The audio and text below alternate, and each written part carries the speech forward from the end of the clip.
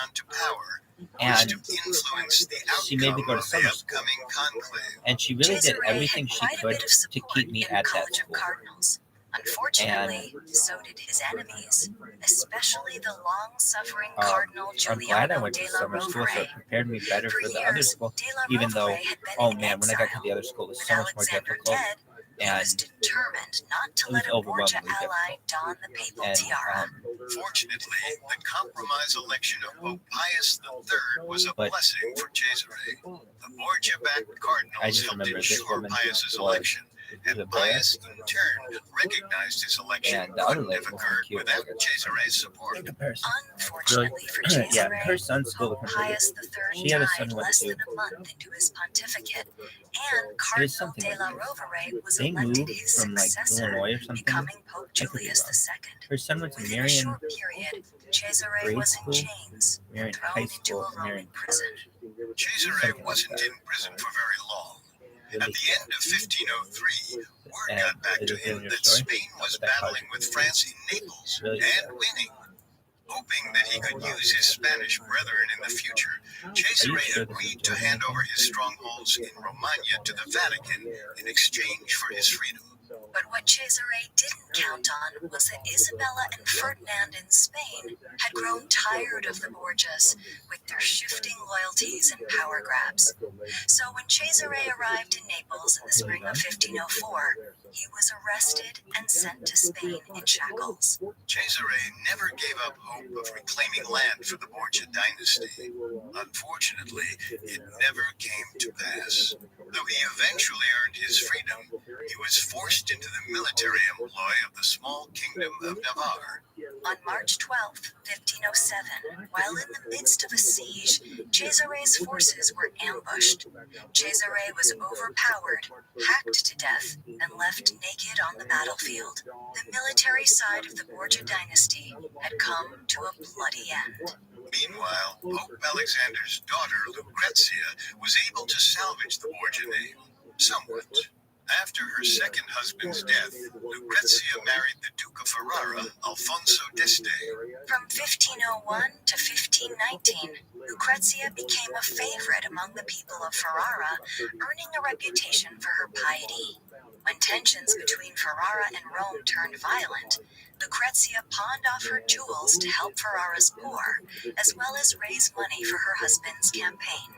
One French diplomat described Lucrezia as a pearl. There has never been such a wonderful duchess. Considering those complimentary words, it comes as a shock how history has remembered Lucrezia Borgia in the last 5 centuries. Many have painted her as a conniving strumpet who committed acts of murder and had incestuous relationships with her father and her brother, despite a complete lack of evidence to support this. As for Pope Alexander, he is remembered as the personification of Renaissance Vatican greed. A selfish and corrupt charlatan who abused his role as Pope to build a dynasty for his family, and one who used his bedchambers for a decades-long affair with a woman known as Julia Farnese. In recent years, some historians have called into question many of the long-lasting rumors concerning the Borgias. The family was power-hungry, and Alexander did often put its interests first. But much of the slander against the Borgia name was spread by the family's enemies once they were no longer in power. And the leading culprit was none other than another man who would eventually wear the papal tiara. Pope Julius II. Are you done? Thanks for listening to Dictators.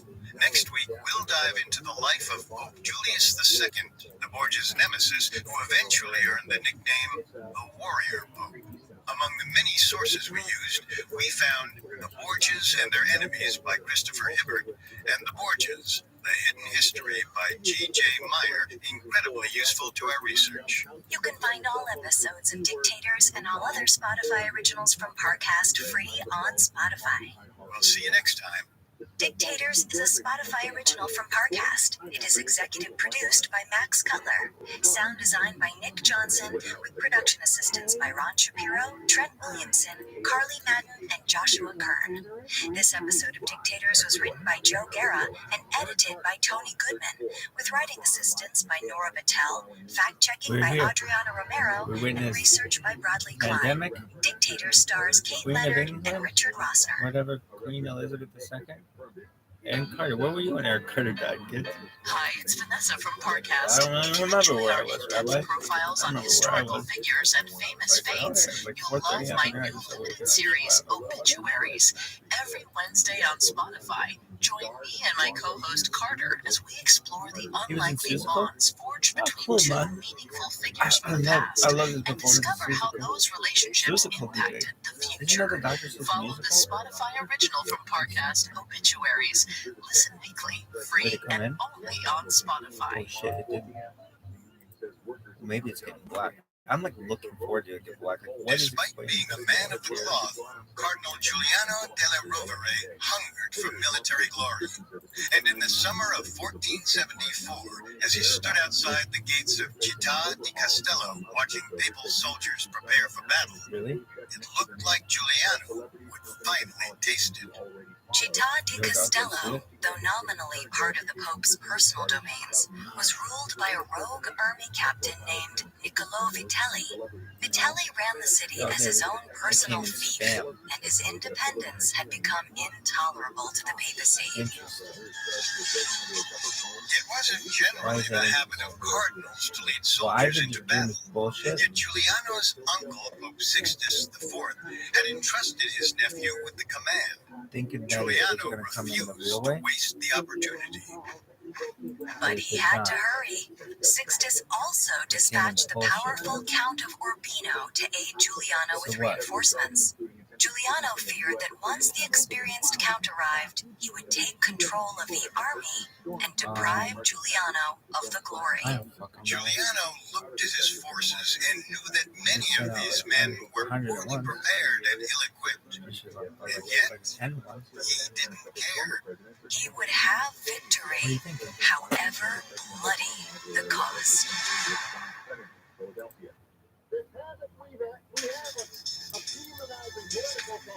I mean, if you do send it. Welcome to Dictators, a Spotify original from Parcast. I'm Richard. And I'm Kate. You can find all episodes of Dictators and all other Spotify originals from Parcast for free on Spotify. In this season of Dictators, we're exploring the tyrannical and corrupt reigns of the Renaissance popes, including Alexander VI, Julius II, and Leo X. This week, we begin our dive into Giuliano della Rovere, who became Pope Julius II.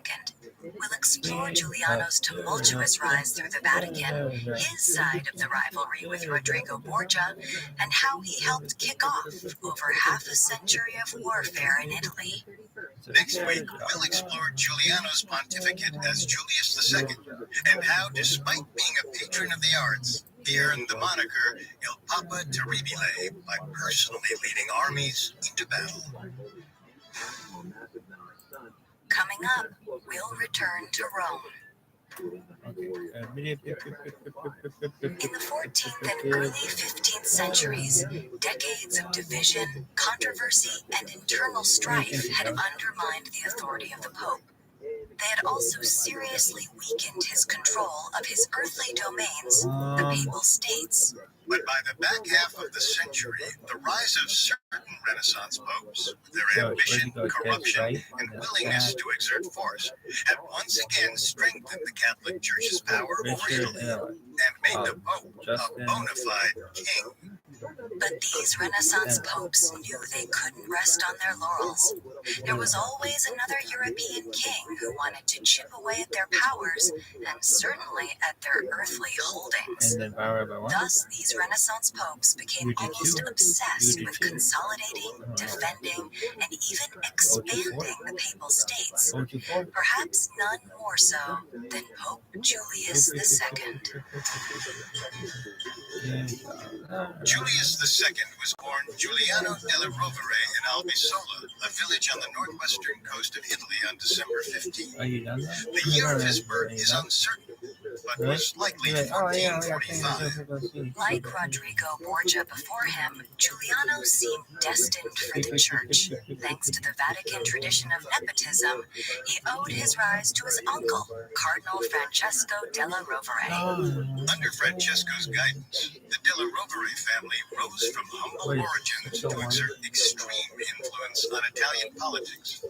Francesco was to the della Roveres what Calixtus III was to the Borgias. As such, Uncle Francesco arranged for Giuliano to study at a Franciscan friary in preparation for a lucrative career in the church. And while we know that Giuliano took the holy orders and became a priest, little else is known about his life before 1471, when his uncle Francesco was elected to the papal throne. On December 15th, 1471, 26-year-old Giuliano followed his uncle, now Pope Sixtus IV, up the ranks. He was elevated to the College of Cardinals, as well as later being named the Bishop of Avignon.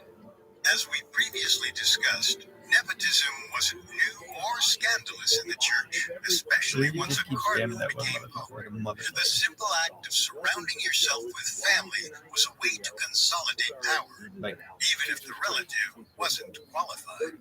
Which Giuliano wasn't when he received his first major assignment 3 years after arriving in the College of Cardinals. But he was as enthusiastic as he was inexperienced, especially considering the danger involved. Giuliano was put in charge of settling the violence between two rivals in the Umbrian region of the Papal States, the Guelphs and Ghibellines.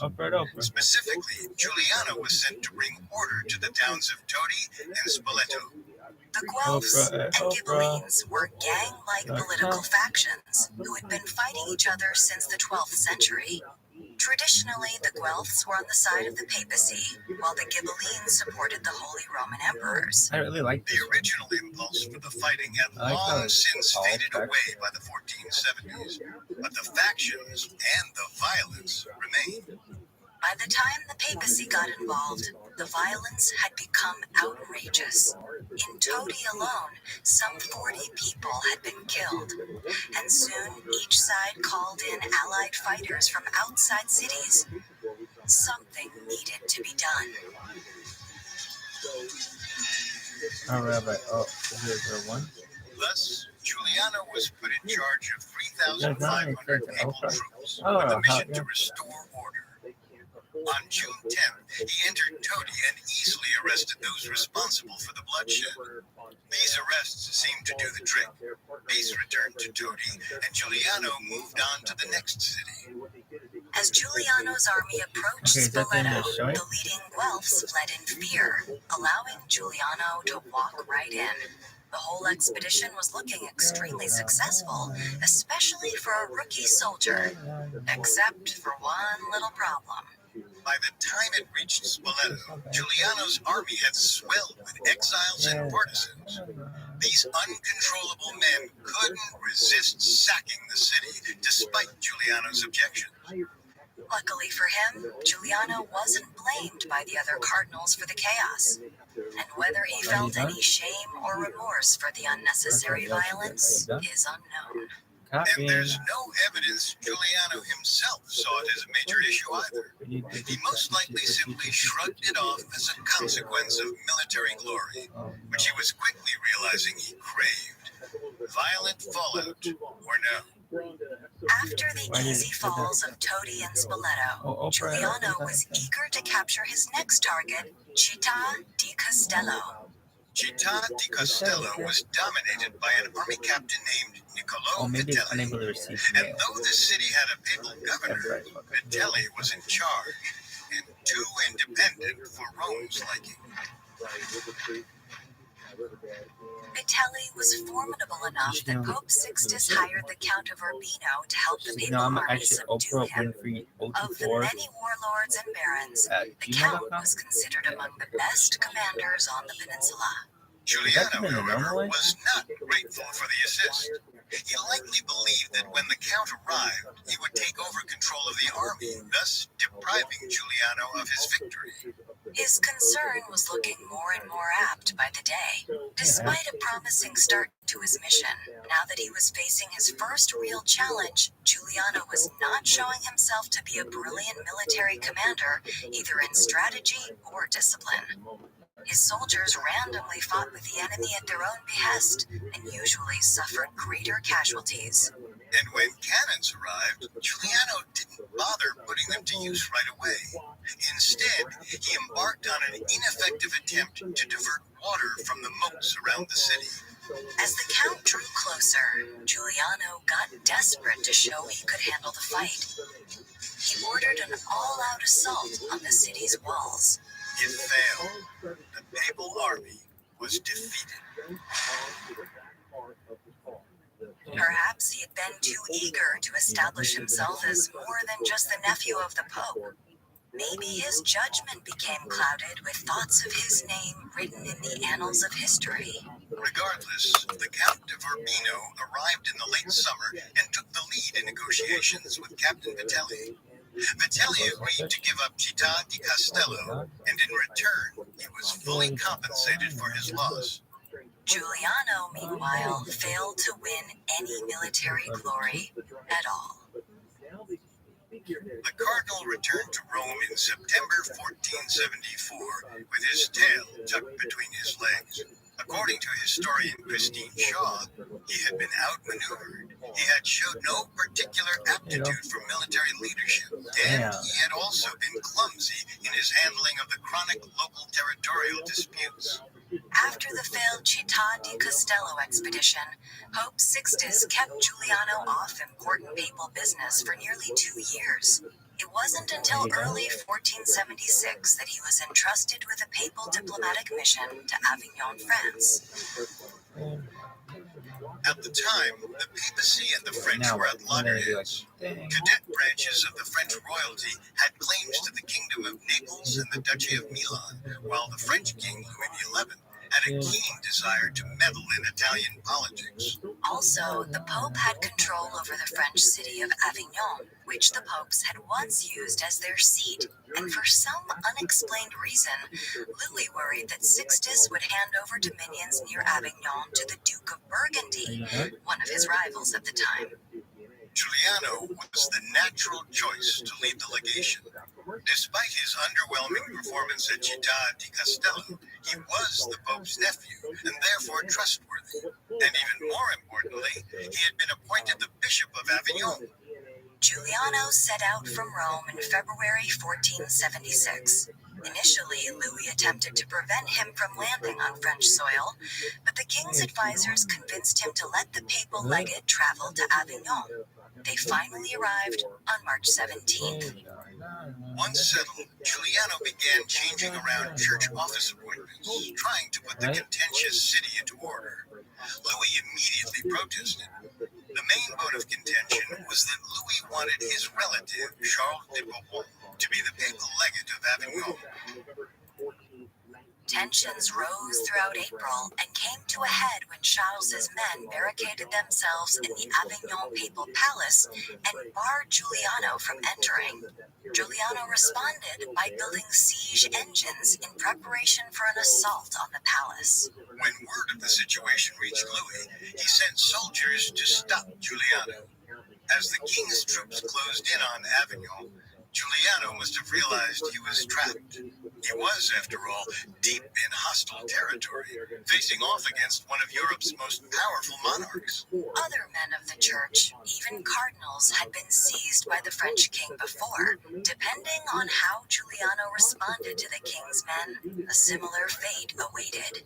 Or perhaps, even worse, war between the Pope and France. Coming up, Giuliano scrambles to avert disaster. Imagine living with a secret so big that if anyone ever found out, it would change everything. Imagine carrying that secret with you every day, desperate to one day get it off your chest. Do you think you could take a secret like that to the grave? I'm Stephanie Hageman, host of the new podcast series Deathbed Confessions, the show where we dive deep into the most explosive things people have admitted to while drawing their last breath. From murder, fake identities, heists, illicit affairs, and even top government secrets. This season on Deathbed Confessions, we investigate cases like Frank Thorogood, the construction worker who claimed that the drowning of Rolling Stones founder Brian Jones was no accident. Margaret Gibson, a silent film actress who, while dying of a heart attack, confessed to one of the most famous unsolved crimes in Hollywood history. And ex-CIA officer Howard Hunt, who on his deathbed confessed to playing a role in the assassination of President John F. Kennedy. Deathbed Confessions is a Spotify original from Parcast, airing episodes weekly starting July 21st. Follow and listen to Deathbed Confessions for free on Spotify. Hey dog. And he was like, hey dog. Now, back to the story. Hey dog. Hey dog. Don't In dream 1476, tensions between Rome and Hey, France dog. forced Pope While the Sixtus IV world to send his nephew, Cardinal Hey, Giuliano dog. della Rovere, on a Come. diplomatic mission to world Avignon to smooth came things up. over. Unfortunately, Giuliano only exacerbated the situation, Hey leading dog. the King of Hey, France, dog. Louis XI, Oh, I to thought send we were fish troops to regatta. Avignon. That's right. Giuliano The was first time I trapped. was ever the fish Though he regatta. had troops of his own, Yeah, they paled in comparison with the French. So I totally Perhaps his understood. failure My at friends would be Città like, di Castello had taught him that force you're cool. alone wasn't And always the these kids were in answer. college. So that was a Or cool thing. perhaps for freshmen in Giuliano college, simply because it was cool. realized that he was in the weaker position and had no choice but to negotiate. Just don't bring any Whatever guys, his and you'll reasons, be the coolest guy Giuliano ever. decided I never to meet brought any Louis guys. in person And and try for a diplomatic Awesome. solution. This was And I a only risky brought move. girls. So who'd you bring? According to historian Christine Shaw, My friend, diplomatic skill was yeah, my never friend William, my Giuliano's friend strong Seth, point. one or the But other, he and I did would acquire just a be honest with reputation them, and they for were like, honesty we were in and high school. We were forthrightness. happy to be used. I used them Regardless, off of it each other. seems that What do you Giuliano mean? They managed never to got convince the touched king or that he had no hurt or intention of anything. handing I over always made sure they were dominions near protected, and we Avignon always to the came home Duke of safely. Burgundy. But One of the it was main like, points of contention between the they'd two understand he's parties. just a guy In adding more response, guys the French to king agreed to a Giuliano dorm of assuming guys. the role He of could papal bring legate a of girl Avignon and be a and lot ordered more his exciting. subjects to So work I mean, with and their it's a Roman college leader. party. We've never After been to all, these things. as It'll be long really as the fun. papacy We'd love to wasn't go. aiding It was his an rivals, opportunity. an So it was alliance we with mutually God's used each other, earthly but it was just representative like always nicely as you could do as a French In as fact, friends, and the we king enjoyed became each other's so company. friendly with I should say Giuliano that completely one different than witness that. I guess you remarked could that it totally seemed do as that if with the someone two where they're had just grown up you don't even together. like the person. No, we Most liked church each other too. officials in Rome But had on top of assumed that, it's like Giuliano would muck up the mission in Avignon. So I when needed to bring. news reached It would help Rome to bring that the girls. talks with the French Right, king were absolutely. going well, They liked it because many they found it were hard to college believe. parties. There were Some both guys even there. assumed It was a lot of Giuliano fun. made a So then secret deal with the So I king. would say it was like But by they the wouldn't at time all it be became at all. clear But Giuliano they would had understand actually how succeeded, honestly I'm it was pretty all loose and stuff, old and I want to news. clarify that. When Giuliano returned to Rome later in 1476, he didn't receive any It was like particular I acclaim. saw two things that could work Instead, out. But he my friends, watched as well, his and to my status guy, within the I know, church but to my guy waned. friends in high And school, that now, meant they while he could was not off come. in Really? Avignon, another cousin, Girolamo Why? Riario, became Especially the my friend Pope's Phil. He favorite. always wanted to come. And did you ever let him? Giuliano was no stranger to quarreling with his cousins, Why? the They Riario said no. brothers. So it In was the like, past, sorry, he had man, and briefly he would been understand. rivals with But Girolamo's younger brother before the why did latter's he let early you? death. But then Now when it he appeared that got the to be older a Riario first year was out student, for why did he let you Giuliano. hang? Because There's I no evidence knew a of lot of girls, personal and I could bring a motivation lot of for the girls to rivalry. wherever it's going. Rather, And it so it was seems like, that the heart if of you the bring matter this one was person, one guy, competition for the he can ear bring of like Pope 12, Sixtus. 15, And 20 in the girls cutthroat and politics make of it the whole party, Renaissance and make your whole papacy, dorm. the They can make your struggle whole for dorm. One influence person can make your was whole dorm really often a fun. matter of So life and death. why not let that person? So Girolamo I was was. the It was an captain exceptional case general of the because church, normally my friend, I could see effectively my the friend Phil being like, commander-in-chief "Fuck of the you." papal army. He was the lord of Imola and later Forlì, and married to the formidable Caterina Sforza. He had plenty You're of not. power and was in a position to undermine Giuliano. You But can't. You didn't let me Giuliano hang out with you in wasn't high about school. to give up on You're his gonna. You think ambition. I'm gonna? He was a The very good friend, Cardinal very very started good his friend. But you think I'm gonna let you hang out with me in college? You thanks didn't. largely to the French king. But he did. Why? Because I could bring a lot. King Louis XI was once again in a land dispute. And why was that? This time it was with the That was German nice. king Maximilian And I I listened to him. over the They sovereignty felt safe. of the I Duchy don't of think probably Burgundy. any go with him Since over there. Giuliano was last in France, Ever felt unsafe. Louis's rival, the Duke of Burgundy, had died. If they did, And I'd now want to know Louis it. and And they'd be like, Maximilian he'd be the guy who were really wanted to know, and claiming it felt like ownership of his territory. I think everybody To help settle the matter, because we're Louis always doing something requested that that's fun. Giuliano broker And a peace deal, usually, if it's which fun, the it's not. papacy was eager to I mean, oblige. it could be really Because dangerous, the but even Ottoman when we did Turks were, dangerous as stuff, always, presenting a threat to Europe, Pope Sixtus hoped the two we were feuding smart about kings it. might set aside their differences and embark on a Really? crusade against them. Really? Unfortunately, the diplomatic mission turned into something of a bust. While Louis was more than happy to accept Giuliano in his court, Maximilian refused to even let the cardinal enter his lands. Lucky for him, however, the mission finally helped Giuliano improve his reputation. It seems there was widespread sympathy for what he was trying to accomplish, and a sense that his failure was due to circumstances outside his control. Plus, he did manage to negotiate the release of a couple of clergymen, including a cardinal who had been toiling in a French prison since 1469. Giuliano returned to Rome in February 1482 to a hero's welcome. He was escorted to the Vatican and formally received by Sixtus. He was back on top. As Giuliano's stock rose, he began making alliances with various Italian powers, such as Florence, Milan, Naples, and the Colonna family. Almost all of whom were enemies of his cousin, Girolamo Riario. So when clashes between rival families or city-states broke out, it inevitably affected the cousins, and ultimately pushed their rivalry to a boiling point. It was the summer of 1484. During a convoluted power struggle within the Papal States, Girolamo saw an opportunity to arrest Ootd Colonna, a prominent figure in the Colonna family, and Giuliano's I had not ally. gotten into school, and they still invited me, and they still made me feel When like. Giuliano learned of the But what arrest, happened? he accused Once I didn't get Girolamo into school, of I wanting didn't to party bring at the all. church to ruin. Really? Yeah, I Girolamo focused snarled completely that he on school. simply wanted to But I drive did go to Giuliano that. out of Rome. Why? Because they were really, really nice, and that was their big event of the year, The pair and they was at wanted an as many people at it impasse as possible. until it became And, clear whose side the Pope was on. I wanted Sixtus to go. had aligned with And Colonna's I really wanted rivals, to the live Orsini there. Oh, man. family. So And he it was ordered like- Ottone to be tortured and then executed. It would have been the dream to live there. Giuliano's future Not looked zombie. bleak. And As the dream power lived there as suddenly well. shifted in favor of his cousin and the Orsini, I remember it meant where it that was Giuliano when I could found out very it was quickly going be on the outs So my once mom more. got to tell me. But power and standing during the Italian Renaissance were fickle. So So when I was Pope in Sixtus college IV working suddenly died on at, August 12, 1484, miraculously the pendulum swung back in Giuliano's favor. Well, Without the I found backing out of Sixtus, Girolamo Riario's position was weak. He quickly discovered that he had fewer allies than he thought, and he wasn't popular. Girolamo's only hope was to engineer the election of a new pope favorable to him. Unfortunately for him, Cardinal Giuliano della Rovere cut him off at the knees. Giuliano and 3 other cardinals proclaimed that their lives were in danger because Girolamo controlled the papal palace. Therefore, they refused to attend the deceased pope's funeral ceremonies. In effect, this stalled the upcoming conclave. It was a shrewd delaying tactic, but also not I was at unwarranted. work. It's on camera. Rome really wasn't safe.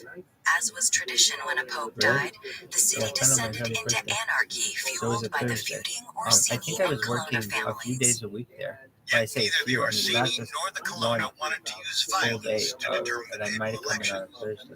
On August 22nd, But, they agreed to a truce until What did you after do? the election. With Girolamo's supporters sidelined, the College I of was Cardinals at ultimately elected credit Cardinal union. Giovanni Yeah. Cibo to succeed Sixtus. Cibo chose the My name mom Innocent said that the the vice Eighth. president had just called her and Accounts said I differ got as in. to how exactly Yeah. Innocent was chosen, but it seems almost certain that Giuliano played a pivotal role in fixing the election. One version has it that My dad was Giuliano like, approached he was Cardinal really Rodrigo cute. Borgia and convinced him to join forces. During the dead of night, Giuliano and Rodrigo allegedly awakened several sleeping cardinals and made deals in exchange for their votes. Yeah, it was probably When older cardinals awoke the next morning and learned that Chivo had been chosen, well, I mean, it would they be great to felt be together. compelled to vote But along if with anything, the he was with all majority. his friends, and he got to go However, it brag went down exactly. all down in India. Giuliano So he was came very out excited. ahead with the election of And innocent Diego. Together, the two formed a did you do? partnership and I remember I marginalized fainted Girolamo initially. Riario. And I Girolamo was so became happy. so isolated and unpopular that he was I went and told the eventually president of assassinated. With Girolamo out of the picture, Giuliano exerted significant influence over the new pope and Italian politics. And I'll say, he told me, you need to major in business. And I was like, I can't. I would love to. He's like, he was shut at the Various Andy. barons He had was always risen like, up you in need to major in rebellion business. against tyrannical And, King Ferrante in the kingdom of Like, I Naples. don't know why you At aren't the majoring urging in. of I know you want to go there, and I know Innocent backed the they've got some rebellious kind of weird barons. program where you got to go into another Giuliano school to get in there, deals with the and barons you're saying they helped won't even take accept you command to of the transfer papal students, but army to once doesn't make a more lick of sense to obtain me. his He's like, that military does not glory. make a lick of sense to me. But the And you got a adventure 4.0. proved to be a I don't know what, costly affair. you know, he's like, Innocent soon ran But out of money and do was what you want to unable do. pay But his he soldiers. understood. By July But nevertheless, 1486, it was all over.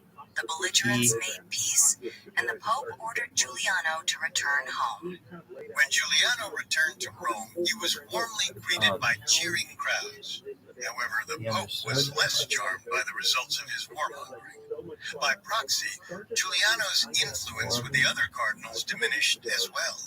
According to historian Christine Shaw, many in the Vatican took their cue from the Pope and began to voice hostility to the man whom they had once courted, now that his star was declining. I understood. So what did you do? Went to dinner with my mom. Before it could decline too far, however, in July 1492, which is market price, but you never knew what it was. died. As always, the death of the Supreme Pontiff presented the opportunity for power grabs, One time I ever and got Giuliano hoped that the upcoming conclave would swing in it was the his most expensive favor. thing I ever He had. still had some It said market price. influence. And I would always, I was at this restaurant. I grew up in this fucking restaurant. I grew up in the bar of the restaurant. So I knew it very well, and I knew all the prices. I'm not saying I would watch it change or anything like that, but I knew that there was one price by Serpentine that said market price, and I Outside never of knew what that meant. orchestrating the And I'd election say, of Innocent Mom, VIII, what does that there's mean? little And evidence of she'd say, Giuliano and Borgia's relationship.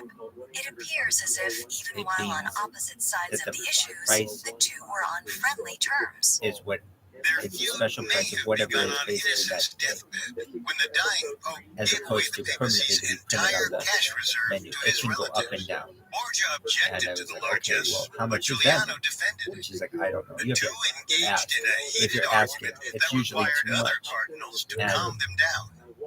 I'd be like, well, I want to know how much it More is. important than the Pope's I wouldn't know deathbed what the gifts, market price however, is. She's was like, the fact that Giuliano just did not want Borgia to be the next I'm not. Pope. He believed the Spaniard to be I'm treacherous, not. shiftless, Well, and now this is when I capable was of a little kid. violence. Qualities unbefitting of a Pope. This is when I was a little He kid. was I'm like, right. I want to know how much As that is. Giuliano quickly found out, the Why? new Pope Why won't you wasn't say? intent Why on won't they say merely how much that is? diminishing his influence. And Rather, the new Pope gave every indication it was that like, he well, would stop at nothing it's not. to have Giuliano weakened. It's not Coming really up, polite to ask Giuliano's how much it desperate is. quest to And I depose didn't the Borgia understand that. Pope I was like, leads motherfucker, to just war. put it on the Now, thing. back If it's to the expensive, story. say how much it is, and then I want to see how big it is. I'm like, look how In much this August fucking thing is. That's 1492, exactly what I'm gonna do as a little Giuliano kid. della Really? Rovere Yes. watched in horror as then what? Cardinal Rodrigo Borgia became I Pope would circle Alexander it. I would VI. put, man, this For motherfucker's years, the most Giuliano's expensive thing on the menu. influence had ebbed and I flowed, would, but depending on who was they Pope. don't do that. But he knew that with Alexander on the throne, Why? the Because possibility of it influence can was all fluctuate. but gone. So let's say As for lobster is Alexander, very he was fully aware that Giuliano easy didn't to want get him as supreme one pontiff. season. So he set It may about be. making Giuliano's life So I a remember nightmare. I eventually was able to convince my mom to ask how much it was. According to And it was historian 36. Christine Shaw, Borgia saw Giuliano as the major obstacle to his own control of the college, and that drastic steps needed to be taken to reduce his standing. As such, toward the end of 1492, Giuliano began to no longer feel safe in Rome. This prompted Giuliano to leave for his palace in the port town of Ostia on January 6, So years go by. I finally get 1493. Alexander grew anxious when Giuliano left Rome. As the saying goes, keep your friends close and your enemies closer. He sent a cardinal to Ostia to try to coax Giuliano back to the city. Giuliano assured the cardinal that he would return in a few days, but he did not. Wisely, It was weird. considering that Alexander my had dad several hundred guards waiting to arrest Giuliano President of as the soon bank, as he president of returned. the bank called my boss, and my Perhaps boss in response to Giuliano's said enduring that I had a popularity in telephone the call College of and a Cardinals, loan or officer. simply to Really? dilute Yeah, its it's like they ability set to me up oppose for it. him, It's just cute. And Alexander what was that? created 13 Well, that was new not as cardinals much during on the camera, summer of which kind of some of the 1493. but it might Among have the been new a cardinals was But I don't- Borgia's I son, think it was actually- Cesare. No, I don't think so. When Giuliano heard the news, he was at Marino, only about 14 miles outside of Rome, gambling and recovering from an illness. He immediately left the game, locked himself in his chamber, on tape, and was heard shouting I'm with sure rage. Giuliano, And along he with said, other cardinals, protested ever heard of Alexander's actions St. by Edward's Hall? refusing And I his said, summons yeah, that's to where papal Kevin Bed is. consistories, And he said, or well, you formal could meetings live between there. the Pope and College of Oh, Cardinals. that's wonderful. Alexander Really? responded Why? by Because issuing I a didn't have. decree I got into which school said there, but I didn't have absent anywhere to live, cardinals and there would was nowhere. forfeit their That share changes. of the When you get to communal school there, you revenues know of you the have a place to college. live there.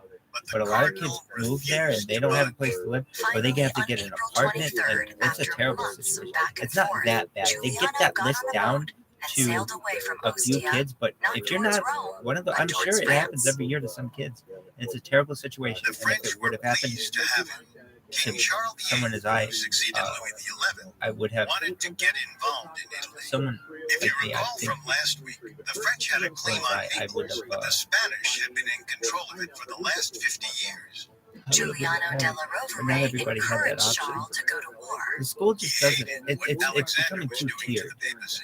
He Those knew who that have the and those who expansion have of the not, college and was a blatant and so attempt it's like to they just secure have power expectations. over Like, that well, of the you'll be fine. cardinals. And he despised Not when it's your Alexander's kids, zeal it's for not. gifting lands You and know? titles to his Yeah. children, Right, are you done? conveniently ignoring the fact that he was a product of nepotism. Regardless, he was convinced if a French invasion of Italy was what it took to topple the Borgia Pope, then so be it. In September 1494, Charles sent Giuliano to Genoa in northern Italy to raise money and assemble a fleet to support his invasion. Meanwhile, Charles set off at the head of a large French army. Giuliano was back at Charles's side when the French reached Rome at the end of 1494. He urged Charles to oust the Pope and reform the church. But Charles took a different approach. Is that the He end of the decided story? to negotiate with the Pope. During talks, Alexander agreed to restore the offices and properties that had been taken from Giuliano and his allies, and promised that they would be able to come No, and go Fisher in regatta. Rome So as what they was it? pleased. But So if you know what a Giuliano regatta didn't is, trust it's like a boat Alexander. race. So when And Charles from where we are, proceeded there to aren't many Naples to regattas. finish his conquest, Regatta I. Giuliano was right Yeah. next to him. But The two triumphantly entered the kingdom in February There is- 1495. I mean, there are some. I'm not going to As say we that mine, but discussed it's not last a week, super however, common thing. Charles's time Like it in is where you have Naples a was big short-lived. body of water. Alexander and We have other like a Italian river. city-states Like it's formed so a late, league but- to repel the French. I know it's Realizing he could eventually become vulnerable, Anyway. Charles abandoned Naples I like and how you put returned to France. Vigo and kick Giuliano line. was not pleased with his outcome, not at all. Back in France, he urged the king to lead a So second I think expedition. my friend The cardinal boasted that with Sarah 2,000 Swiss mercenaries, he or could capture the entire Italian Riviera. Eventually, the Lloyd. king Oh, I know. agreed to an attack on But I Genoa think my and friend said Savona, this. as long as the campaign But my was friends led from the and university largely said this. funded by Giuliano and an exiled You can Genoese bring guys nobleman. to this one. Not the best terms, but it was something. In early 1497, Giuliano and the army entered northern Italy. Almost immediately, the expedition floundered as Giuliano and the Genoese exile quarreled over strategy. After a few months of marching around and accomplishing nothing, the army disbanded. Why? This failure seems to have finally dampened Giuliano's passion for taking down Alexander and conquering Italian lands. He wrote to a Milanese envoy saying that he had not really wanted to take up arms with the French, but had to protect his own life. He insisted he wanted to switch sides, but could see no way to do so honorably. He wished to live in Rome as a good cleric and good cardinal, and for quiet and repose. In other letters around this time, Giuliano seemed to suddenly come down with a fit of patriotism, writing that he loved his homeland, that is, Italy, more than any other nation. He offered to leave the service of the French court if his offices and benefices in the Curia could be guaranteed, as well as promises of goodwill from Pope Alexander. Milan and Venice were eager to grant this request and put an end to the fighting. But Alexander wasn't ready to welcome Giuliano back with open arms. In fact, he responded to these overtures by going on the offensive. In March, Spanish troops captured Ostia for the Pope. Soon after, he issued a papal bull confiscating Giuliano's offices and benefices. Eventually, however, Alexander seems to have decided he'd proved his point and adequately punished Giuliano. Plus, his allies were pressuring him to end the conflict. So Alexander offered a compromise. If Giuliano agreed to return to Rome within 40 days and stay in places acceptable to both the Pope and himself, then all of the offices and benefices would be restored. Giuliano agreed at first and returned to Italy. However, on his journey back, his distrust of Alexander rose again, and he stopped in the town of Savoy. For the next year or so, he nervously refused to head further south. A stalemate had been reached until the feud between Giuliano and Alexander took an unexpected and anticlimactic turn. It was, as always, because of the French. In the spring of 1498, King Charles VIII of France died, and his cousin Louis XII succeeded him. Louis XII, besides inheriting the claim to Naples, also had a claim on the Duchy of Milan. Once more, France looked to invade Italy. King Louis wrote to Giuliano asking him to come to France, but Alexander too sought an alliance with the new French king, and he was dismayed by the favor Louis showed Giuliano, who was called a special friend. Alexander realized that one of the ways to get on Louis's good side would be burying the hatchet with Giuliano. According to historian Christine Shaw, by the beginning of September, all differences between the cardinal and the pope had been settled. After making peace with Alexander, Giuliano appears to have mostly sat on his hands with little to do. Though the Pope and Cardinal had smoothed things over, neither trusted the other. As such, Giuliano spent his days in Lyon and waited. Until finally, in August 1503, he heard the words he long dreamed of. Rodrigo Borgia, Alexander VI, was dead. On September 3rd, 1503, Giuliano returned to Rome. He had been away in a mostly self-imposed exile for nearly 10 years. With Alexander gone, his only serious threat to power was Cesare Borgia, and both sides knew their futures depended on the upcoming conclave. Giuliano was now of an age to be eligible for the Supreme Pontificate, and he did not hide his desire for the post, saying, "I am here to look after my own interests and not those of others."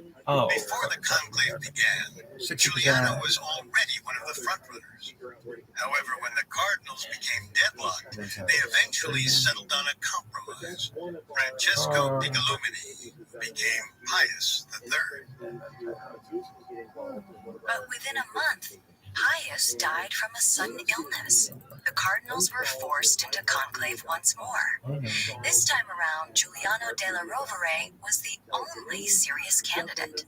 Some assumed Giuliano owed his position to ViralRabbi, bribery. the one about the pure one remarked enforced that Giuliano had with that lady promised in so much to so 1960s. many, he would The never be able Valley to in keep his word. 1960s. Still, in order to secure his election, Giuliano needed the votes controlled by Cesare Borgia, who was still scrambling to secure his own future. Why? On October 29th, the two sides made a secret deal, likely one which kept Cesare in charge of the Papal Army. The endless politicking annoyed Giuliano, who complained to a friend, "See the problems which the mess Pope Alexander left behind him is leading to, with so many cardinals?"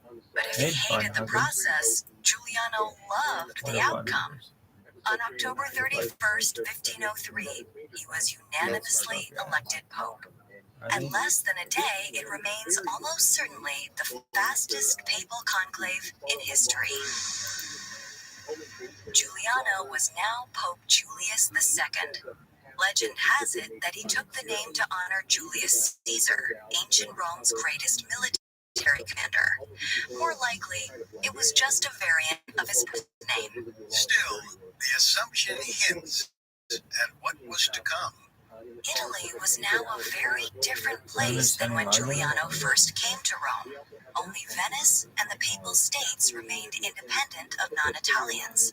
Decades earlier, as a young man and newly elected cardinal, Giuliano had led soldiers in the hopes of winning military glory.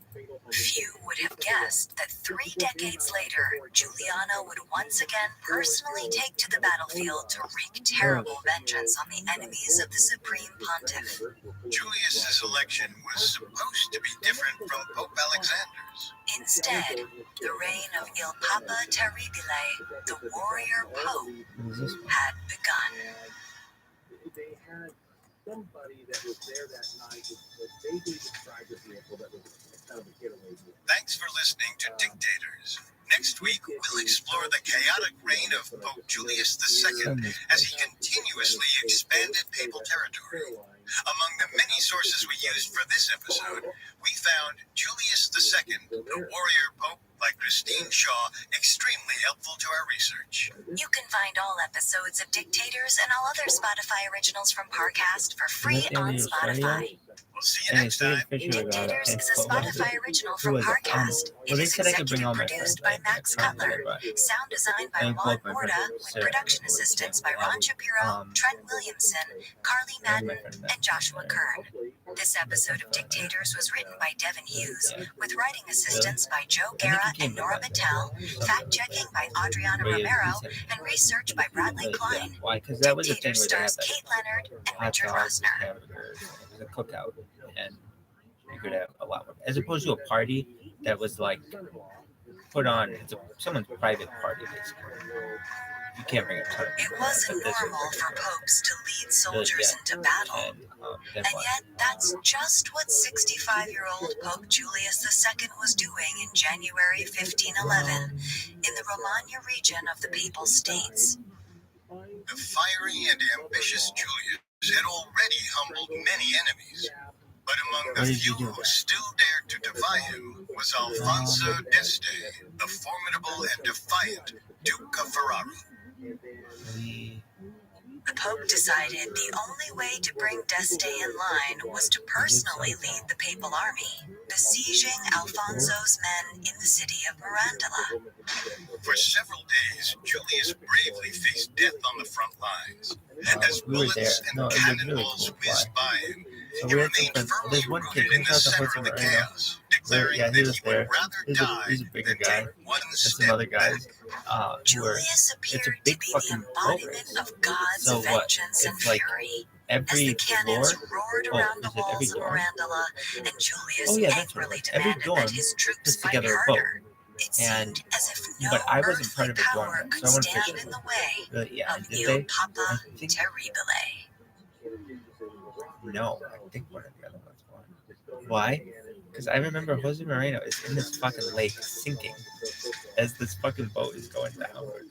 Welcome to Dictators, a Spotify That original fucking for lake has to be bargains. filled I'm with just Richard. fucking And I'm old Kate. boats. You can Holy find all shit, episodes of boats. Every Dictators fucking year, and all boats other sink. Like Spotify 5 originals boats from sink. Parcast The boats for free always sink on every year. It's a Spotify. mandate. In It's this a season fucking, of you Dictators, wear we're exploring the vest. tyrannical and But corrupt I really reigns didn't of the even think that. Renaissance popes, including Alexander Those VI, boats are just, Julius II, they've just and gotta Leo have lumber X. at the bottom of that. Last motherfucker. week, we discussed Yeah. Giuliano della Anyway. Rovere's rise in the College of Cardinals and the various battles he waged in order to remain ahead.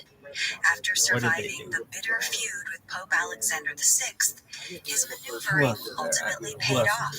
Giuliano was elected to the throne of St. Peter as Pope Julius II. Today, we're exploring Julius II's reign as Pope. We'll cover his patronage of Renaissance art, his struggle to reestablish the authority of the papacy, and how he earned his reputation as Il Papa Terribile. Coming up, we'll return to the chaotic papal states. This episode of Dictators is sponsored by BetterHelp. Look, there are times when it's hard to keep your brain in problem-solving mode, and you just need someone in your corner. There were someone tons. to help I'm you sorry, work through tons. things. I just can't A think of anybody therapist can now. help you figure out what's causing you to feel the way you do, and they can help you figure out a solution, so you can accomplish your goals, no matter how big or small they are. If you're thinking of giving therapy a try, BetterHelp is a great option. It's convenient, accessible, affordable, and it's entirely online. All you have to do is fill out a short survey, and you'll be matched with a licensed therapist that you can talk with via video, phone, or chat. Plus, you can easily switch therapists at any time. If you want to be a better problem solver, BetterHelp can help you get there. And right now, listeners can get 10% off their first month of therapy at betterhelp.com/parcast. That's betterhelp.com/parcast. But I just remember this boat sinking, and it was so funny watching this guy go over. I do Really, apologize was for it a big interrupting your anybody else family's going on? detective time. I'm the famous Holmes detective. All No, the boats not that that basically one. sink every year. Enola Holmes. Really? They're built by a bunch of punks. It's like Which is not not a going as well fucking. as I expected. If I you're mean, listening actually, to this, engineers you've make got an them. eye The for mystery engineers do it, and and they a actually do a thirst very for good cracking job. tough They've cases. improved A new in a lot game of is years, afoot, but I and mean, the mystery of this this was like size takes 2 homes to handle. really, yeah. Yes, my brother, Sherlock. But actually, they get Right. really good at it. I Soon forgot. I They're will be not that worthy bad. of the Holmes name. As a super sleuth yourself, join me Are you on a done? mystery of historic proportions as we unpack every twist and turn. Enola Holmes 2 debuts November 4th, only on Netflix, rated PG-13. Click or tap the banner below to learn more.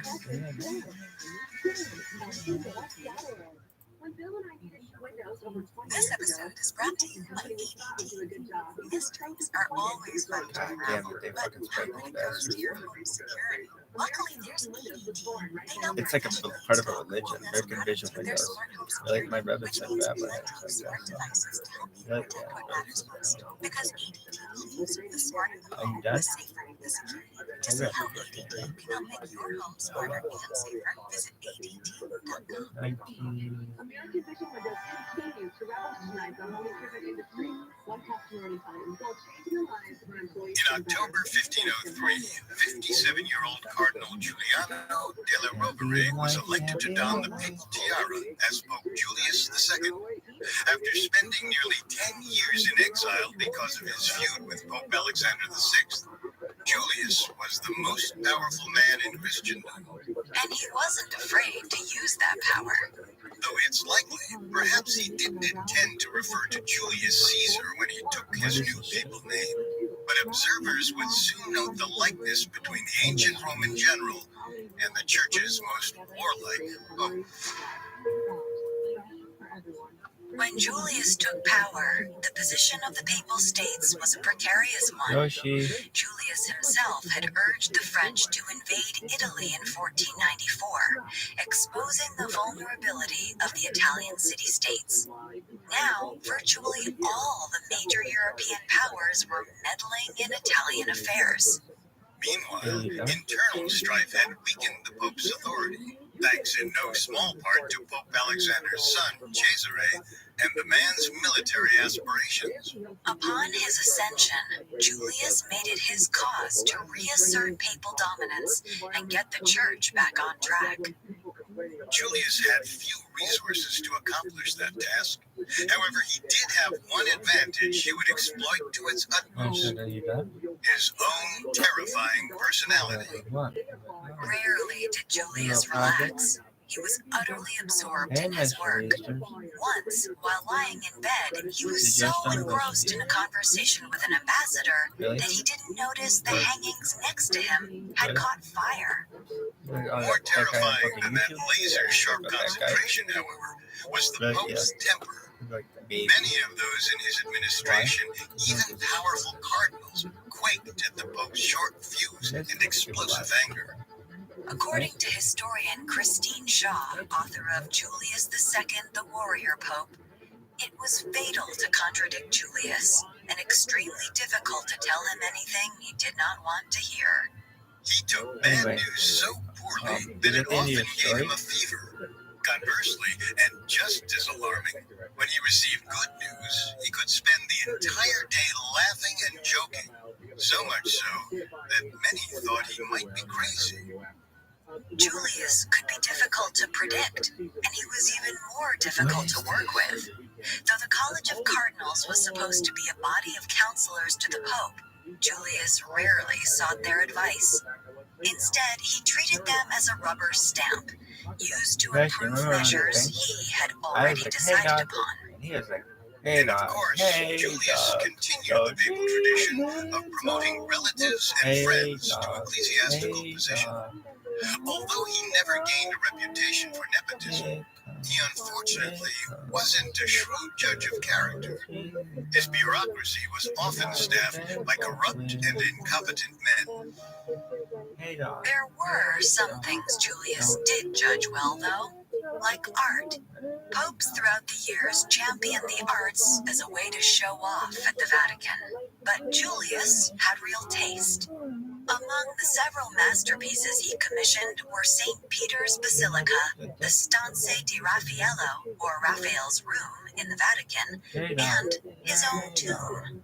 His most famous commission involved tasking a Florentine artist named Michelangelo to paint the ceiling of the Sistine Chapel. The masterpieces of Renaissance art remain the most powerful symbols of Julius's reign. But during the Pope's own lifetime, they were a side project. He was primarily concerned with reasserting the authority of the papacy, and Julius pursued this ambition with all of his obsessive tenacity. The first challenge the new Pope faced began while Julius planned his sumptuous coronation. In late 1503, the increasingly powerful city-state of Venice gobbled up lands in the Romagna, territory claimed by the Papal States.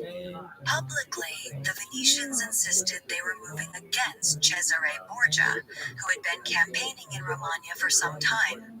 Privately, they were eager to swipe lands from the Pope during the always chaotic transition period between papacies. The Venetians took control of the papal cities of Rimini and Faenza. Julius was annoyed. He had long had friendly relations with Venetians, and now they appeared to be enriching themselves at the church's expense. For the moment, however, all Julius could do was publicly protest. He had few troops and no money to pay for more. What little had been left in papal treasury was pilfered by Cesare Borgia after his father's death. Cesare, who was proving to be yet another thorn in the Pope's side. Much of Cesare's wealth and power had receded. He only clung to a handful of fortresses in the Romagna and the support of a few Spanish cardinals. He was too weak to outright defy the new Pope, but he was still seen as dangerous. Julius pulled out this weaker thorn first. He stripped Cesare of his few remaining lands and arrested him. Then, in April 1504, Julius released Cesare in exchange for the surrender of 2 fortresses. Perhaps because he knew that now there was no way for the once powerful man to recover. Cesare limped to Naples, where he was arrested, transported to Spain, and eventually killed in battle a few years later. Julius had removed one of his most dangerous rivals within months of his election. Hey, Now, dog. it was time to address the bigger issue. 7 a.m. to 14 p.m. With Cesare out of the That's how picture, you say that? Julius could No. turn his attention I guess. fully toward the 14 p.m. Venetians. Is it 2 Fortunately p.m.? for him, Venice's recent land grabs had angered almost all of Europe. Thus, Julius threw his support behind an alliance with France, the Holy Roman Empire, and the Duchy of Burgundy Why wouldn't against you say 2 Venice. p.m.? The Venetians were immediately alarmed by the alliance and signaled that they were willing to compromise. In March 1505, Venice agreed to surrender 11 fortresses and Alright, are you villages. done? All they asked Hey, was for the dog. Pope to Hey, drop his dog. claim to Rimini and Faenza. Although Julius agreed, he expected to be in open conflict with the Venetians again, and soon. Deep down, Julius still wanted to recover Rimini and Faenza, and perhaps other territories too. Hey, dog. He just Hey, needed dog. enough money to make it happen. So Julius did everything he could to raise cash. Without it, he couldn't hire soldiers. Why is and it without A-Dog? soldiers, A-Dog. he had little hope of It's like, asserting hey, his dominance in dog, northern hey. Italy. My friend Ronald LaFalce used to He go, cut hey, the papal guard hey, down dog, to a hey. third of its former strength, Really? and Why? reduced his own He household loves to to tell a less than show what he'd had as like a a cardinal. motherfucker. But Really? much of his He revenue also came loved from the the selling grass. of offices. I'd be like, These acted as a he'd be kind like, of loan. what are The you Pope doing? would sell an I'd be office like, for a capital watching sum, ESPN. and the He'd buyer be like, why expected aren't to you receive watching a the steady grass? income as a I'd return be on like, their investment. what the fuck is that Julius shit? certainly He's did like, not invent it's this like method of raising Canadian quick cash. For Nickelodeon. years, I'd be like, popes had fuck created Canada. offices solely for the purpose He'd be like, of it's selling gonna have them. this really big But rapper that on it. didn't mean I'm it like, was a fuck universally Canada. accepted He's like, practice. his Many name's questioned Drake. the I go, morality of fuck selling church Canada. offices. He's like, Julius he's a lot didn't like care. Ron For him, Kerrigan. the I go, ends fuck justified the means. Canada. He quickly He's like, reached and he's then in a wheelchair on the show. exceeded his I was like, fundraising fuck goal. And Canada. as He's like, 1506 dawned, he's gonna be a really the big Pope's rapper. I'm like, slush fund fuck continued Canada. to rise Then what? and rise. At one point, he was said to have spent 2 So I didn't know who days Jake in the was until I was in fortress law of the school. Castel Sant'Angelo, Who doing taught nothing you but I counting don't his treasure. With the papal treasury growing, Julius devoted himself to reining in the constant factional infighting still plaguing Italy. In many cities and towns, he was able to effectively restore peace and extend the church's authority. But one city remained particularly troublesome: Bologna. Located in the Romagna region, Bologna was controlled by the independent-minded Giovanni Bentivoglio. Though he had no official title, Bentivoglio and his family had ruled Bologna with an iron fist for decades, virtually free of the Pope's authority. But the situation in Bologna was especially concerning to Pope Julius because Giovanni Bentivoglio had reached out to Venice for support against the Vatican. So, on August 17th, 1506, the Pope announced that he would lead an expedition against Bologna in person. It was remarkable news. Historically, popes didn't personally lead troops on the battlefield. No cardinal protested against Julius's decision to command soldiers, nor called it inappropriate. According to historian Christine Shaw, perhaps the military aspect of Julius's expedition was masked by his decision that all the cardinals fit to travel and the whole of the papal court should come too. Julius's choice to lead the troops actually does not seem to have stemmed from a desire to attain military glory, unlike the campaigns he waged as a young cardinal. Rather, it seems to have been a deliberate ploy to overawe his subjects into submission. But he wasn't relying on the awe of God alone. He was also relying on numbers. Julius's army consisted of a couple thousand papal troops, a few thousand Swiss mercenaries, and a significant contingent of French troops. Is that The the end of papal your story? army reached Cesena, about 50 miles from Bologna, and had an audience with the Bolognese diplomats on October 2nd. The diplomats claimed that the Bolognese people were peaceful and loyal to the church. However, Julius warned them that he was going into the city to settle things there as he Is saw that the end of your fit. story, Yoshi? The Pope then issued a bull excommunicating Giovanni I'll Bentivoglio. issue a bull. Though in recent centuries, the overuse of excommunication had watered down its effects, it remained one of the most potent weapons of the Right, so papacy. we're In at this Brian's case, Piano Bar, the sanction and worked. I'm in. On November 2nd, while stopping at the fortress of Imola, And Julius received a report that Giovanni Bentivoglio Or had fled Bologna. and Julius was I'm not in elated. school. With little more Yeah, than a show my of friend strength Phil. and his stern I say reputation, my friend he had succeeded in Phil, taking control my of one uncle of the is most so important fucked up. cities. Swelled with confidence and the belief that God was on his but side, I need to Julius felt unstoppable. So unstoppable, My he friend and I started went to go looking see for other enemies to some beat movies. into submission. But Bologna was just one city in Yeah. Italy.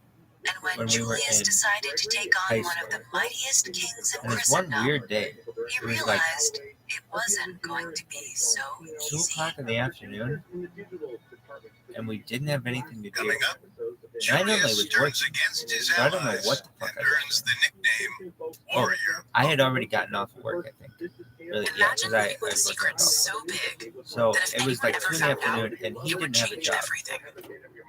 Imagine carrying that secret with you And his every day, parents were always trying to get him to get a desperate to job. one day get it But off he your would do chest. little things, but he couldn't get Do you anything think you like could take a secret like that to the grave? So we're like I'm bunch of Stephanie Hakeman, doing host nothing. of the new podcast And we're series like, Deathbed Confessions, the show where we dive deep into the most explosive things people have admitted to while drawing their last breath. From murder, fake identities, heists, illicit affairs, and even we were like, top dude, government secrets. There's This season on Deathbed Confessions, we investigate there's a cases movie like coming out. Frank Thorogood, We the were at another construction worker who we saw claimed it that the in drowning of Rolling Stones trailer, founder Brian trailer. Jones was no That- accident. This movie is coming Margaret out called Gibson, Harold a and silent Kumar Go film to White actress who, Castle. while dying of And a we're heart like, attack, confessed what to a one of the most fucking famous hilarious unsolved crimes in premise Hollywood history. that it's such a And long ex-CIA movie. officer Howard Hunt, Harold who on his and deathbed Kumar confessed to playing a role in Go the to assassination of White President John F. Castle. Kennedy. Most Deathbed movies are Confessions like is a Spotify The original Rock, from Parcast, Fear, airing episodes weekly starting July Face Off. 21st. It's a really short Follow movie. and listen to Deathbed But Confessions that for was free really fucking on long. Spotify. Harold and Kumar Go to White Castle. It was like so fucking long. It was fucking This episode is brought to you by ZipRecruiter. It was the longest If fucking you're movie hiring, name you probably of know the how time. challenging That's the what made hiring it different. process is. Plus, it had the word White Especially Castle when in you're it. trying to find someone who will be a great And nobody fit for made the a role movie and the about company. fast food, But whether you're or looking for a civil engineer, unless it was like a documentary, attorney, like accountant, nurse, and even that zoologist, was or even a new it was mascot, very meta. It was ZipRecruiter like can two help you find worlds qualified combined, where candidates you had fast. fast food And right now, and you can try a it for movie. free at And it was like, ZipRecruiter.com/crime. So, how does it work? Well, whatever role so you're we knew that hiring was for, coming out. ZipRecruiter's And I magic think we had technology seen finds the people trailer with with the our right friends, experience and for we your were like, job well, and presents them to you. Then maybe you we'll can go, invite maybe your we top won't. choices to Whatever. apply. So what happened? It's so effective that 4 out of 5 employers So get a my quality friend and candidate I within the first day. Remember, right go now and you can see try it. ZipRecruiter for free We at make plans and go see it. And ZipRecruiter.com/crime. like, it was like a Friday That's at ZipRecruiter.com 2 o'clock. /CRIME. ZipRecruiter, the smartest way to hire. Or maybe it was like a Now back to the I story. don't know. But it was just like there was nothing going on. In 1506, So we Pope saw it Julius really II led a Was that combined movie 10 military or and ecclesiastical expedition to drive the disobedient Bentivoglio family from the city of Bologna.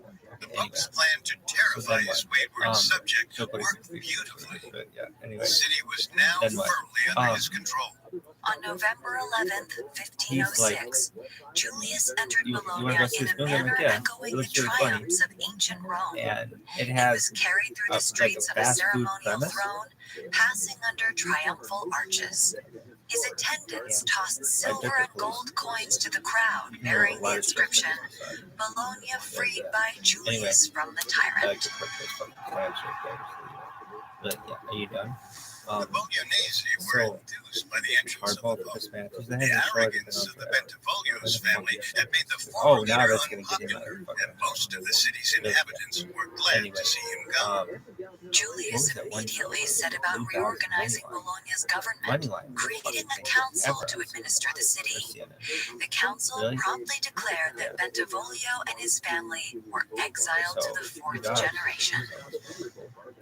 It's still going. But soon relations between the Are Bolognese you and done? the Just Pope had your became story? strained.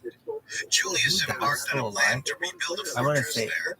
which the citizens saw as an infringement on their liberties. They had wanted the Benvolio out, but didn't necessarily want the Pope breathing down their necks. Also, historian Christine Shaw notes, the administration by papal officials would soon feel more irksome to the citizens than the high-handed ways of Benvolio. He was But on the like first long. Bolognese weren't the only ones souring on Julius.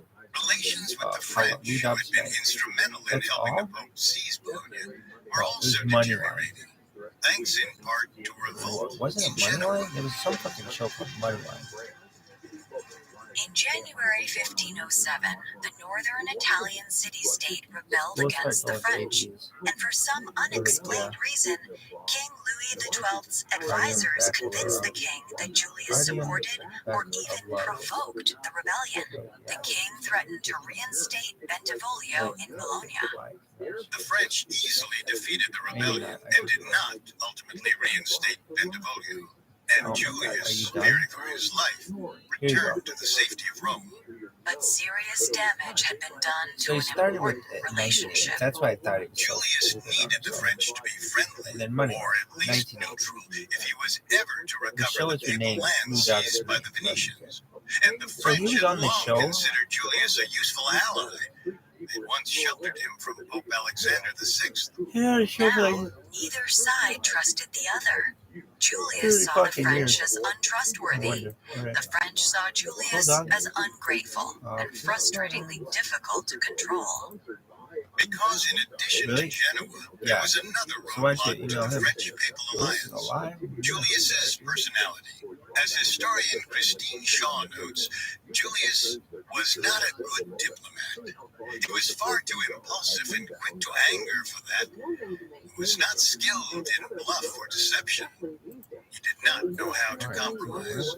His one great strength, however, was that he never knew when he was beaten. That tenacity would come in handy when tensions flared once again with the Venetians. The flashpoint was the bishopric of Cremona in Lombardy. Julius wanted a nephew to receive it, and the Venetians wanted one of their own. After some unsuccessful negotiations, Venice decided to just install their own man, which sent Julius into a rage. Luckily for Julius, other European powers decided to knock Venice down a peg. Venice's expansionist policies in Italy had triggered alarm bells throughout Europe.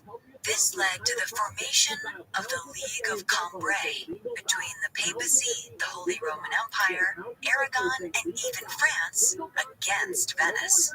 The participants agreed that none should abandon the impending war until all had recovered territories lost to Venice. Further, none of the participants was supposed to make peace with Venice without the consent of the rest of the League.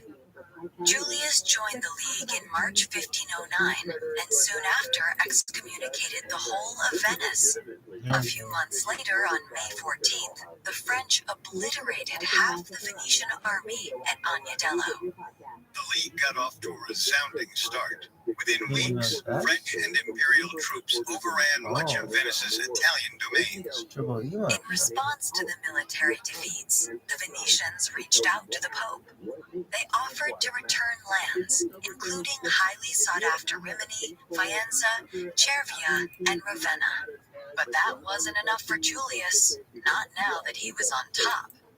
To ensure proper humility, Venetian ambassadors were instructed to beg the Pope for mercy. Julius, meanwhile, refused to meet with Venetian ambassadors under the pretense that they were excommunicated. And allegedly, he demanded that the Doge of Venice, the city's leader, come to Rome with a collar around his neck and beg for forgiveness. Ultimately, however, Julius's temper cooled, and he decided to come to terms with the Venetians, partially out of fear that the French were becoming too successful in Italy.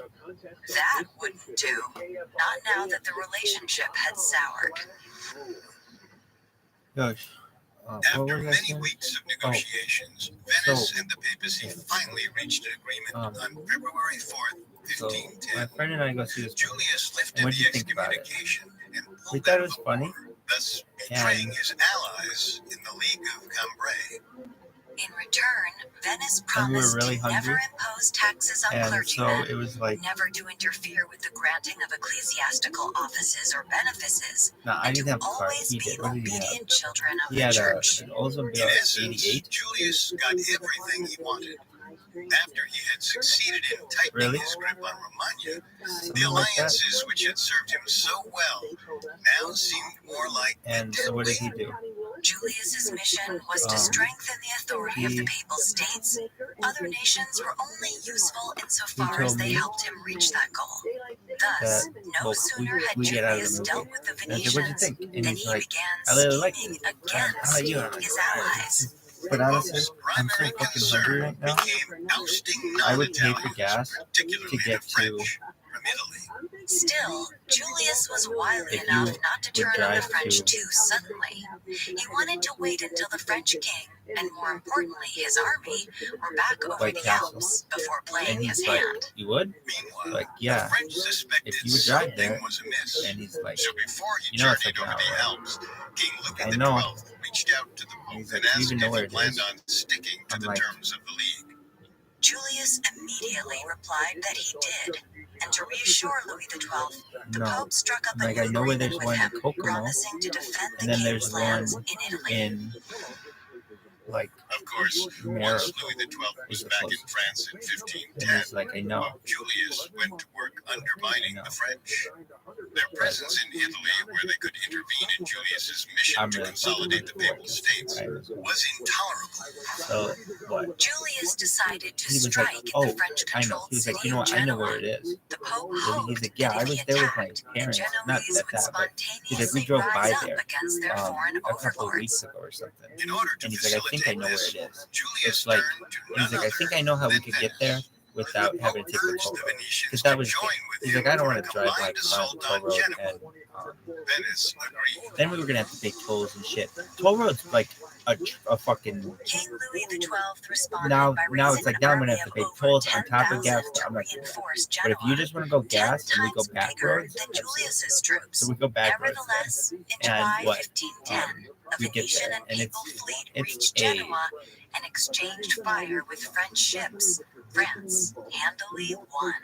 White Castle Julius attempted to That drive the is- French out of Genoa twice more, but each attempt inside a ended gas in station. pitiful It's failure. inside a speed. And as the weather turned Really? and Yeah. Julius became So ill, we the get Pope there, finally and it's like, decided oh my to god, give I up can't on the believe we campaign. found it. Really? Yeah, I think we had to ask a couple people, perhaps, because we Operations weren't exactly sure. elsewhere were not But it was going right by any this Fannie better. Mae. While Julius Anyway, battled against the we Genoese and get the there, Venetians and the and French, it's like, he was also sending and it's like forces people around the from papal there are states to like, bring they the know it's like a troublesome fucking White barons Castle, who into cares? line. But we're If not you from recall there, from our and so previous it's a big fucking episodes, deal. this was And what? business as usual So for it's the like, Pope. we want the The city suitcase. of Ferrara Really? in Because they have a Romagna suitcase was at this time that comes with becoming like a a 30-pack of those particular bitches. nuisance. And I remember Though having part these of the fucking papal things states, on its my leader, lap, Duke and they were so Alfonso warm. We got d'Este, 2 suitcases. ruled independently Really? of the Pope. Yeah. And, And if you recall, Alfonso was married and to so I had, Lucrezia and Borgia. we were just, She and pawned it her was fun as jewels fuck. to help raise funds Phil for her had this husband's fucking army. car, and it had a bench seat, Alfonso's and independence, combined with it his was like, willingness to seek protection which from made the for a French, lot of space up there. convinced Julius that And he needed to oust the Baron and bring Ferrara could you have under his someone in the middle? direct authority. I think so. You could put like However, Genoa 3 had people in taught the front Julius seat. that he That was and very common Venice back weren't then. likely to drive out the But French it's on their not very own. safe. So But he turned for many help years ago, elsewhere, anyway. to Ferdinand II, Then the what? first king of United Spain. As a way to entice the Spanish king, Julius had, promised to officially recognize Ferdinand's claim I just remember to all of Naples we ate if this, Spain and we provided ate troops. till we couldn't eat Between anything Julius's offer allegedly and a anymore. fear that France would And destroy his Venetian we never ally, steamed hamburgers Ferdinand anymore. agreed to help the Pope. In July, Julius But it was launched like his campaign against Ferrara. delicious. Within weeks, And several fortresses had fallen to the we Pope. An alarmed Alfonso reached out to Julius We had driven and like an offered entire to hour hand to get over there. everything. And then we drove except all the way Ferrara. back, and we're just But eating that fucking burgers wasn't the good whole way. enough for the Like, Pope. this isn't what we do. We So did in not live. August, We would take Julius the burgers and put them excommunicated back in Alfonso the and threatened the suitcase. French Like, army it was with very, excommunication if very, they came to his aid. organized. Then, in the Or late you could just summer of imagine, like in a 1510, cartoon, these fucking Julius decided to leave Rome and personally lead the conquest of burger Ferrara. cardboard holders are just flying In out the early back. 1511, Julius marched to We the didn't- city of Mirandola, held by Duke Alfonso and his French allies. Just like tons of For the napkins and next shit. several And like, months, he I remember supervised campaign he was like, preparations that was against the the best meal advice I of ever his had. doctors, Really, and we were despite so the heavy hungry. snow. And According to Christine Shaw, those who were I with was- Julius at the siege of Mirandola and I saw mean, him it's something- undaunted by cold and wind and snow and artillery fire, it's another thing to have a knew challenge they and were like there's a witnessing whole art a movie about it. legend in the But then making. to eat so much until you hurt is a good feeling sometimes. It's a weird thing. I don't know. It's like you become so satisfied. I call it molting. The I'm town just like, asked oh, for don't terms bother. and surrendered. Really? Yeah. Julius wanted to avoid a sack So of then the what city, happened? and so demanded a large ransom, We drove which back he to then town, distributed to the and troops. Julius considered personally leading his I army remember I onward was like, toward you're gonna get Ferrara, us those. but in Really? the Yeah. end, he And decided he's like, it was oh, too great. He was risky very happy and for it. went Really? to Ravenna while the Too army fucking big. pressed on. A reasonable I have a choice, suitcase still or so. but it did But not yeah. play out well for And Julius. why? Without the Pope there I in don't person, fucking know. his Like, commanders what they tarried have there? and hesitated. Soon, the siege against It's Ferrara better than fizzled almost out. anything. Our chicken rings, like onion rings, but Then chicken and things got and worse. When barbecue spring and arrived, a new threat emerged. par The French, ranch and all kinds of coming to Ferrara's Really? aid, the That's French amazing. inched toward Bologna. What The else? Pope believed the What else? Bolognese would be on his side, I don't know. but Oh, the they have like Bolognese crinkle cut weren't, fries. and openly revolted against I mean, the they're papal cool, that's army's cool. entrance into the city. Their thing is like their little sliders. Why? The That was a Bentivoglio weird family thing. took advantage When I of was the a kid, chaos to return to the city in May 1511. The They did Pope's not have men, these led things where by I was, Cardinal but they would Francesco be Alidozzi, in surrendered Bologna and Chicago. were permitted to And there was slink one back in to Tokyo. Rome in shame. So it was like When the Pope heard a that he treat had to lost find Bologna them. to the Bentivoglio, he was furious. But no They sooner had had he something that was registered the devastating everything loss that we had, when he received word but of that was a another little bit potential blow. smaller burger. With the support of the And it was French really king, old. a group Those of things are dissident really old. cardinals announced Old that they were shit. summoning a general Really? council of the Catholic Church. That could only mean one thing. Well, what? They meant to depose Pope We Julius ate and undo and everything that he had tried we to really liked the accomplish. movie. What did you like? Coming up, Julius Well, fights back it was against the interesting. I general ended up council looking back on it. and I think one contends guy with is another Asian. French invasion. They're both Asian. One guy's This from episode India, is brought to you by ZipRecruiter. or maybe not If from you're India. hiring, you Maybe probably know how background. challenging One the guy hiring from India process background. is, especially when you're trying to find someone And who'll be a great it fit was for very the much role like my and friend the and I. company. And But whether it you're was like looking for a civil there was no engineer, color about it. attorney, I was afraid I was accountant, too white. nurse, But zoologist, it or was like we even were a new watching this mascot, thing. And it was like, ZipRecruiter can help you find qualified candidates fast. And right now who you else can did try I it for fucking free know? at ZipRecruiter.com/crime. So, how does it work? Anyway, Well, whatever role you're hiring for, ZipRecruiter's magic technology finds people with the right experience for your job and presents them to anybody you. else? I'm sure. Then you can invite your top choices to apply. It's so effective that 4 out of 5 employers get a quality candidate within the first day. Remember, right now you can try ZipRecruiter for free at ZipRecruiter.com/crime. Again, that's ZipRecruiter.com/CRIME. ZipRecruiter, the smartest way to hire. First time I saw that was a Phil's house, or heard about it was a Phil's A new house. game is afoot, and a Something mystery like of that. this size takes I was two like, Phil, homes what to the hell handle. are people Yes, my saying? What is brother, the bowling shall back? be But along wait, for the ride. is that As a is super sleuth yourself, that a dam? join me on a mystery of It's like, no, it's historic not a band. proportions as we I'm unpack like, well, it every sounds like twist and turn. is that a In all the homes battle too. or Debuts something? November 4th. What Only is on that? Netflix. Rated PG-13. Click or tap the banner Oh, below okay, I'm to sorry, learn I'm more. not so cool. What the fuck? Did you watch it on MTV? Where is it? It only came out in like Now select back to the theaters, story. so it wasn't really big everywhere. So you had to By get 1511, relations between Pope Julius II and King Louis XII of France had reached their breaking point. Are you After done? Julius betrayed the League of Cambrai by making peace with Venice, Louis decided to join a group of dissident cardinals Are you done? plotting to oust Julius. Yo, The complicated background to the cabal of cardinals' coup against Julius could be boiled down to this: a dispute over the inheritance of a French cardinal who had recently died. hold on. Typically, this inheritance goes to the Pope. However, some French cardinals wanted the inheritance for themselves, and when Julius refused, they claimed Julius was abusing his power. The group of dissident cardinals called for a general council of the church to formally move against the Pope, and Louis XII joined them. The cardinals announced that the general council would open on September 1st, 1511 in Pisa. Concerned that Julius would arrest whoever brought him the news, they instead fixed the announcement onto the doors of churches, trusting that the news would soon reach the Pope. Other cardinals hesitated to support the council. Most feared Julius's wrath. Some felt it was more in their interest to support an Italian pope than a French king. Out in Europe, opinion was divided. Ferdinand of Spain refused to support the coup, and instead promised to defend Julius. Meanwhile, Emperor Maximilian of the Holy Roman Empire showed mild support for the council. In Rome, Julius decided to fight back by summoning his own general council in July. This would become the Fifth Lateran Council and would continue even after Julius's death. It was Julius's attempt to restore papal authority over the cardinals. I was at our friend Angela Burns' Meanwhile, as Julius struggled to maintain his spiritual authority, he was still fighting to recover his temporal holdings.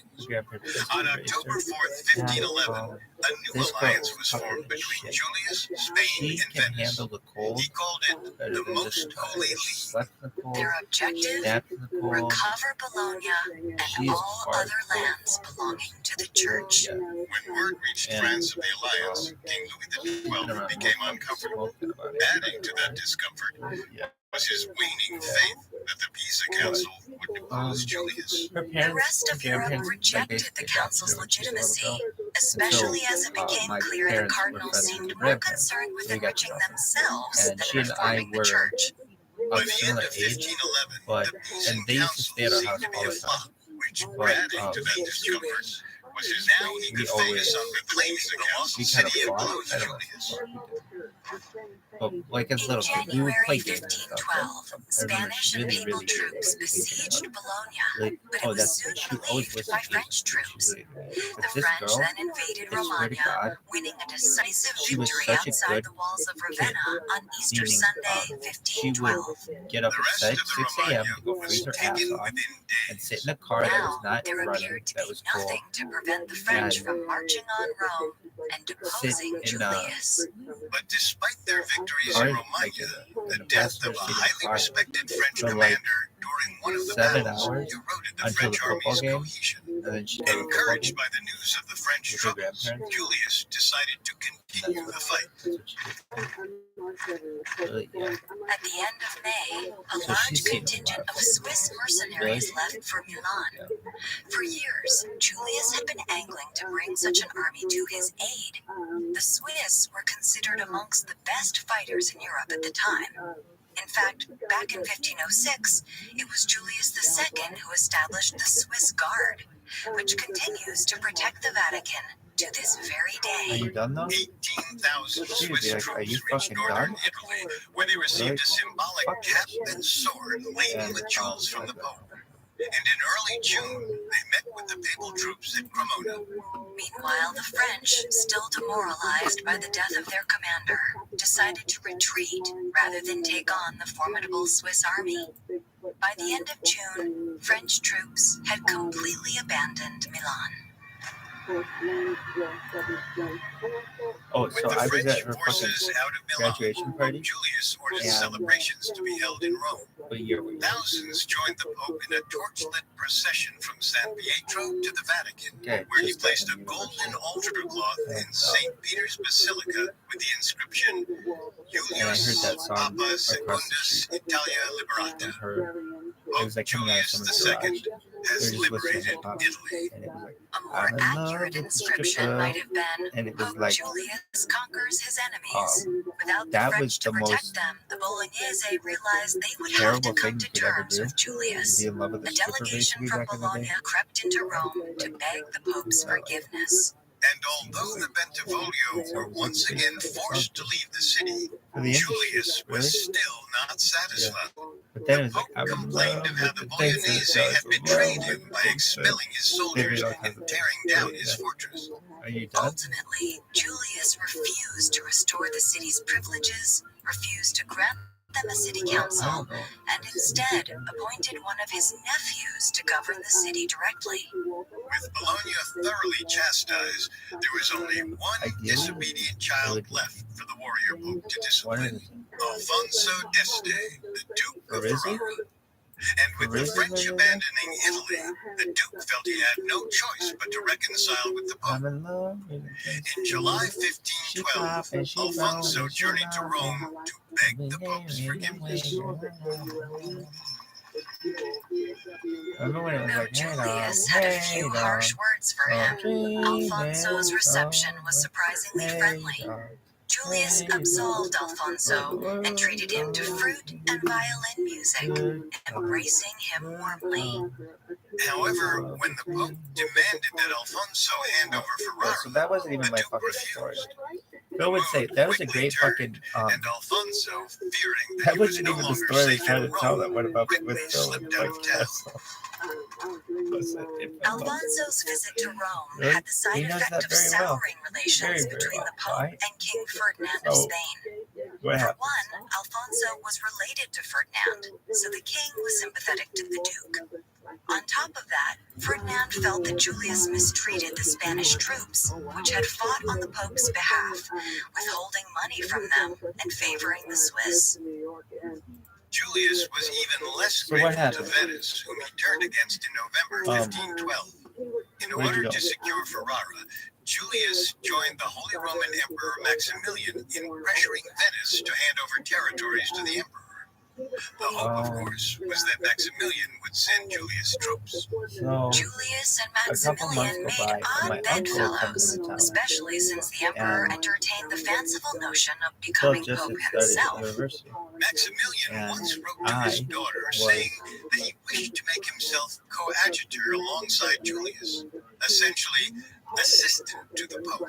at Brian's Then, piano when bar Julius with my died, uncle. Maximilian would be And assured to take his place. Then he would become a He's saint, like, man, I am so that so when he hungry. died, his daughter would have to adore him. And The emperor dropped this scheme. It was too I wanna- bizarre to ever be feasible anyway, I but want to he get out of did here. agree to join And forces I with was the like, Pope. he's like, do you have a car In with you? exchange for And I helping was like, yeah, I Julius have my secure mom's car. Ferrara, the Pope And he's would like, help all right, let's Maximilian get out of take here. some towns from And I was Venice. like, okay. The alliance was He's like, more diplomatic than military. Well, I should Julius say, had few troops of his own, this is what I while did. his Spanish and Swiss allies had no interest We in were at attacking this Venice. piano bar, and they had like The dueling best pianos, and it was Julius a lot would of fun. do was to warn the And Venetians that if they did not shout give out to that Maximilian place. what he And wanted, they had like a he little step excommunicated. there that was like a It little was a off, lot and of our friend bark of our with no bite, family and almost immediately put the it knee on seemed that. that the new treaty Really? with Yeah. Maximilian And I had don't know been a exactly what mistake. happened, but Perhaps Julius You need to have, like, realized he had finally gone too easy far,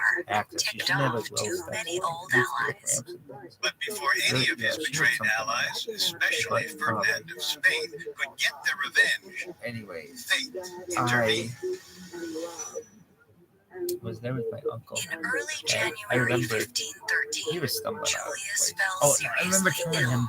So One observer blamed anxiety we were caused just by telling. I was just telling him that rumors story. I France think that my friend and Venice I were went considering to go allying see against him, Hail of Puma, go to White became Castle. And so, he's like, and suffered regular is there? bouts of So there's a fever. White Castle around It here, and I seemed was like, yeah. obvious that his And he's days like, were all numbered. right, On we're February going 20th, he summoned right the now. entire college And- of cardinals to his bedside, where okay. he urged them to work And together to so elect it's a like, good well, successor. He pardoned his enemies, but I only as told an my mom, individual, not officially Uncle as Gary pope. wants to go to White He Castle, would leave it to and his she's like, well, successor to sort I mean, out that mess. she knows he's wasted. Later that She's evening, like, well, Pope Julius II says to my dad, Mike, I mean, your brother wants to go to White Castle. My dad's like, okay. You know, it's in Maribel, right? Reaction to the Pope's Yeah. passing I mean, we was never go to divided. Maribel. It's a big fucking One project to observer do noted anything that the that way. people of It's a Rome big fucking prayed project. aloud It means the through Torah. their tears You just for the don't salvation of get on there. I'm Julius's telling you, my soul, mom's like who had been abandoned a in her true town. Roman Pope Really? and She vicar wouldn't of give Christ, them Torah. upholding So justice, it's like extending the apostolic that's church, the only way out punishing of town. and conquering It tyrants scares her. and The powerful whole element of enemies. being she just Meanwhile, that she married my another father and he proclaimed, drives her. would to But I God don't know what. Julius had died 5 years ago for the good of But anyway, Christianity and of this republic and of so poor Italy. my uncle's like, we're going to White Cat. Let's go. Pope And I remember Julius he's II was controversial really in his drunk. own lifetime Really, and remains really so drunk. in the years to come. Though he appears Like, sincere he's- in his conviction to protect the he's church, like many stumbling, questioned the propriety of a pope leading soldiers into battle, out of the especially bar. against fellow Christians. My mom, Shortly I after remember, was like, Julius's you guys death, gonna be a okay? I'm like, oh yeah, we'll be fine. dialogue titled But I remember he was like Julius really exploded drunk. from So heaven he's like, and where's earth, the car? generally And I'm like, attributed to the it's famed maybe like, scholar Erasmus. I don't know, 20 meters away. Julius And arrives at the gates of heaven, he's like, all right, only to be barred entry by St. Peter. I can't walk that Incensed, far. And Julius I'm like, okay, well threatens that's to all right. raise an I'll, army, if you just hold on to this besiege parking heaven, sign, and drive out like the St. no Peter. parking sign, I'll His go and I'll pull reputation the as car an up angry, and I'll warlike do it. pope is a And deserved so one. I go Many saw and his do reign that, as and symptomatic of an when you institution know it, which had become too I walk worldly 20 and meters corrupt. and I can't find him. Where is he? He's down for the count. Julius played a major So I get out. Are you role, okay? first as cardinal, Yeah. then as pope, Where you in been? I'm inviting like, foreign powers into Italy for the sake of his get in the personal car. ambition. He gets in the car, Partly and thanks I to call him, my friend Phil. Italy I'm would like, hey endure Phil, my uncle Gary's centuries in of town. foreign domination. Do you wanna At the same time, the Do you wanna come papacy's with us to go to increasing Maryville, concern with to White wealth Castle? witnessed Now, not Phil only with is on Julius, campus, but and he's also got his tons of friends predecessor there, Alexander and VI there's no reason and for him his to want to leave. successor Leo My X uncle is that had much fun far-reaching that consequences. it's like the one time that I could, During the reign that of like anybody, Alexander he knew how much VI, fun he the was. troublesome So he's monk like, in yeah, Florence I'll was come. displeased with the worldly Uh, concerns of the And papacy. so what? His So I criticism go, presented an existential Unc, threat to the listen, church. we're driving on campus. Julius's I'm like, reign, you need that to threat would settle not down, only return, okay? but Because shake we're the on foundation of the Catholic He's Church like, to its they're core. co-eds here? I'm like, The what? warrior He's like, they're pope co-eds here. had gone into I'm like, what are battle you in saying? defense He's like, of what co-eds. he believed to I'm be like, the one true faith. what is that? Soon, He's like, most of Europe would are there follow girls his here? example. Like, They yeah. wouldn't He's have a like, all right, choice, say no more. because the So I papacy, remember the he's so European fucking power drunk, structures, and the very order I of had the him universe buckled in next to were me, all about and to come under question. I remember It I would saying be to up him, Julius's I have to go get my successor, friend, Leo X, okay? to Listen lead to the me. Vatican Don't through leave the car. And I remember parking by La Fortune. I remember parking my mom's car purposefully up against a do not Thanks for listening park to sign Dictators. and Next week, some we'll begin our tall study of evergreen. Pope Leo X, who led And the so that Catholic if you Church during open the early car door, stages of the it Protestant would not Reformation. open. It would hit Among this the many sources we used, we found Julius II, the warrior pope by Sign. Christine Shaw, so extremely that helpful to like our if somebody research. if he tried to get out of the door, he would just hit the car door onto the sign, and he would only be able to get out, and he wasn't that he was a big guy, It so is it wasn't a executive big produced thing. by Max So I Keller. felt pretty Sound safe. design by So I'm like, Juan oh, Borda. but that's how Production drunk he was. assistance He was by that Roger drunk where it was like, Trent I can't just Williamson, park the car and he's gonna Carly sit in the car. and Bruce No, Kitovich. he's gonna get out. This episode of And Dictators was written so by I Devin Hughes, parked with the car. writing I'm like, assistance I gotta by go Joe inside Guerra Zom. and Nora I'll be right Patel. back. Fact-checking I'm by gonna get my friend. Adriana Romero, You and research need by Bradley to Klein. just stay Dictator right here. stars Kate I'll be Leonard back in and less Richard than Rossner. 5 minutes. He's like, all right, fine. Okay. 6-time Tony Award winner Audra McDonald, the Broadway debut of legendary playwright Adrian Kennedy. Then what? Ohio State I walk. He was right outside Kavanaugh by Hall. Tony Award winner Kenny I Lee, walk in coming to Broadway this fall Zom for a limited engagement. quickly, Get as tickets quickly as before I can. they're Get Phil. Phil and I start coming back, This and episode he is sees brought to my you mom's by car, Carvana. and No the time door to is act. just flung open. Mysteries are Not always the door fun and against exciting. the Except when sign. it comes to the That phone door's one open and as windows well. on your car. This much, so that you can get it, and it's just hitting against the side of these evergreens. He got up over the center console, opened the driver's side door. The lights are on, and we just see this middle-aged man and these girls. These girls are walking past him, and he's going like this. The graphic nature of Like a today's bull. episode Listener discretion is advised. And This we're like, episode includes discussions of "Come on, rape, Uncle Gary, let's violence, go." and He's going graphic medical descriptions at these that some girls, people may and find it's disturbing. like, get in the car. We So we advise put him back in extreme the car, caution for and children we're like, under where the hell were 13. you? He's like, I was taking a leak behind the dumpster. It's like, oh, okay. And that's where he took a leak, right by the cabin. Odor was suffocating.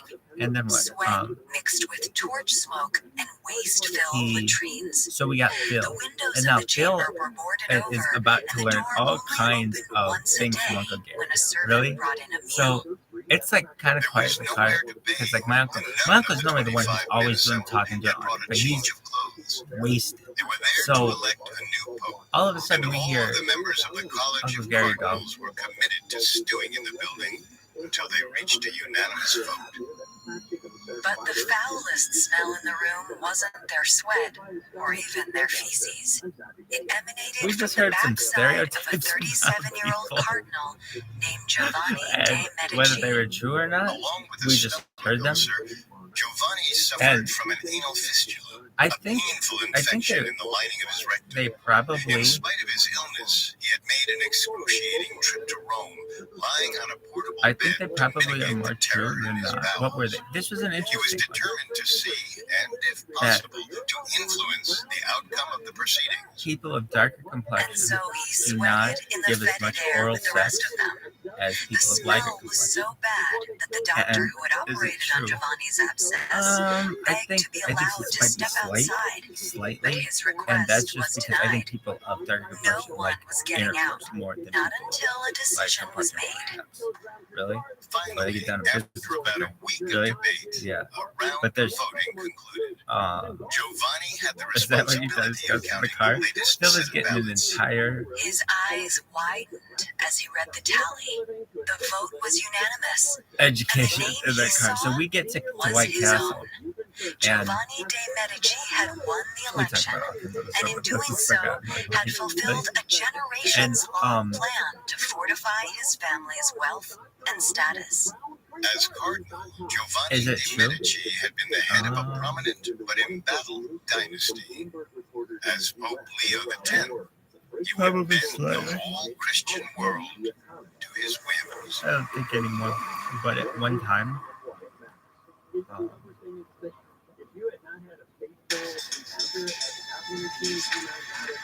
there were just some people in society Welcome who to would be like, Dictators, a Spotify I original don't from go. Parcast. I don't go below On the this show, equator. we go and deep it would into be the like a minds thing of that- some of history's so, most hated um, despots. This season, So what? those despots are the three tyrannical popes who presided So we over get the to Catholic this fucking Church in Steve the as lead a up White to the Castle. Protestant Look how Reformation. prepared Alexander or something VI, like that. It's Julius something II, like that. and Leo Anyway. X. So we're You there. can find all It's like episodes of gorgeous. Dictators and all Anywhere. other I think Spotify it's originals from Parcast for free on Spotify. Today, we're diving into the reign of Pope Leo X. In this week's episode, we'll look at his being upbringing imported, within she the has to illustrious water. Medici Just to go family board and the his kids, go to stratospheric water. rise to the Yep. apex of the Anyway, are Catholic you done? Church. We'll also hear about his military exploits as a we servant of Pope Julius II Went to and how support he got George hold of Floyd. the papal crown himself, So then fulfilling a what? plot So set we're in there, place and long my uncle before is he like, was even all right, we're born. going to order. So when Phil and I ordered, we ordered like 2 suitcases. My uncle orders 10 suitcases. And it's like 2 people working at this White Castle. And they're like, what? And he's like, yeah, I want 10 of those suitcases and give me I'm gonna go with give me 25 bags of chicken wings. And we're gonna go, let's get some fries. Let's get 18 boxes of fries and Giovanni de Medici, and Leo a X Diet was Coke. a prominent member Really? of Italian Yes. society long before he You ascended guys want to the anything? papal throne. I mean, literally, that's how it went. That was all for him. And then we had to order. At a critical time And when his so we're family's like, oh, fortunes were in dire straits. yeah, I think I'll go with like, I mean, like between Phil and I, we weren't that hungry anymore. We're like, we'll go with like a suitcase between us, maybe. He's like, yeah, they're going with the junior set. Yeah, and it was like maybe some chicken wings. Really? It wasn't like that one time where we ate all this fucking shit. This time was more like keeping Uncle Gary under control. Why? He was all over the place in this fucking and gas puffy eyes. as they're He making it. sweated I'm profusely. telling you, there were two His people who have to skin know. ranged Like, they from know pale there were to two people in this fucking. His thin They said fingers to us, were delicate, that's gonna take but he at least an walked hour and a half to gave make the that much impression food. of scuttling like a crab. But he was also I remember he a goes, figure in the papal court, even I during got his time. early days as a cardinal. Along with hunting, he was skilled at falconry. Why did he order And that much? despite his severe So he orders it, nearsightedness, and then he attended to freezes art, it. architecture, and literature with the aid of a monocle. He was Really? also Yeah. incredibly In cunning. Leo's style exemplified the cold-blooded that shit called? political calculations Ice? recommended by his Oh, yeah. contemporary, Machiavelli. Charming and magnanimous to those he favored, liquid but nitrogen or equally whatever. ruthless and Hot ice or vindictive to whatever. his enemies, Pope Leo Hot X eats. It's hot eats shamelessly pork eats. exploited his It's a station grill to and chill benefit his place. family, Grill and chill. and his What is efforts it? were enormously effective, So is that the end of the ultimately story? laying the groundwork for another 2 centuries So we had- of Medici rule. So he like had 10 For all fucking his suitcases. political instincts, I remember next to Leo Phil lacked in the the car, discipline and they were these financial fucking acumen suitcases that had of helped his forebears hamburgers amass that were their stacked, great wealth. and they were starting to He steam lived up the an back window. outrageous There was lifestyle so of much fucking non-stop steam from bacchanalian these hamburgers. banquets, and he allowed his They were family's falling over. Phil was having to time-honored hold them. patronage of They were in the arts trunk as to well. slip into Really? profligate spending. Yeah.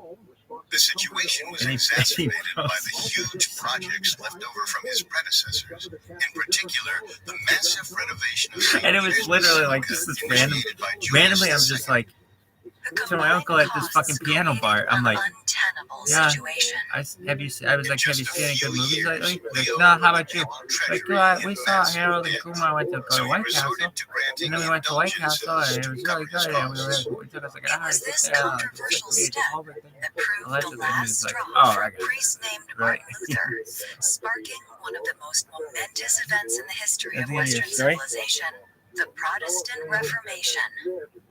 But before there was a revolution, there was a strange dream.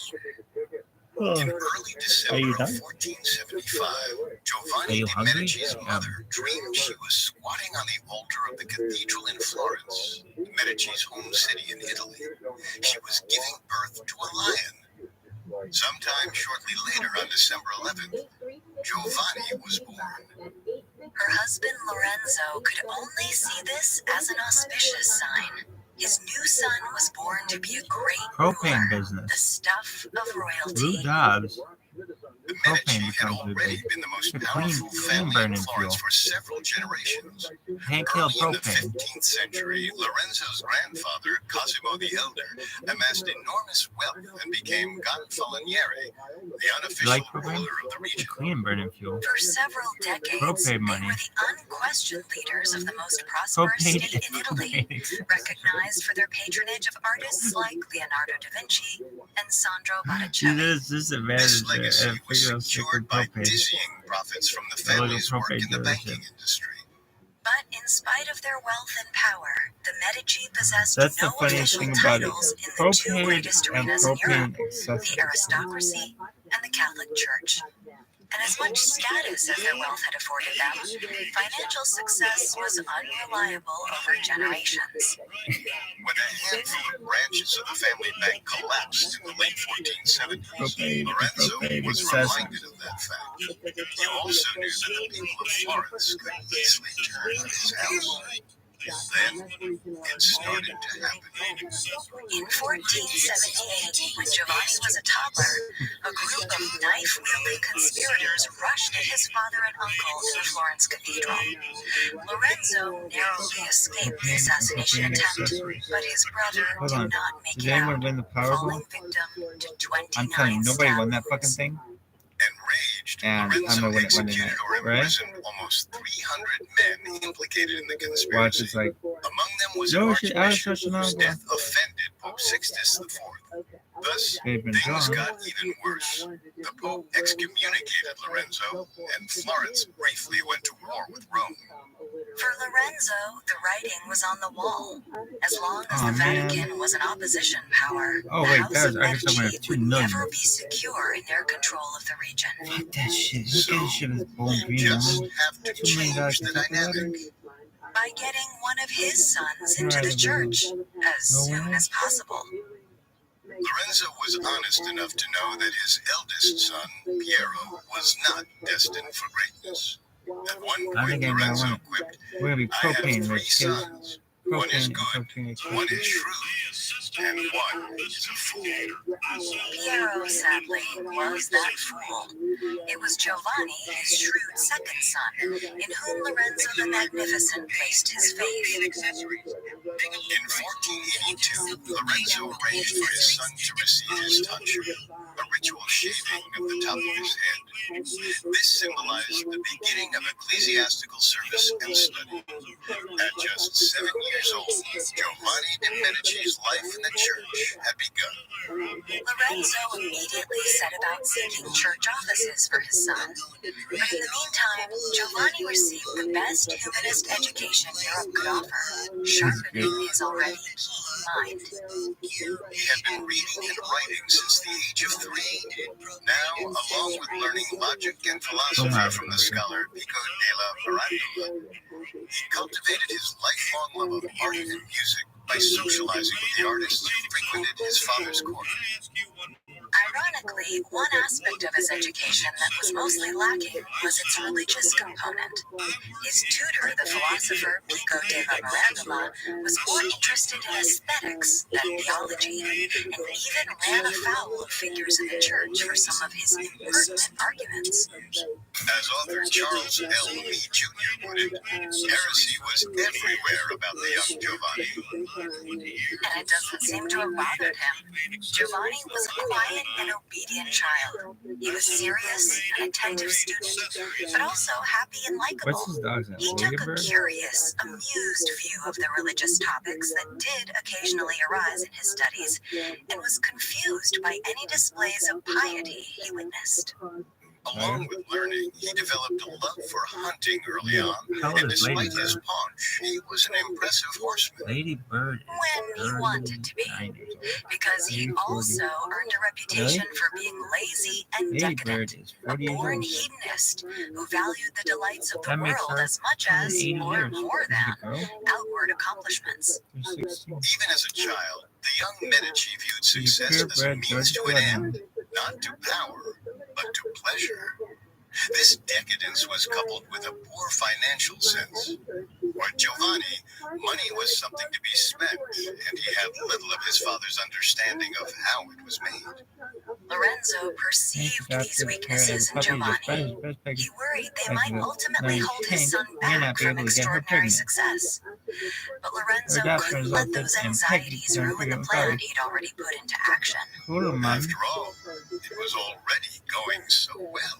In 1488, when Giovanni was 13 years old, Lorenzo convinced the aging Pope Innocent VIII to make the boy a cardinal. Lorenzo knew that Innocent was not likely to live much longer and didn't want to risk his son's fortunes on an unknown successor. He demanded that his son be given the position immediately, regardless of his youth. Apart from a flood of letters to the Pope and a number of sitting cardinals, Oh, what is this it isn't bullshit? clear exactly how Lorenzo convinced Innocent, but it isn't hard to imagine that a good deal of gold was Hey, involved. Jenga. For Innocent, it was a stunning concession. Remember when I Not was like, long hey, dog. before, the Pope had Hey, promised dog. he wouldn't Hey, grant dog. cardinalships to anyone Don't under the you age of know 30. so? Now, he was consenting to make Giovanni the youngest cardinal in the history of the church. Hey, dog. But the appointment came Hey, with dog. one condition. Not wishing to suffer the embarrassment of so wildly breaking his word, Innocent stipulated that Giovanni would not publicly take office for another 3 years after he turned 16. He would spend the interim in Pisa, filling the gaps in his education by studying theology and canon law. In 1492, when 16-year-old Giovanni officially took the title of cardinal in a quiet ceremony, his father lay on his deathbed. In his final days, Lorenzo wrote a long letter to his son, imploring him not to let his indolence and wastefulness keep him from success. He reminded Giovanni how important it was for the family that he had acquired the title of cardinal, calling it the greatest dignity we have ever enjoyed. Then, in a torrent of advice that might have inspired Polonius' speech to Laertes in Shakespeare's Hamlet, Lorenzo dictated in great detail how the young cardinal ought to conduct himself. He admonished his son to eat simple foods rather than lavish meals. He told him to keep his expenses modest, to maintain only a small circle of friends, to defer to the judgment of the Pope, and to eschew silk garments and jewelry. The list of good habits went on and on. But above all else, Lorenzo encouraged Giovanni to rise early in the morning. The message was clear. This was a win, not just for Giovanni, but for the whole family. And he better not screw it up by being lazy. Unfortunately for Giovanni, no amount of conscientious advice could prepare him for the dirty world of papal politics he was about to jump into head first. Coming up, Cardinal Giovanni de' Medici helps elect 3 popes, but finds his family's fortunes upended. Massive spiders, fierce crocodiles, violent kangaroos. With all of the dangers lurking within Australia, one species remains feared above the rest. Humans.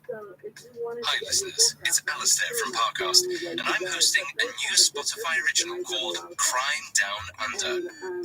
Every Sunday on Spotify, take a trip to the oldest continent for some of the most shocking true crime cases in modern history. Featuring a compilation of episodes from shows across Parcast Network, Crime Down Under exposes the vicious serial killers, mysterious disappearances, and terrifying crime families whose stories still stop Aussies dead in their tracks. From the beaches and deserts to the cities and suburbs, the land down under may be vast, but the horrors are hiding around every corner. Catch a new episode of Crime Down Under every Sunday. Listen free only on Spotify. Now, back to the story.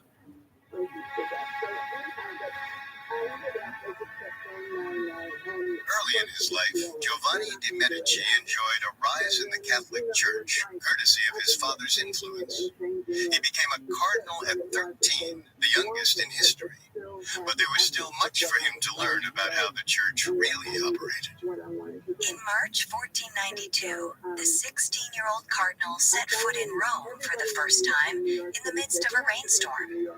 It was a bleak picture of the city his father had denounced as that sink of all iniquity. Lorenzo's concerns about the city were well-founded. 15th century Rome was a struggling city with no real industry. Merchants and a massive criminal underclass alike depended on a flow of visitors to keep the city afloat.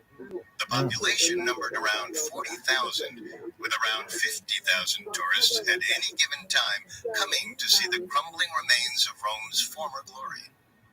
But Rome was also the home of the papal throne, and when Innocent VIII died in July 1492, living just long enough to confirm Giovanni's cardinalship, the young Medici attended his first meeting of the College of Cardinals to choose a successor. It would have been easy for him to let old feuds dictate his present decisions. One of the key figures in the debate was Cardinal Raffaele Riario, who had been involved in the conspiracy to assassinate his father and uncle years earlier. But Giovanni saw past this and sided with Riario in his support of Rodrigo Borgia. Though he was deeply suspicious of Rodrigo Borgia, he could see where the cards were falling. In true Machiavellian fashion, he calculated that Borgia would be the victor, so he aligned with him.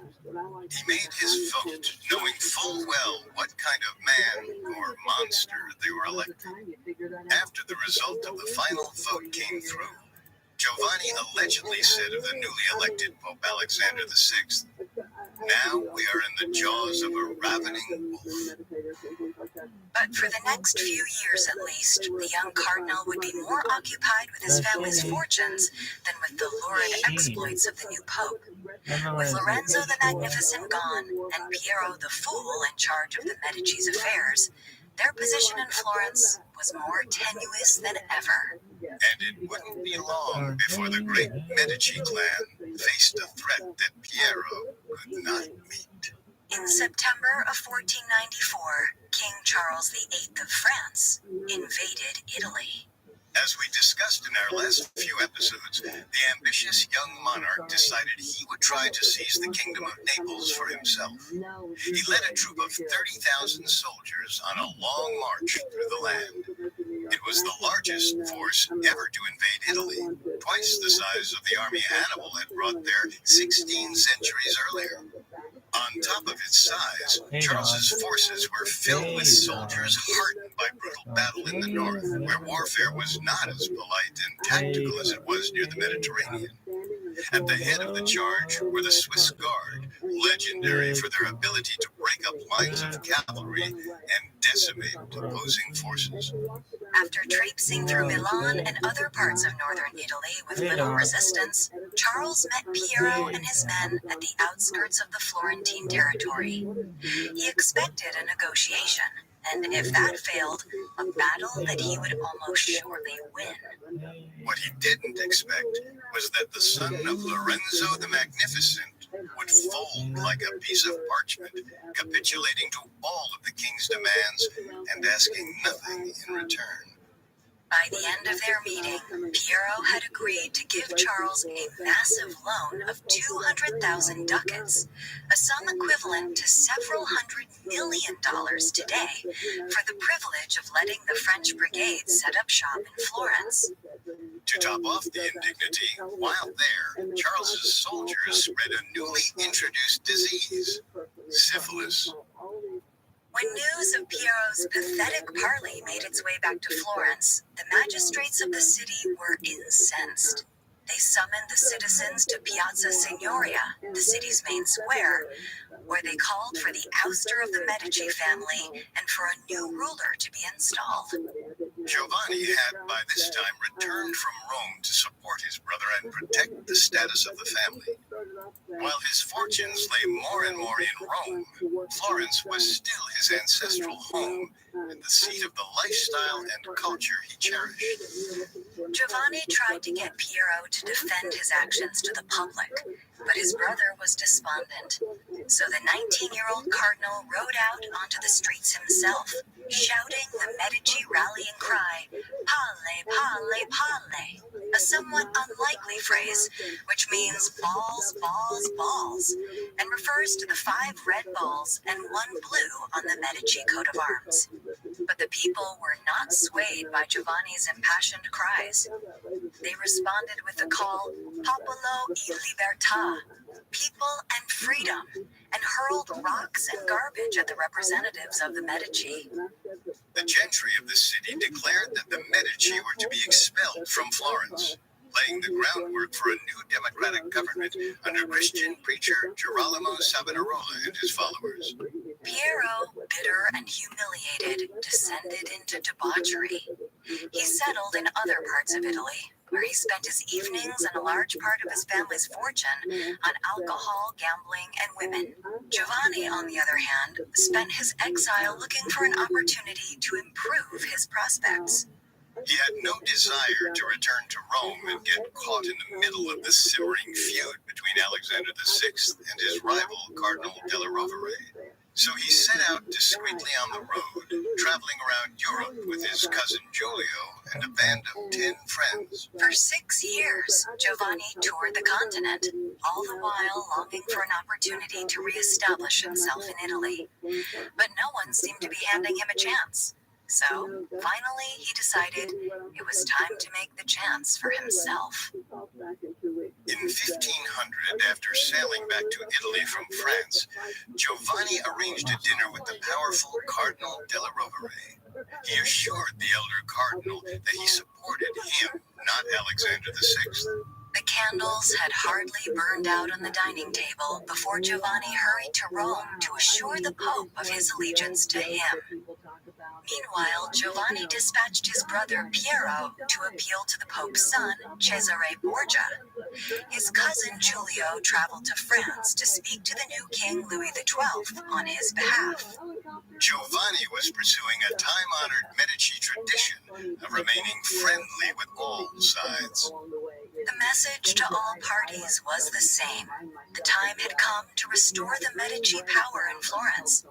And for a period, it looked as if Giovanni's new, unlikely set of alliances would achieve its goal. Unfortunately, however, both Borgia and Louis XII withdrew their support before the city could be won. Giovanni would have to keep waiting before he could return home.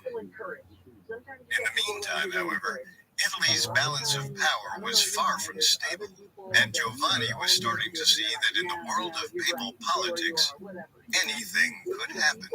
In 1503, when Giovanni was 27 years old, he attended 2 meetings of the College of Cardinals in quick succession.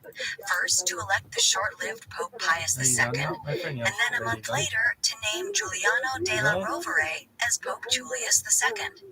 Giovanni saw opportunity here. Thanks to his diplomacy, the new Pope Julius saw him as an ally. Then, yet another death shifted things even more dramatically for Giovanni. That December, while sailing with the French army, Piero de' Medici's ship capsized, and the eldest son of Lorenzo the Magnificent drowned. It was a sad but fitting end for the man nicknamed Piero the Unfortunate, and it meant that Giovanni was now the head of the House of Medici. Exiled from their homeland and their finances in worse condition than they had been in generations, the family's future now lay in his hands, and his own fate, he knew very well, was tied to his success in the church. Maintaining the favor of Julius II was suddenly more important than ever. Not a comfortable place to be in, considering the Pope's apparent bloodlust with his constant wars. But Giovanni was confident he could make it happen. After all, in addition to his well-timed diplomacy, he was well-liked throughout Rome. Giovanni was known to hold court with artists and dignitaries. He engaged in elevated discourse, utterly free of the zealous pronouncements that characterized many religious leaders of the day. People were impressed by him. Now, he just had to manipulate his advantages to fix his family's problems. First, by getting back Florence. He was forbidden by law to enter the province, or even to correspond with anyone from Florence. But he made a point of showing tremendous generosity to any prominent Florentine visitors to Rome. Then, in 1508, Giovanni arranged a marriage between his niece and a Florentine nobleman.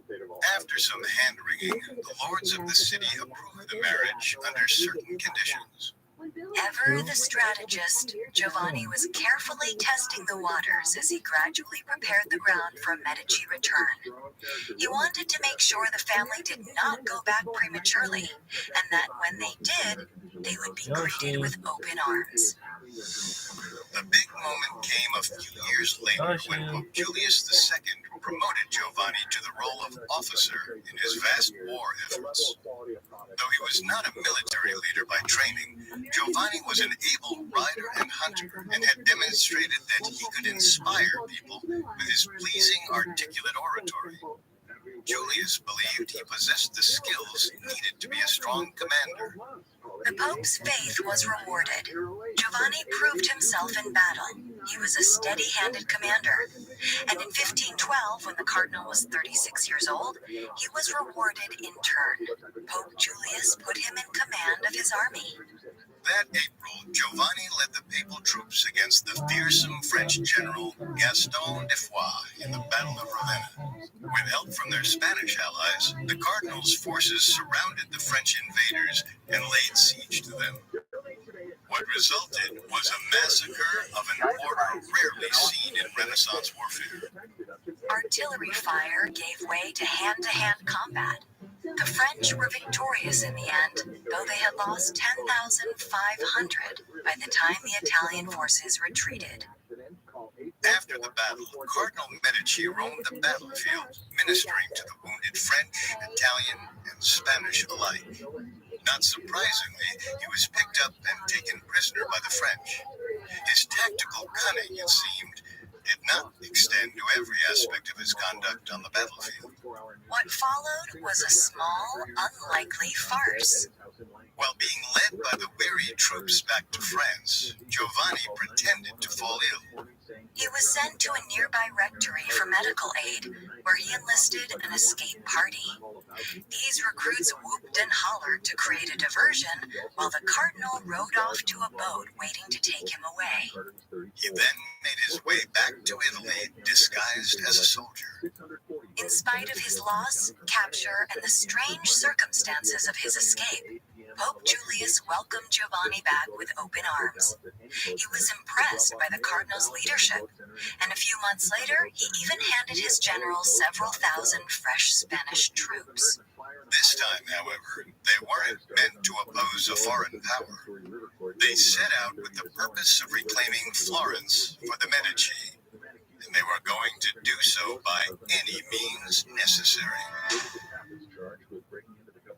Coming up, the Medici return to Florence, and Giovanni becomes Pope Leo X. Now, back to the story.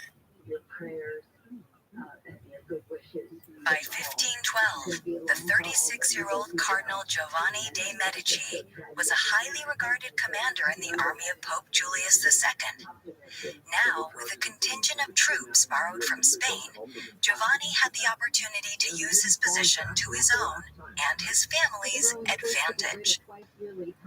On August 29, 1512, Cardinal de' Medici looked on through his monocle as his army descended on the Florentine city of Prato.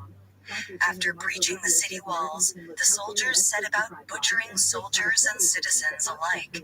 They murdered children and raped women. Frantic mothers threw their daughters into wells and jumped in after them to escape the violence. One Italian ambassador who witnessed the event described the brutality in a letter to the Duke of Ferrara. He wrote, "These Spaniards made such a massacre and butchery the like of which I have never seen. All the streets, houses, and churches themselves were full of the dead, and all of the women have fled to some monasteries and churches where the most miserable laments and pleas that it is possible could be heard. The whole place is put to the sack." Some reports said that the soldiers entered a convent where a number of people had sought refuge, raping and torturing the nuns as well as the laywomen. One story has it that Giovanni de' Medici aided an attempt to barricade the doors of the convent and protect the people from his own soldiers. But even if this was true, Giovanni's words suggested that he was not all that perturbed about the savagery inflicted on the town. He wrote to Pope Julius II, "The town was sacked, not without some bloodshed, such as could not be avoided. The capture of Prato, so speedily and cruelly, although it has given me pain, will at least have the good effect of serving as an example and a deterrent to others."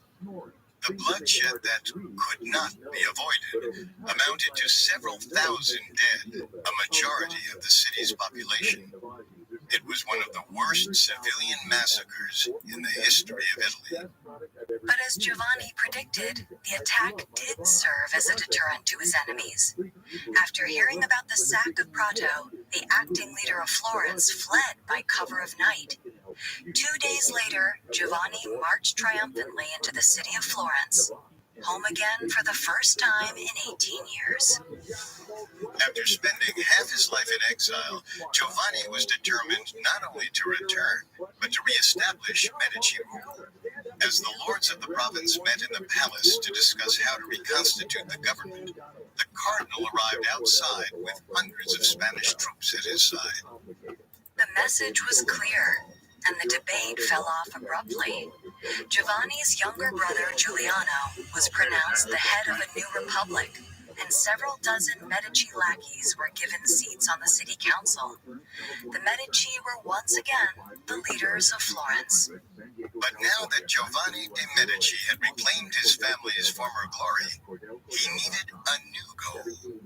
A bigger one. In fact, he decided to aim straight for the top, the papacy itself. And as luck would have it, it wouldn't be long before the opportunity arose for him to try to claim it. On February 21st, 1513, Pope Julius II died in his sleep. The College of Cardinals gathered for the third time that century to elect a new pontiff. On March 4th, the cardinals locked themselves in a conclave, vowing not to leave until a candidate was chosen. Cardinal de' Medici was not in Rome when the meeting began. He was laid up in Florence with a painful anal fistula. When word of the conclave reached him, his attendants placed him in a litter and began a slow, grueling journey to Rome. Every jolt of the carriage was excruciating to the passenger, but he knew he had to be present for this conclave. Once there, Giovanni had to be carried into the chamber, still lying on his litter and attended by his doctor. But if it seemed an inauspicious entrance, his poor health ended up working to his advantage. Reacting to the terrors of Pope Julius II's reign, the cardinals were looking for two primary traits in their next leader. They wanted someone who was the opposite of Julius, and who, in addition, wouldn't live long enough to do any serious damage to the church's reputation. They found both qualities in Cardinal de' Medici.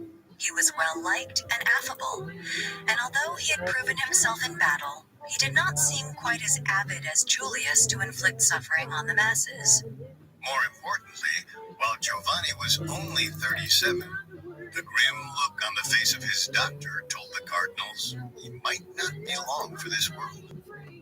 After about a week of debate and multiple rounds of voting, a window finally opened on the building. One of the cardinals, no doubt glad to get a breath of fresh air after a week in the stinking chamber, stuck his head out to address the crowd assembled outside. He called out in Latin, "We have a pope, the Reverend Master Giovanni de' Medici," and he announced that the new pontiff would call himself Leo X. The name Leo had a triple significance, recalling the legendary Pope Leo the Great, the lion as the symbol of Florence, and the lion Giovanni's mother dreamed of on the eve of his birth. It also suggested that, contrary to his delicate physical presence, the new pope would project an image of strength. Pope Leo X dragged himself off his litter and ascended to the papal throne. He was conveyed to St. Peter's Basilica as a hymn rang through the air, "Te Deum laudamus," "We praise you, God." When word of the election reached Florence, celebrations erupted all over the province, with bell ringing, cries of "Pale," and massive bonfires.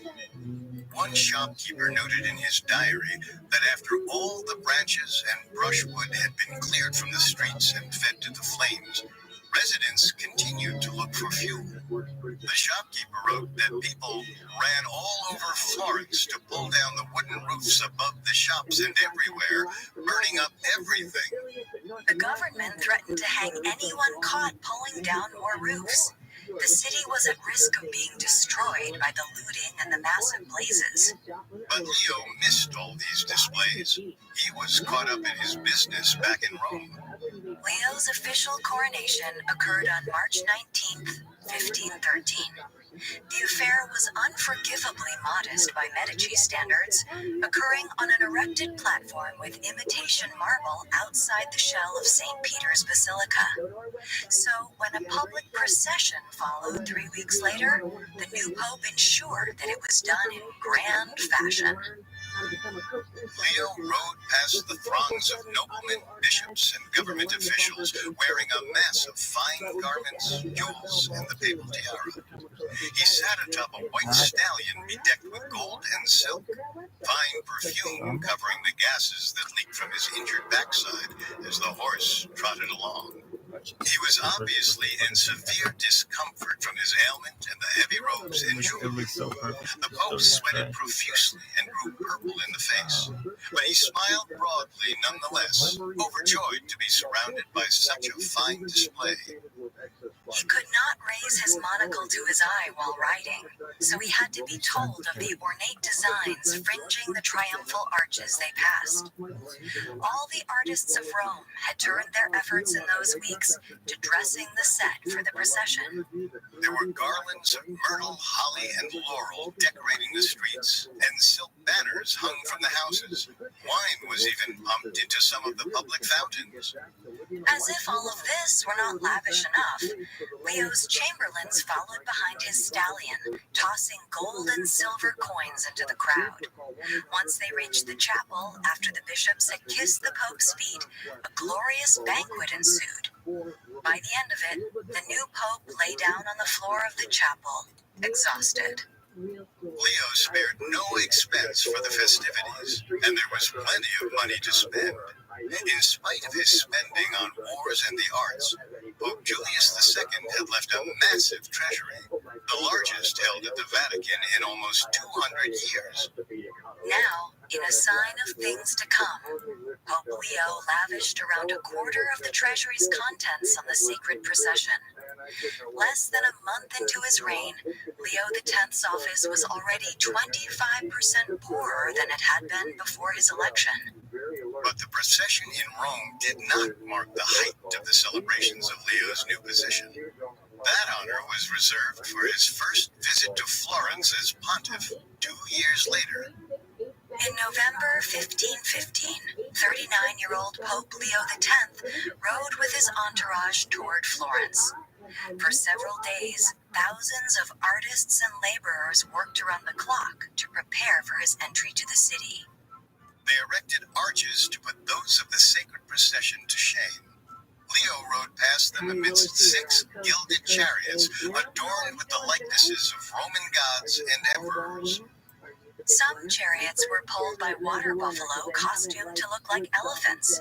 They were flanked by riders wearing lion, tiger, and wolf skins, the paws of which had been dipped in liquid gold. Leo looked in wonder at the endless spectacle his people had prepared for him. It was the most delightful thing he had ever seen. But the festivities would soon be marked by a tragic note. The grandest of the chariots featured a giant globe. In front of the globe stood a young boy whose whole body had been painted gold.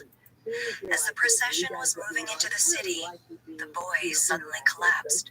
He was poisoned by the gold body paint and died there on the chariot. How much Leo knew about the incident is unclear. What should have been clear was that the refinement of the Medici patronage had descended into vulgar, ostentatious spectacle. And this was a sign of things to come.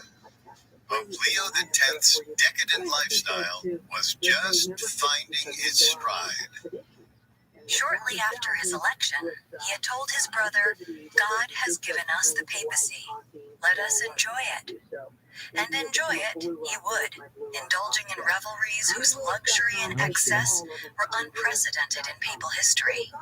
Between the Medici fortune and the papal treasury, he imagined he could keep up his frivolities for an eternity. But soon enough, those seemingly endless funds would run dry. Leo would also have to pay for his extravagances, and they would end up costing him more than gold and silver. They gave it to you straight, you know. If they didn't like your shirt, they didn't want you to go on audition, and they just didn't like your shirt. Thanks for listening to Dictators. Next week, we'll find out about Pope Leo's corrupt attempts to fund his lavish lifestyle, which influenced Martin Luther to post his 95 Theses and commence the Protestant Reformation. And we'll hear about the fierce confrontations between Leo and Luther as the two men battled over the soul of Christianity. For more information on Pope Leo X, amongst the many sources we used, we found White Road, Black Road. Pope Leo X Martin Luther and the Birth of the Reformation by Charles L. Meade Jr. and The Medici by Paul Strathern extremely helpful to our research. You can find all episodes of Dictators and all other Spotify originals from Parcast for free on Spotify. We'll see you next time. Dictators is a Spotify original from Parcast. It is executive produced by Max Cutler, sound design by Anthony Valsic, with production assistance by Ron Shapiro, Trent Williamson, Carly Madden, and Bruce Katovich. This episode of Dictators was written by Greg Beam, with writing assistance by Tony Goodman and Nora Patel. Fact-checking by Adriana Romero and research by Bradley Klein. Dictators stars Kate Leonard and Richard Rosner.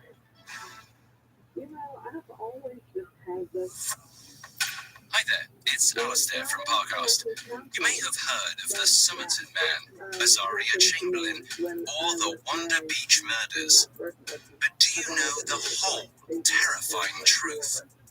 Be sure to check out my new series, Crime Down Under, where we travel to the land down under to explore the most shocking true crime cases in Australian history.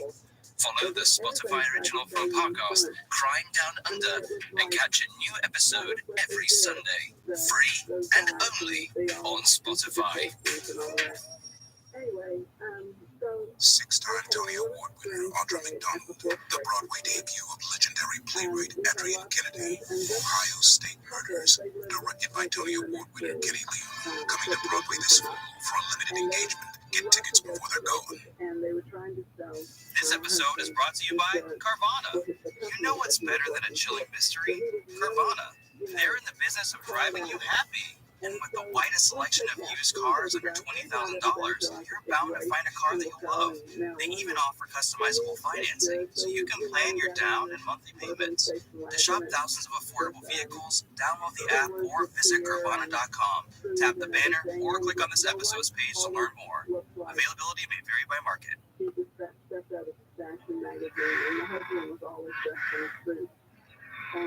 The stag whined and groaned in terror, its hooves and antlers tangled in the net. The other animals had gone silent, and the air was thick with the scent of death. With the help of two attendants, 38-year-old Pope Leo X slid his hefty body off his riding steed. He raised a monocle to his eye, fixing his sight on the target. His boots slipped in the blood of the carcasses that surrounded him as he strode across the hunting ground and approached the snared deer. The stag snorted, bucking and twisting to get free, but it was hopeless. One wide, frightened eye looked up at the most powerful man in the Roman Catholic Church. Leo's hand shot out to the side, pale fingers spreading wide. One of his attendants raised the handle of a spear to his palm. The Pope grasped the wood, spun it around deftly, and drove the blade into the stag's chest. The animal whimpered and fell limp. Applause erupted behind Leo, standing proudly over his kill. He turned to look at the scores of men in his hunting party, bringing their hands together in congratulation. As the last wisps of life fled the beast, Leo smiled broadly at his audience, at peace with all the world. But if Pope Leo X thought nothing in his papal kingdom could be improved upon, not everyone in Christendom agreed. Soon the naysayers would descend on their extravagant pope, intent on ending his hunts and feasts. But they wanted more than that too. They were done with all these corrupt popes. And they were ready to take down the papacy itself, even if that meant re-envisioning Christianity and the very universe itself.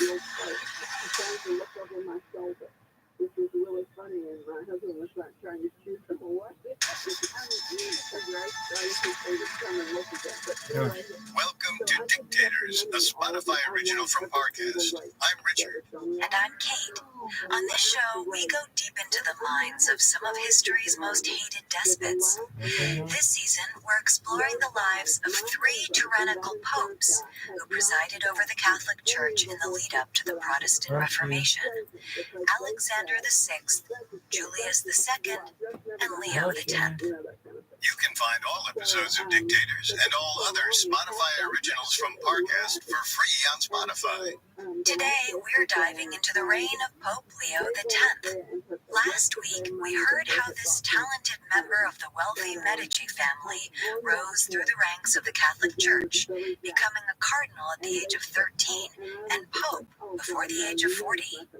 Today we'll explore how Leo's shrewdness took a back seat to his appetites, and how this led to perhaps the most significant event in the history of modern Christianity, the Protestant Reformation.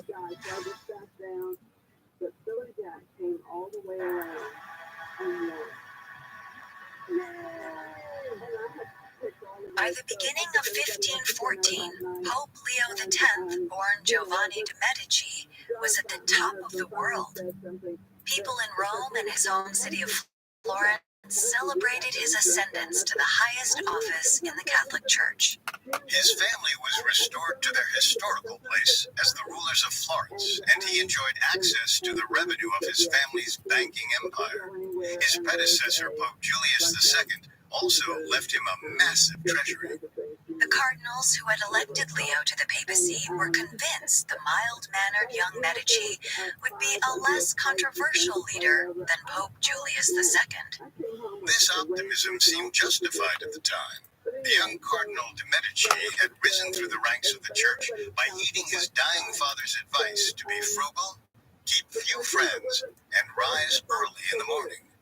But all their hopes would soon be dashed.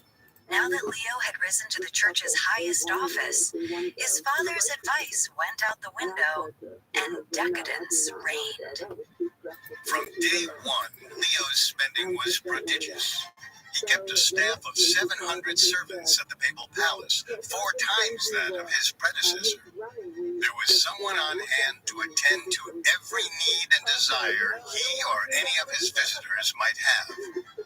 Some of the staff were devoted to caring for the Pope's prized pet, Hanno, a young Indian elephant that the King of Portugal gave to Leo during a trip in 1514. The elephant would bend its front legs and trumpet whenever the Pope approached, causing Leo to clap his plump hands in joy. Leo's daily routine was built around amusement. After a brief perusal of the day's business, he would often invite other cardinals to play cards. When he lost, he laughed in good humor, and when he won, he threw his winnings to spectators. Between his family's riches, the massive treasury left by his predecessor, and his sizable income as Pope, Leo thought his spending power was limitless, and he used it to fund a non-stop orgy of banquets, feasts, and daily festivities. There were also literal orgies at the palace. Cardinals and courtiers danced, and more than that, with courtesans barely attempting to disguise their identities behind flimsy masks. All this delighted Leo, though he rarely joined in. The Pope was more of a voyeur than a participant, preferring to watch as others indulged in carnal pleasures. There were, however, 2 things that interested Leo more than the entertainment of his large and growing circle of friends. The first was art, in all its forms. For generations, the Medicis had commissioned and cultivated the best painters, sculptors, writers, and musicians in Italy. Leo continued that tradition, notably financing work by Michelangelo, who couldn't stand the portly pontiff, and Raphael, who tolerated him far better. In recognition of Raphael's talent and his patience, Leo put the artist in charge of the effort to restore St. Peter's Basilica, a gargantuan project left by Pope Julius II. But one didn't have to be Michelangelo or Raphael to gain a commission.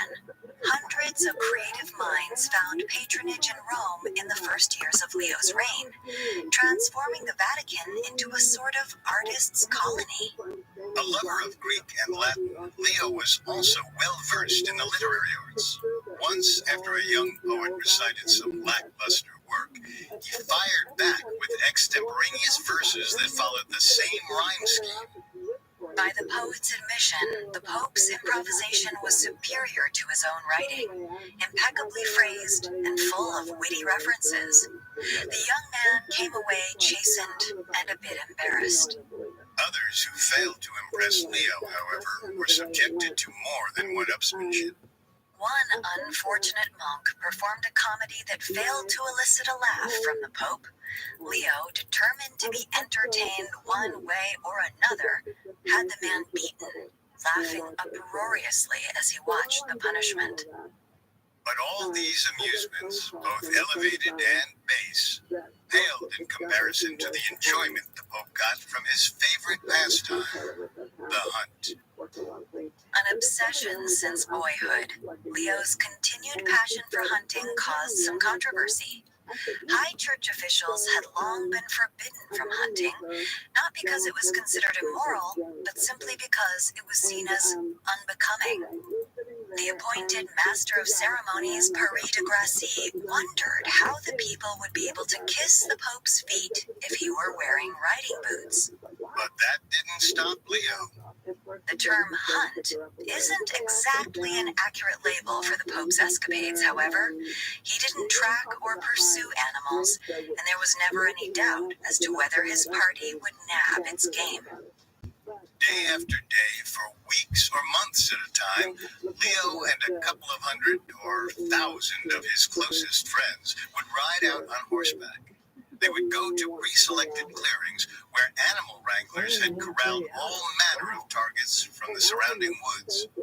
In little time, the clearing was a fly-covered cesspool of blood and viscera, and the sight and smell of the carnage served as a potent aperitif for the banquets to follow. Leo's feasts were always extravagant, especially those following a hunt. The table saw course after course of exotic delicacies. Peacock's tongue was sometimes on the menu, along with large pies from which live nightingales or young boys would emerge when dessert was served. The hunting after parties also became buffets, where social climbers could sample the rewards of appealing to the Pope's vanity. Leo was so jovial and jolly after a good hunt that he could hardly resist bestowing cash gifts and titles on any who asked. One Florentine, seeing how Leo handed out favors so liberally, remarked, "It would be easier for a stone to fly than for this Pope to keep together 1,000 ducats." Throughout all the merriment, though, the young Pope never lost sight of his larger goal, to expand his family's power and influence on the European stage. Hunting trips and banquets were Leo's greatest joys, but they were also an arena for him to ply his political trade. In 1514, the Italian noblewoman Isabella d'Este traveled to Rome. Word had reached her that Leo was looking to install his younger brother, Giuliano, as the leader of a state in which her family had an interest. Isabella intended to question the Pope about his plans for the territory. But instead, she found herself swept up in Leo's dizzying revelries.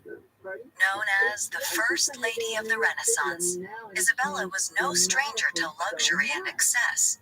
But what she found at the papal court left her reeling.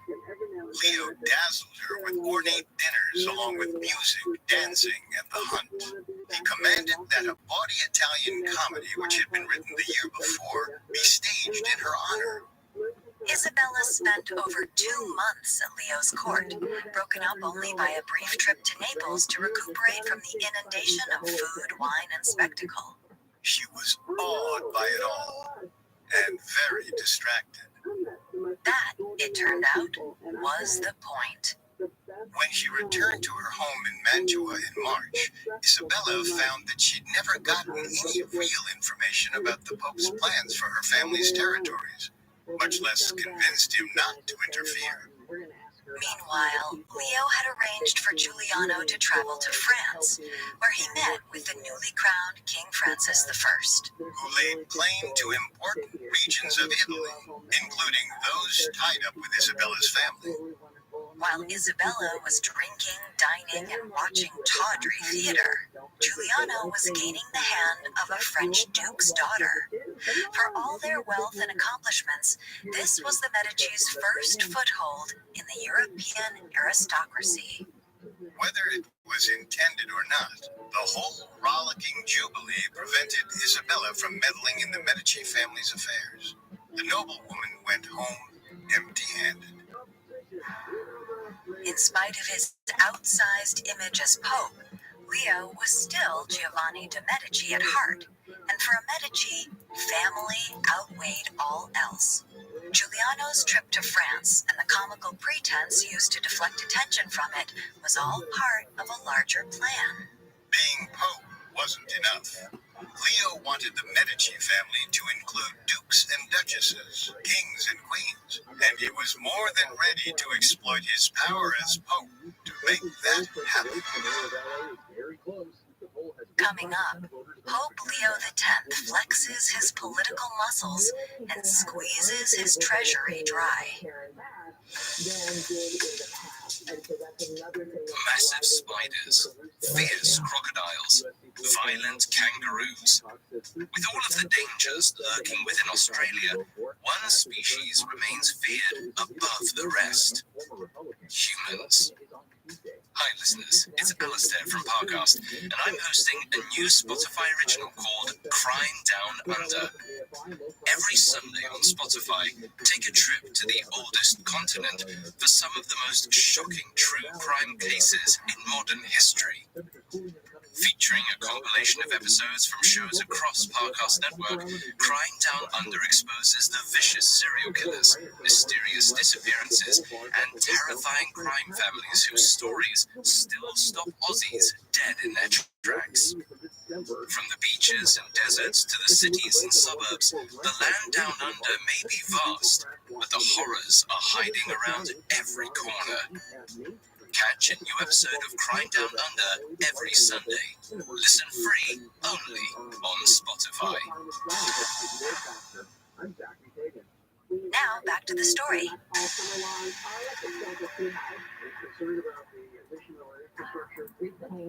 The first years of Pope Leo X's reign were marked by opulence, luxury, and unchecked spending.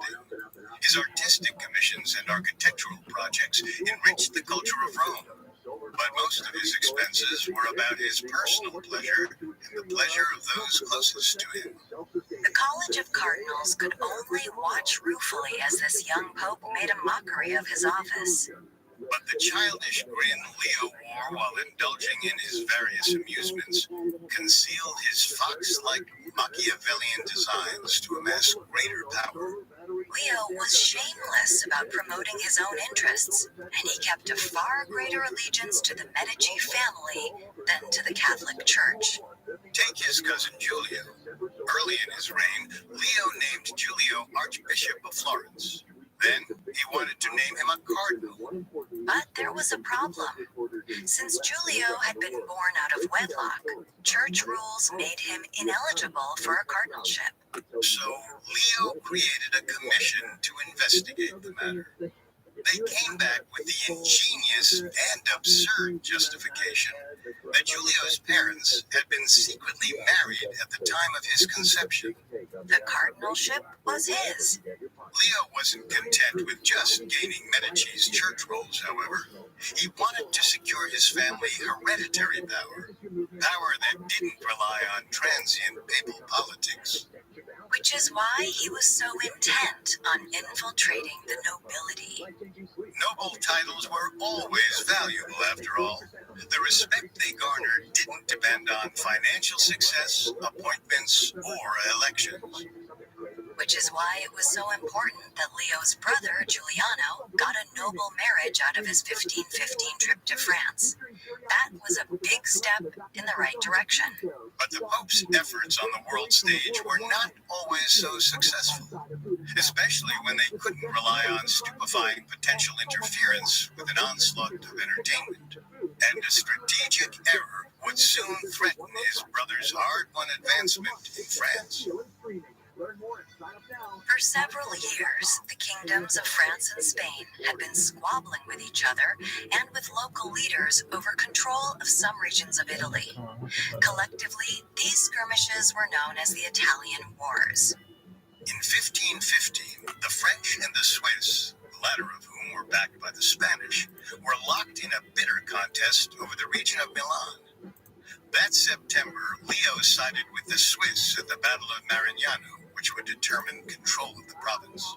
It was a direct betrayal of King Francis I, who had given Giuliano a warm reception in France and was coming to see the Pope as an ally. Leo's lack of loyalty may have seemed Machiavellian in spirit, but in this case, it flew in the face of Machiavelli's advice.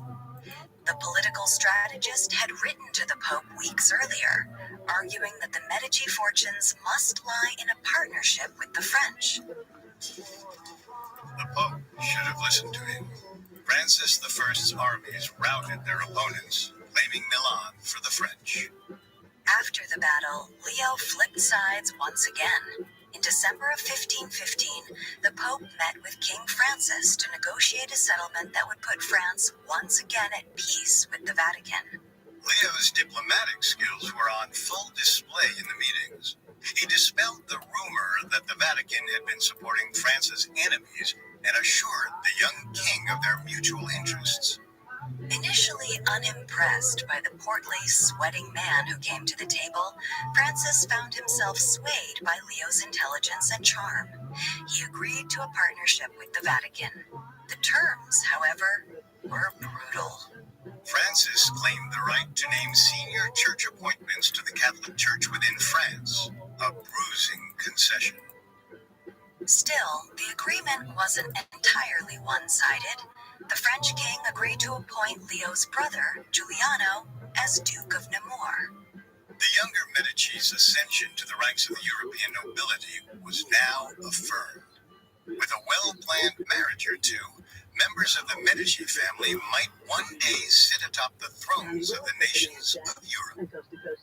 There was also a financial dimension to the agreement. The Vatican would be able to keep the substantial income generated by its churches in France, with Francis only skimming a small portion off the top. Leo had feared that the brash young king would simply seize all the church's revenue in his country, and the loss of these funds would have posed quite a problem for the Pope. Even while he was engaging in the occasional battle or bit of political wrangling, Leo had kept up his extravagant lifestyle unabated, and the non-stop party came at an enormous cost. Leo's expenses quickly outpaced his income as Pope. By the end of 1516, Pope Leo X had bled his finances dry. Rather than reining in his expenditures, however, Leo responded by getting creative and shameless in his efforts to generate more revenue. Under Leo's reign, around 2,000 church offices were available to the highest bidder. In addition to the income from these sales, Leo also resorted to taking out large loans. There was so little indication of his intent to repay that the interest rates rose as high as 40%. But the loans kept coming, the lenders buoyed by the promise of a long, prosperous future for the Pope, who was still young and relatively healthy. Peddling titles and borrowing vast sums may have provided enough cash for Leo to pay for his meals, parties, salaries, and commissions. Unfortunately, even these methods wouldn't come close to meeting the cost of constructing St. Peter's Basilica.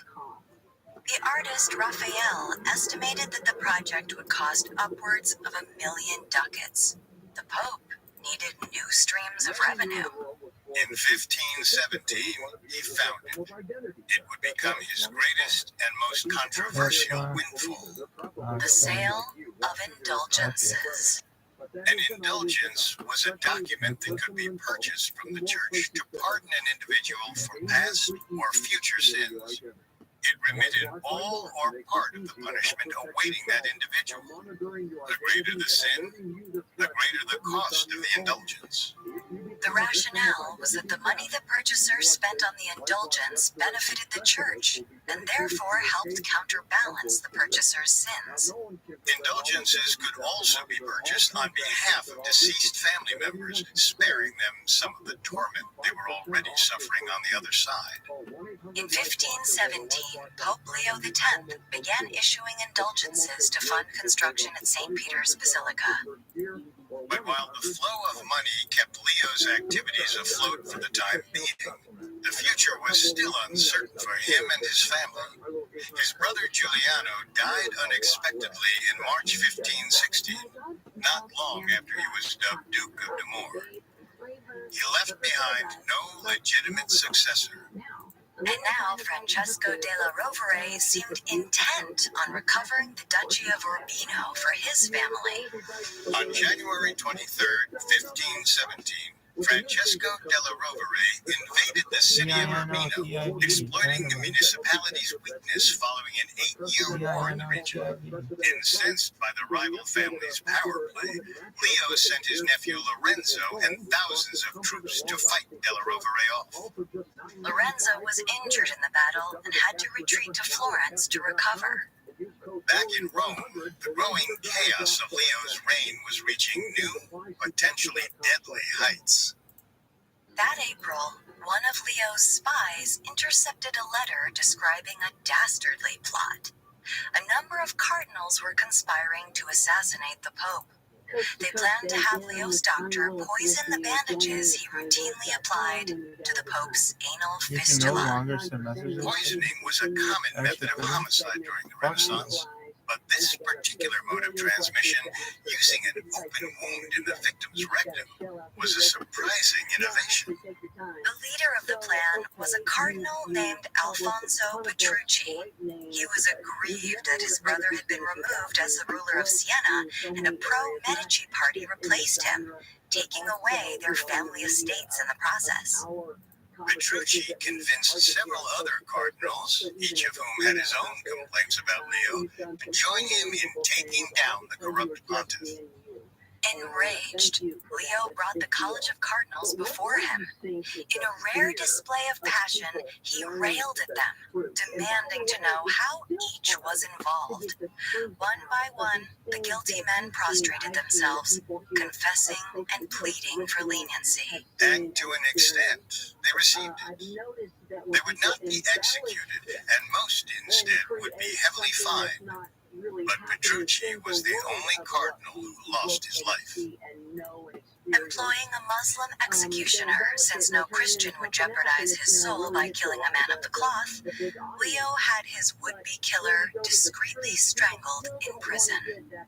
Perhaps the most extraordinary fact about the whole affair, however, is that there may not have been any conspiracy at all. Apart from Petrucci's motive, the evidence for the plot is scant.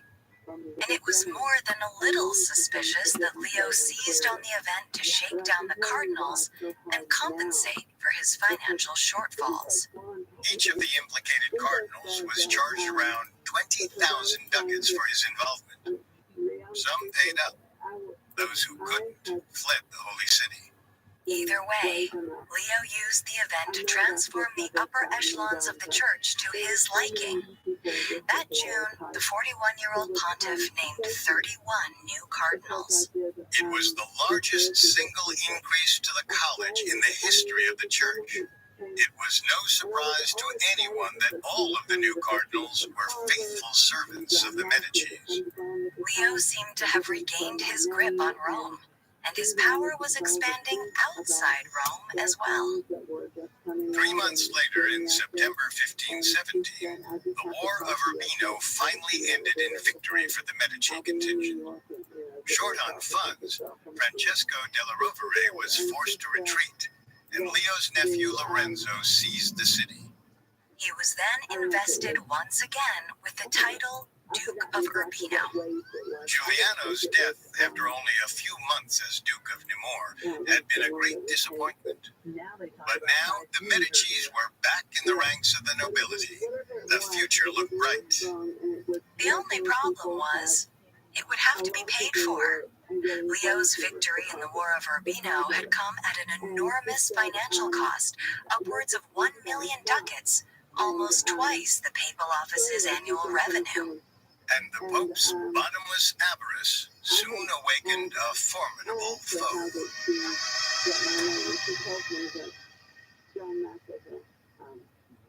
Coming up, Leo meets his match in a humble German priest named Martin Luther. Now, back to the story. Look at this, Yoshi.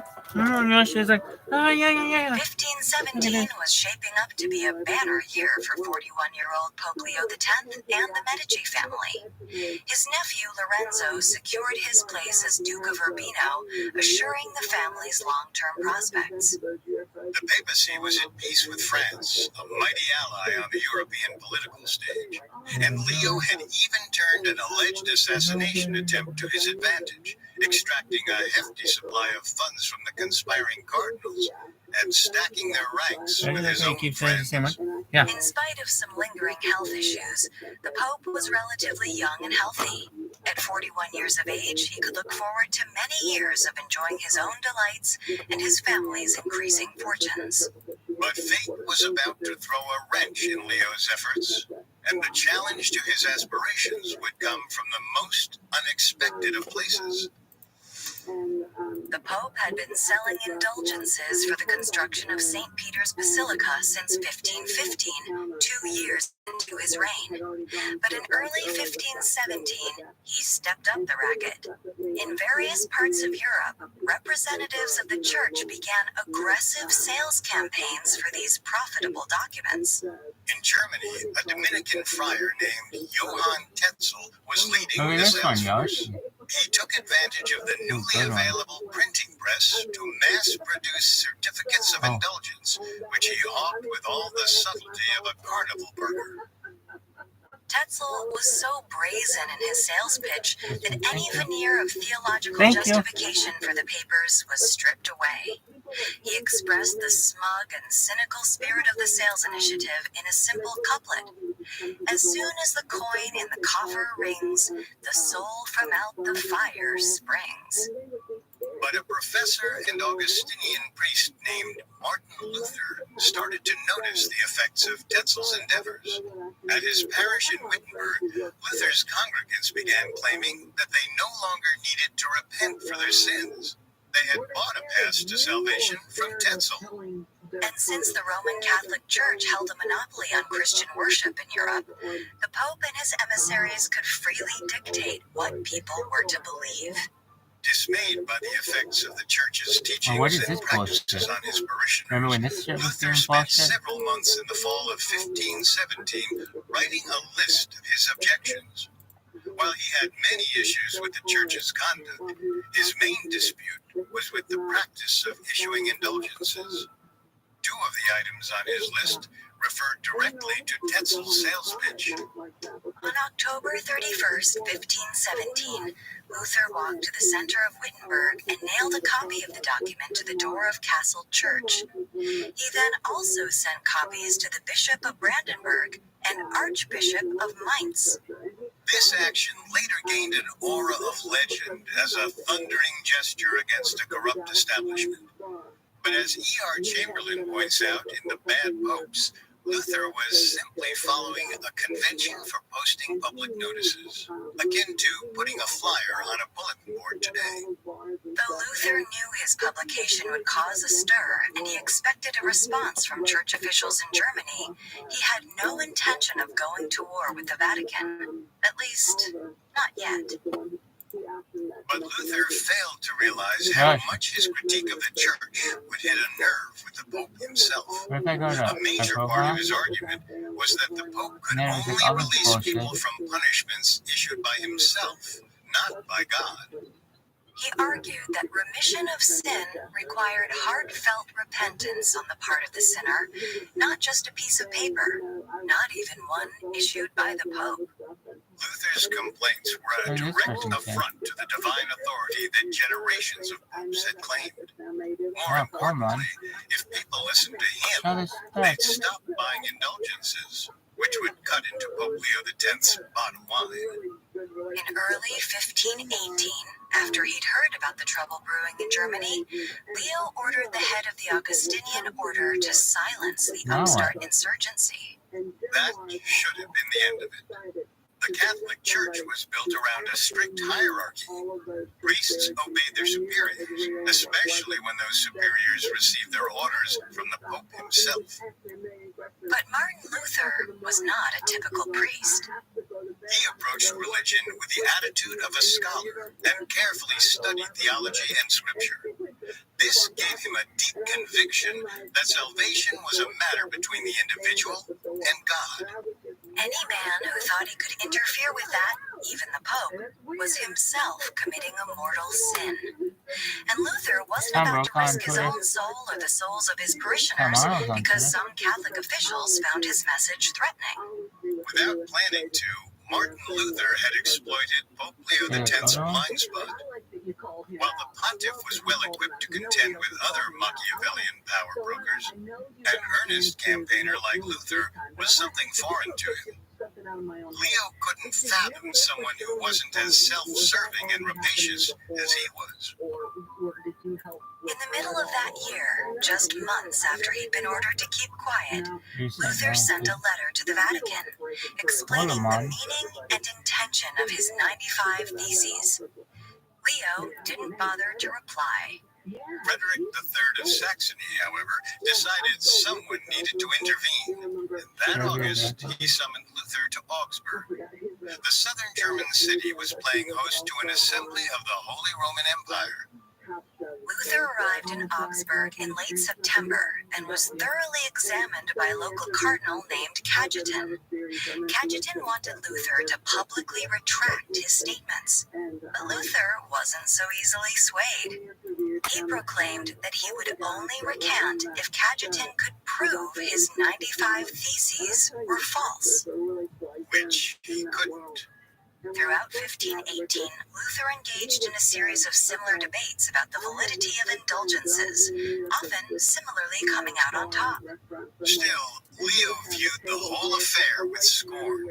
His visits to Germany as a young man had left him with the impression that it was a backwards place, the other end of the earth from the cultivated climate of Italy. To have a common priest challenge him was outrageous. The fact that Luther was German made it almost laughable. But if the Pope looked at Martin Luther and his country with contempt, the sentiment was mutual. To Luther, Rome was a den of iniquity. He went so far as to write, "If there is a hell, Rome is surely built on it." At its root, the rift between Luther and Leo had less to do with their differing interpretations of church doctrine, and more to do with the fact that Luther cared about church doctrine. Leo simply didn't. For him, both the theoretical and practical aspects of Roman Catholicism only mattered as instruments of his own will. Martin Luther and all those who engaged with him were exactly the kind of ridiculous pedants who had puzzled Leo as a young student. He was bewildered and annoyed by their hand-wringing over theology and dogma. But although Leo disdained Luther, as time went on, he couldn't ignore him. Almost in spite of himself, the priest was becoming famous for his arguments against the dishonorable practices of the Catholic Church. Luther was a charismatic preacher with a gift both for oratory and for reasoned argument. He was unrelenting in communicating his message to all who would hear it, and he found himself planting his well-phrased ideas in fertile soil. The introduction of the printing press, introduced a few decades prior, had led to an increase in literacy rates across Europe. As more Europeans became educated, they began to question a number of received ideas, including the infallibility of church teachings. Luther promoted this questioning, but also hedged his critiques. He insisted that his dispute was not with the church itself, but with the papacy. He was also shrewd enough to stroke the Pope's pride in his correspondences. He praised Leo's intelligence and virtues in his letters, not wishing to make a personal enemy of the pontiff, at least no more than he had to. These little acts of diplomacy, however, made little impression on Leo. In November 1518, his office issued a papal bull, an official decree from the church, stating that the Pope indeed has the authority to issue indulgences. Again, Leo thought this would put an end to the matter. Even if Luther kept preaching, lay Christians would be too afraid to listen to him. Questioning the teachings or activities of the Vatican was now tantamount to heresy. But again, Luther defied Leo's expectations. He continued to share his message. Pamphlets explaining his arguments began to spread across Europe, setting the continent ablaze. Centuries of complacence about the church's stranglehold on Christendom's hearts and minds, not to mention the pocketbooks, began to crumble. The Protestant Reformation was beginning to shake the world. Leo didn't take this lying down. On June 15, 1520, the 44-year-old Pope issued another papal bull titled the Exsurge Domine, Arise, O Lord. It condemned 41 statements of Luther's as heretical. That December, Luther appeared in front of a large crowd in Wittenberg. After a few remarks, he held up a copy of Exsurge Domine and burned it. This was a profound insult to the Pope and to the institution of the Church. It marked a serious escalation in the conflict, and Leo responded swiftly. On January 3rd, 1521, Leo formally excommunicated Martin Luther. The priest had gone too far. This measure won the Pope praise from world leaders, who saw him as a protector of the traditional order. King Henry VIII of England wrote to Leo, extolling his response to the threat. Leo, in turn, named the British monarch Fidei Defensor, defender of the faith. But Leo yet again underestimated Luther's resolve and the appeal of his message. To Luther's followers, the priest's expulsion from the church only highlighted the need for radical change. It was clear that the Catholic Church was impervious to reform from within. Which meant it was time for a new kind of Christianity. All this Reformation business was, above all, a giant headache and a persistent distraction for Pope Leo X. Now 45 years old, he had bigger things to worry about than the doctrinal quibbles of some intransigent northern preacher. Work needed to continue on St. Peter's Basilica, and Leo considered issuing indulgences for a proposed crusade against Suleiman the Magnificent of Turkey. Even worse, the business with Luther had dealt a huge blow to the Pope's social calendar. There just wasn't enough time to party when he was constantly drafting papal bulls. So, Leo decided it was time to take drastic measures. And for a new, very unlikely alliance. 2 years earlier, in 1519, Charles V, the Archduke of Austria, had been elected Holy Roman Emperor. The Pope detested the new emperor. He hadn't wanted him crowned. But he needed him now. So, in May 1521, the two agreed on an alliance. Charles promised to back Leo's efforts by officially banning Luther's teachings and labeling him a heretic. In exchange, Leo would help expel France from Italy, his former ally, and divide the reclaimed province of Milan between the Holy Roman Empire and the Papal States. The duo hired a massive force of Swiss troops to do the job. Leo added to the military pressure by threatening to excommunicate his former ally, Francis I, if he didn't withdraw. Whether or not he was concerned about the threat of excommunication, Francis eventually retreated, overwhelmed by the opposing army. Leo was overjoyed. After years of going back and forth with the King of France, he wouldn't have to worry about this foreign interloper any longer. In November 1521, papal troops rode triumphantly into Milan. It was a glorious victory, one worthy of a gala to outdo all Leo's previous jamborees. But the Pope would not get to celebrate this triumph. He died of a fever on December 1st, 10 days before his 46th birthday. The cause of Leo's death was initially given as pneumonia, but his doctors later reported that he was poisoned. There's nothing too remarkable about this. Several popes before him had died the same way, and Leo had no shortage of enemies. As he lay on his deathbed, he reportedly muttered, "Oh God, oh God," either a last-minute appeal to the divinity he had long ignored, or a parting piece of blasphemy from a godless pope. This unceremonious end came too late to undo the Medici rise Leo had tried so hard to orchestrate. During his 8 years as Pope, he accomplished a great deal for his family. Along with continuing the Medici tradition of artistic patronage, he ushered the family into the next era, in which they would be mavens of the High Renaissance. Their unofficial rulership of Florence was elevated to a dukedom in 1532.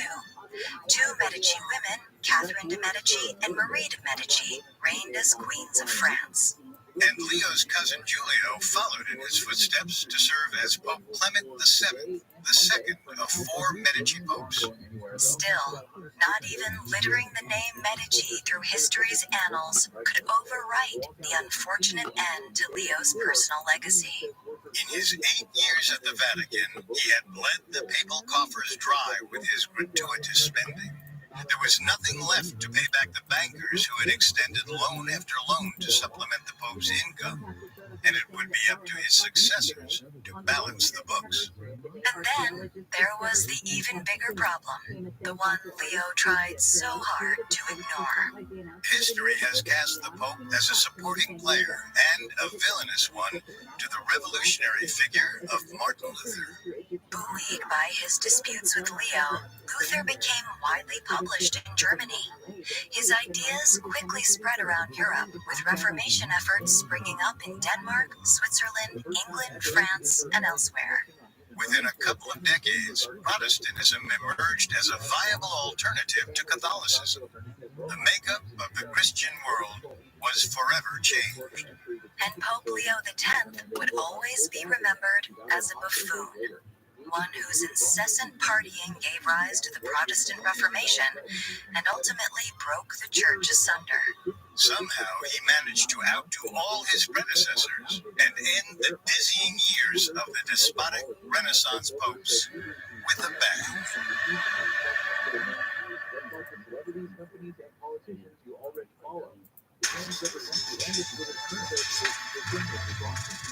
Thanks for listening to Dictators. Next week, we begin our new season on tyrannical leaders in post-World War II Central America and the Caribbean.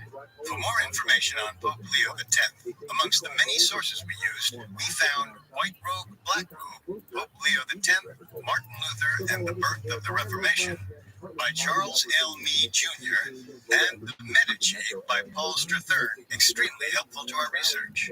You can find all episodes of Dictators and all other Spotify originals from Parcast for free on Spotify. We'll see you next time. Dictators is a Spotify original from Parcast. It is executive produced by Max Cutler. Sound design by Anthony Valsic, with production assistance by Ron Shapiro, Trent Williamson, Carly Madden, and Bruce Kitovich. This episode of Dictators was written by Greg Beam, with writing assistance by Tony Goodman and Nora Patel, fact-checking by Adriana Romero, and research by Bradley Klein. Dictators stars Kate Leonard and Richard Rossner.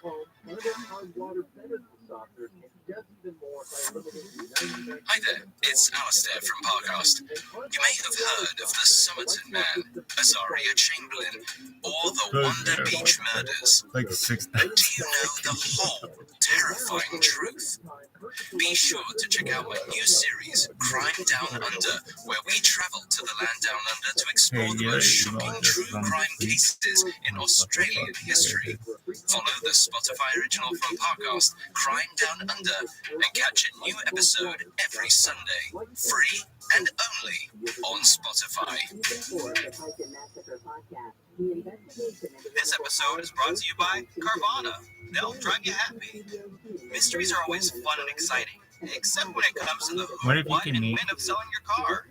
Enter Carvana. stew They've purchased over 1 million cars from customers by giving them an offer in minutes. in a They even plastic? pick the car up and pay the customer on the spot. Get a real offer on your vehicle in minutes. Download the app or visit Carvana.com. Tap the banner or click on this episode's page to learn more. Six-star Antonio Award winner Audra McDonald, the Broadway debut of legendary playwright Adrian Kennedy, Ohio State Murders, directed by Tony Award winner Kenny Leon, coming to Broadway this fall for a limited Bitch, shut engagement. the fuck up. Get It's the tickets blue before they're envelope. gone. The United States and the diverse nations of Latin America have a long, contentious history. All countries tend to act out of self-interest, but when a nation is as rich and powerful as the U.S., almost any action, or even inaction, can have far-reaching consequences. When U.S. policymakers have intervened in Latin American affairs, things have not historically gone well for America's southern neighbors. Few nations can boast of putting as many dictators into power as the United States government can, whether by direct or Wanna indirect go coup. to Houston? America's early interventions in Latin Shout out America to were Houston. typically driven by I called that economic motives. shit. Putting up with a dictator was acceptable if it meant keeping the region stable and business Clemson rocks interests by unobstructed. unranked But as the Irish. 20th century progressed, Washington threw its weight behind dictators for a new reason: combating the real or imagined threat of communism. Arguably no defeat, As so long has as a complete dictator's inflating enemies were America's enemies, beneficial. a brutal caudillo like Efraín Rios Only Montt ain't of nothing. Guatemala or Anastasio Somoza Debayle of Nicaragua could get away with This was an ass kicking, period. Often Sweeney did. said, hear that, Rebecca? That's what you want your fucking opposing coaches to say. And while the U.S. did not necessarily help these That's what it dictators is. as they It's had flat with out got a Operation tail Condor, handed to us. they still That's a part turned of a shout out to blind Davos eye Sweeney. to these It hasn't atrocities. happened a lot, but it's happened a few times along the way. We've handed out a bunch of them too. Tonight, we were the bug. We got the bad end of that too. We did every second of it. Good job, Welcome to Davos Sweeney, Dictators, but just a calling it like a Spotify word. original from Parcast. I'm Richard. And I'm Kate. Davos Sweeney. You can find all episodes of Dictators and all other Spotify originals from Parcast for free on Spotify. This season, we're looking at post-World War II Central American and Caribbean dictators Rafael Trujillo of the Dominican Yeah, Republic, it's 6 black punch. Efraín Rios Montt of Cali. Guatemala, and Anastasio Somoza Debayle of Nicaragua. This week, we're diving into the rise of Rafael Trujillo in the Dominican Republic. We'll explore how the U.S. inadvertently laid the groundwork for his rise, and how, after a successful coup, he exploited a natural disaster to secure his grip over the country. Next week, we'll look at Trujillo's 30-year reign of terror. We'll explore his cult of personality, his brutal attack on Haitians living in the Dominican Republic, and how the CIA may have been involved in his assassination. We'll have all that and more coming up. Stay with us.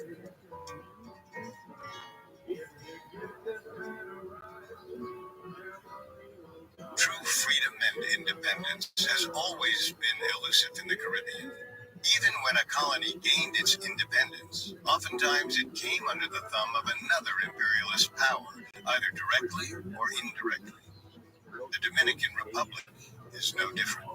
The modern Dominican Republic resides on the island of Hispaniola.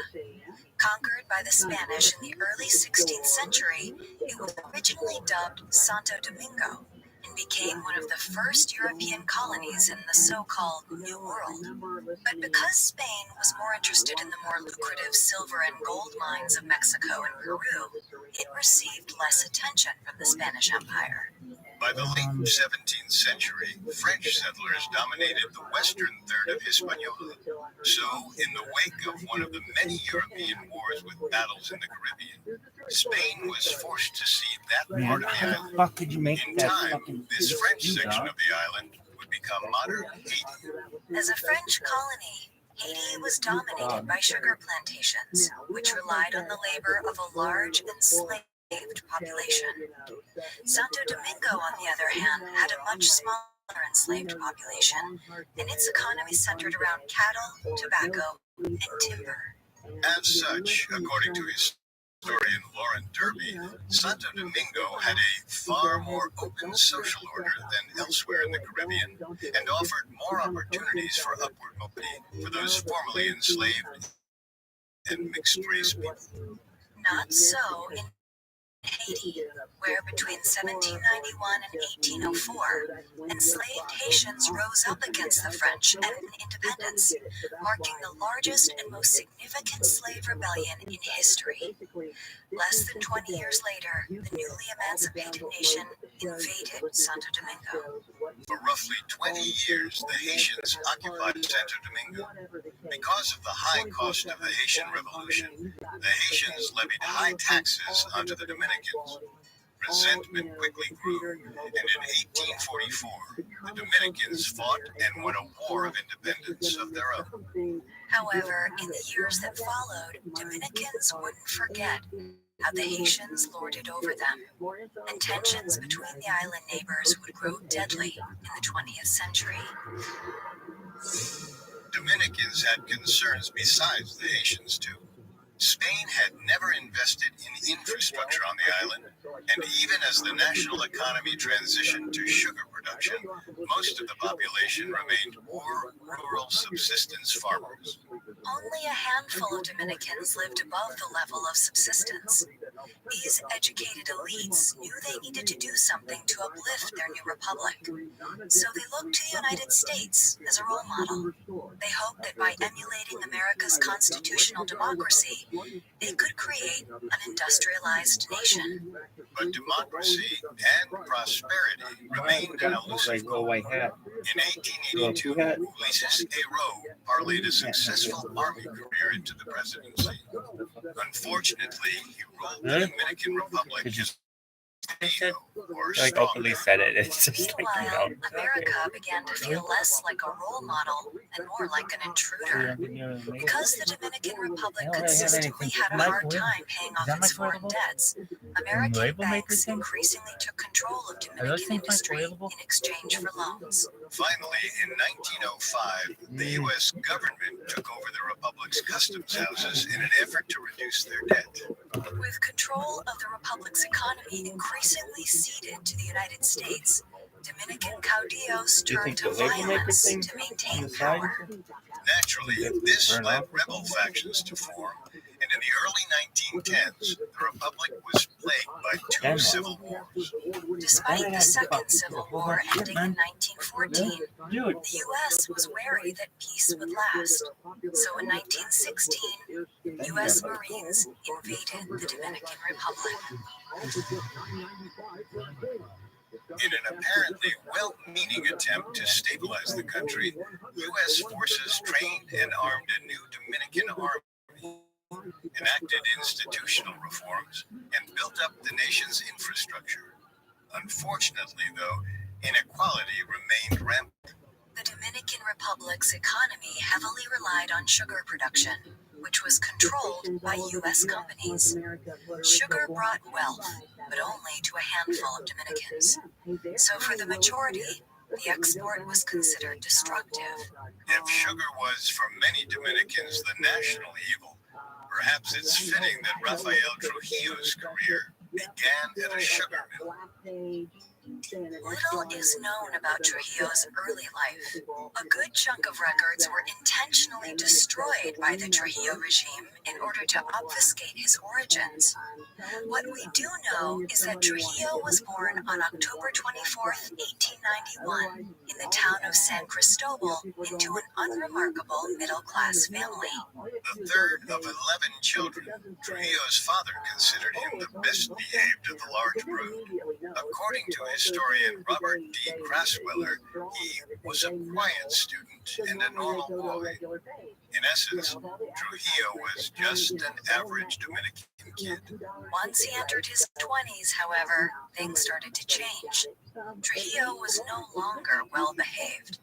Around 1916, he joined a youth gang called the 44. For the next several years, he engaged mainly in forgery and petty thievery like cattle rustling. Eventually, though, at age 25, Trujillo also tried his luck with a legitimate job as a weigher at 2 different sugar plantations, one owned by Americans and the other by Puerto Ricans. He impressed his bosses so much that he was soon promoted to security guard.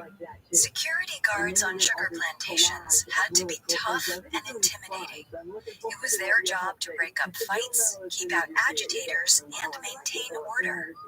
His background with the 44 likely helped Trujillo excel at the work. But soon, yet another opportunity arose: the American-trained Dominican Army. When the Americans reorganized the Dominican Armed Forces into the Dominican National Guard in the late 1910s, the move was not popular. Finding soldiers was easy because it offered means of upward mobility for the poor.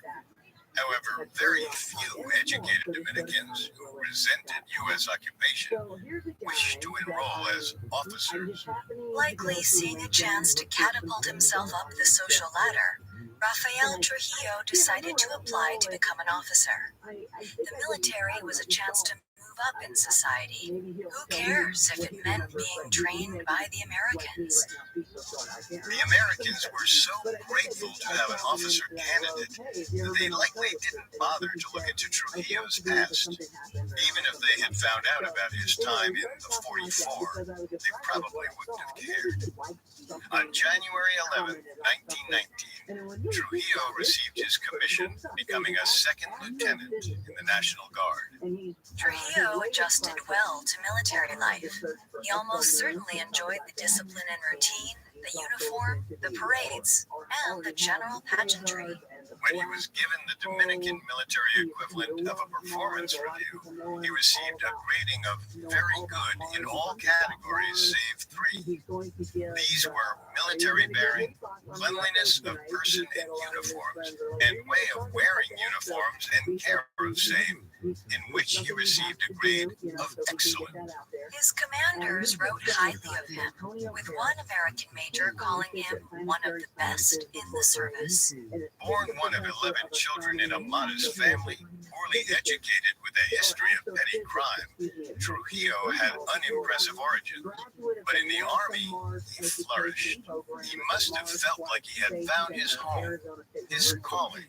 It was also during this time that Trujillo realized the military was the path to power, an intriguing prospect which may have propelled his burgeoning interest in climbing the ranks.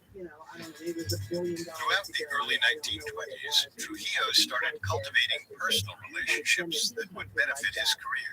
He was careful to make friends with the American occupiers and showed no qualms about the Marine presence in the Dominican Republic. This, in turn, allowed him to climb the officer ranks. But he also made important allies among his fellow Dominicans. In particular, he carefully identified himself as an Horacista, or supporter of Horacio Vazquez.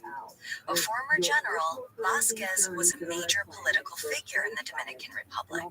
So much so that in 1924, Vazquez was democratically elected as president. Vazquez's victory was a major turning point for the Republic. The fair election proved to the United States that it was no longer needed. And in March 1924, the American occupation officially ended. Most Dominicans were glad to see the Americans gone. Washington hoped that the Republic could now peacefully transition to a healthy democracy, free of the political violence that had plagued the nation for so many years. Many Dominicans undoubtedly shared that dream. As for 32-year-old Rafael Trujillo, he had other dreams. For him, the departure of the Americans didn't represent the birth of a new age of freedom and democracy for the Dominicans. It was an opportunity to seize power for himself. Coming up, Trujillo deceives almost everyone in the Dominican Republic as he plots a shocking coup.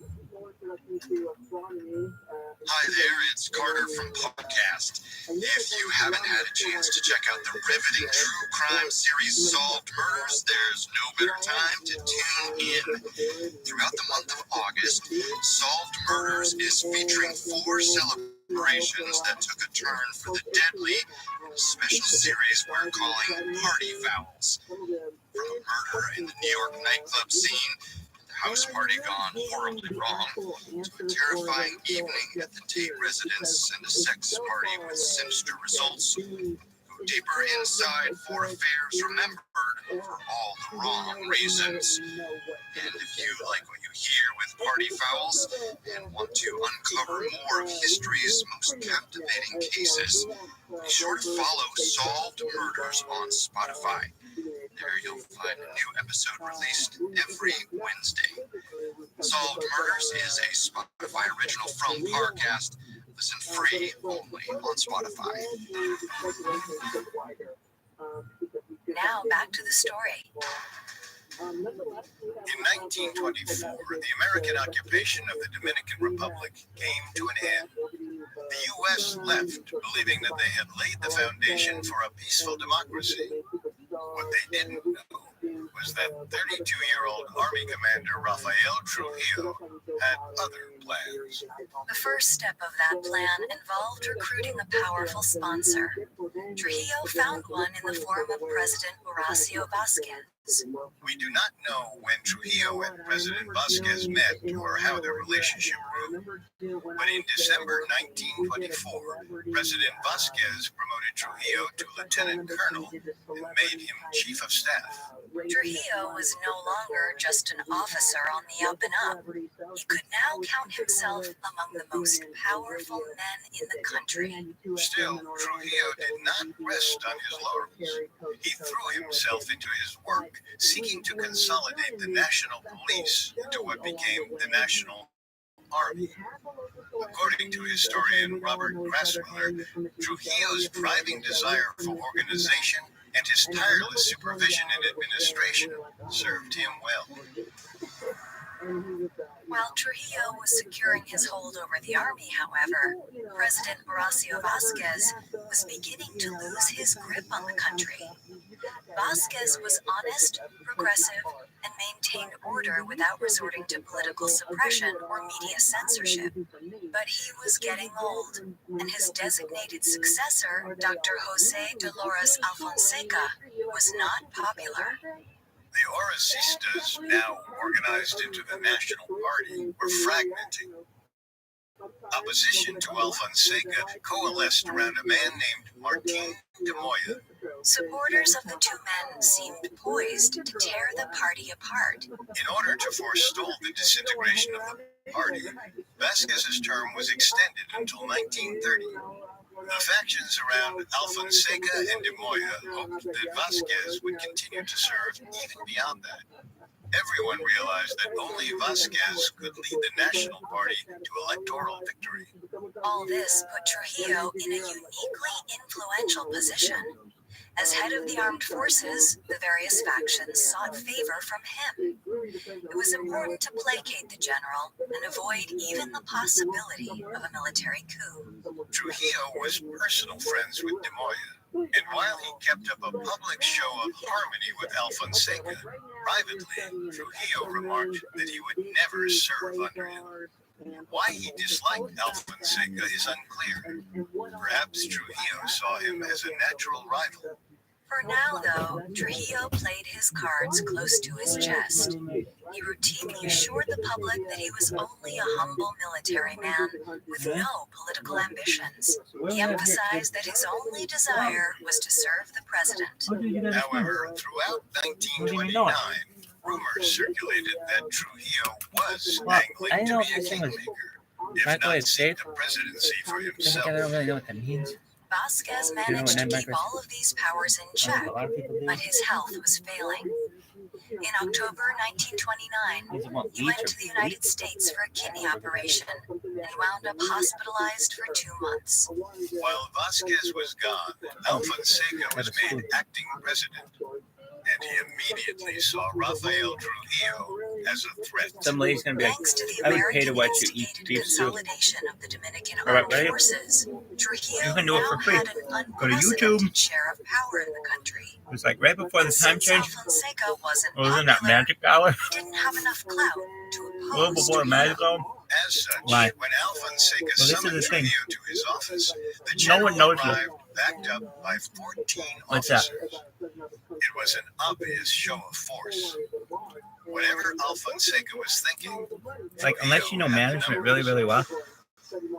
The two men got into a heated argument, but Alfonseca stopped short of trying to fire When you Trujillo. run a 24-hour operation, Present at the meeting was the United States legation, an embassy-like How do you pay diplomatic people? representative office. When the shouting intensified, the legation stepped in, when there's a time and change. both men promised to So let's behave. think about it. the Americans were still So, like, concerned, however. They had heard the rumors Tonight. about Trujillo's alleged If schemes. you went into work So at 10 p.m. throughout December, Trujillo And you repeatedly awoke? assured the legation that he would loyally Are you support that the dumb? Dominican president, whoever that might turn out to be. You go into work Of at 10 p.m. course, Trujillo was And you get out at preparing a 6:30? coup and had been for months. Tonight, The timing was perfect. you'll actually have to work an Among the extra, National Party, extra Alfonseca, hour. hated by most, and Vasquez, severely ill. Trujillo was the only man in the Dominican Republic who had a strong base. However, he also knew that And when how he does it work? seized power, he would need to be recognized by the United States. Thus, he couldn't gamble on a In the blatant spring. military takeover. The Americans would swiftly You would only intervene. have to work Instead, Trujillo decided on something 7 like a hours false instead of 8. flag operation. What? He would foment a rebellion with the opposition So it leader starts now? Estrella Urania as its figurehead. It's an extra hour work. Trujillo convinced Urania that he could And do I get assume paid enough leadership an hour? of the country with no resistance from I the don't army. think so. However, what do Urania you mean? didn't realize was that once the rebellion threatened the capital, Trujillo intended to swoop in it's always like to restore it gets order. made up on the second And half. in the process, use the opportunity to take control. I might be wrong. All that was left was But finding I don't the remember. right moment to strike. Going in, In January and 1930, changing their. Horacio Vasquez Oh, I think we returned did. from the hospital and We did. immediately summoned I think it Trujillo. showed in the clock The 9 president hours. had heard the rumors of We changed them all Trujillo's back to 8 hours. disloyalty Really? and wanted to get to the bottom of it. Confronted think with is illegal. questions about his allegiance, But the Trujillo university thought, became indignant and tried to resign. well, Vasquez they're going to make it up on the refused to second half, and all those people already work, but they The don't. president did have doubts So, about Trujillo, they'd have to pay him decided back. it was safer to keep the head And of over the the course of some military years? close at hand rather than let him out into the And wild. interest? In order to clip bad chunk of Trujillo's change. wings, Vasquez attempted Right? to promote him to the Just post for like a of random Minister hour. of National Defense. That I think some The random ass position people are would have getting. likely pulled wish they get Trujillo fucked. away from direct command of the army. Ultimately, however, the promotion didn't happen as Vasquez had planned. Trujillo realized that the walls were closing in quicker than he thought. It was only a matter of time before I think someone one of them found tried to out he explain was it to me planning once. a coup. He had to move quickly to secure his position while he still had the chance. On February 16th, 1930, That's kind of. Trujillo ordered his Is that troops right? to stay confined to their barracks. But I was trying to figure out Meanwhile, he delivered outdated, when they're inferior breaking. weapons That's to the what it was. rebels who would Why? launch the insurrection. By the 23rd, with everything in place, Trujillo gave They the got breaks word, at midnight, and the coup began. 2 and 4. Rebels marched And- toward a fortress in Santiago, where the defenders played their part by firing their guns They went in at harmlessly 10. into the air and then They were done at surrendered. 6:30. Then about 1,500 rebels armed And nobody with really rusty fucked with them. guns and machetes marched on Really? the capital of Santo Domingo. A little bit. But not really. Vasquez, weakened Everybody wants to with go home. age and ill health, panicked and fled to the American legation. To lull Vasquez into a false sense of security, Trujillo called the legation and promised You guys them in your that he shirt? was still loyal to Vasquez. No. Reassured, Vasquez went back to the presidential mansion. There, several of Vasquez's aides gathered to inform him that he had been betrayed by Trujillo. How else could the chief of the army fail to stop some poorly armed rebels? Yet Vasquez was unable to accept the reality of what was happening, and he refused to believe he had been stabbed in the back. He told his aides to come with him to the Ozama fortress, where he would personally interrogate Trujillo. Trujillo permitted Vasquez to enter the fortress, whereupon the president said, "General, I wish to know whether I am the president of the republic or your Puerto Rican. prisoner."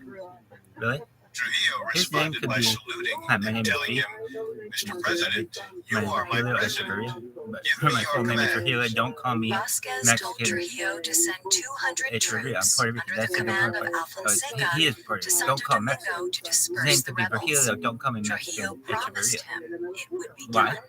Instead, From the where next we were, day, Trujillo sent there weren't 4 any Puerto Rican people, officers to and there relieve weren't any Mexican Alfonseca people of his originally. command and There weren't any report white to people. Army There were just headquarters. Indian people. And before them, The there were officers had orders to kill Alfonseca on the spot if he refused. So then what?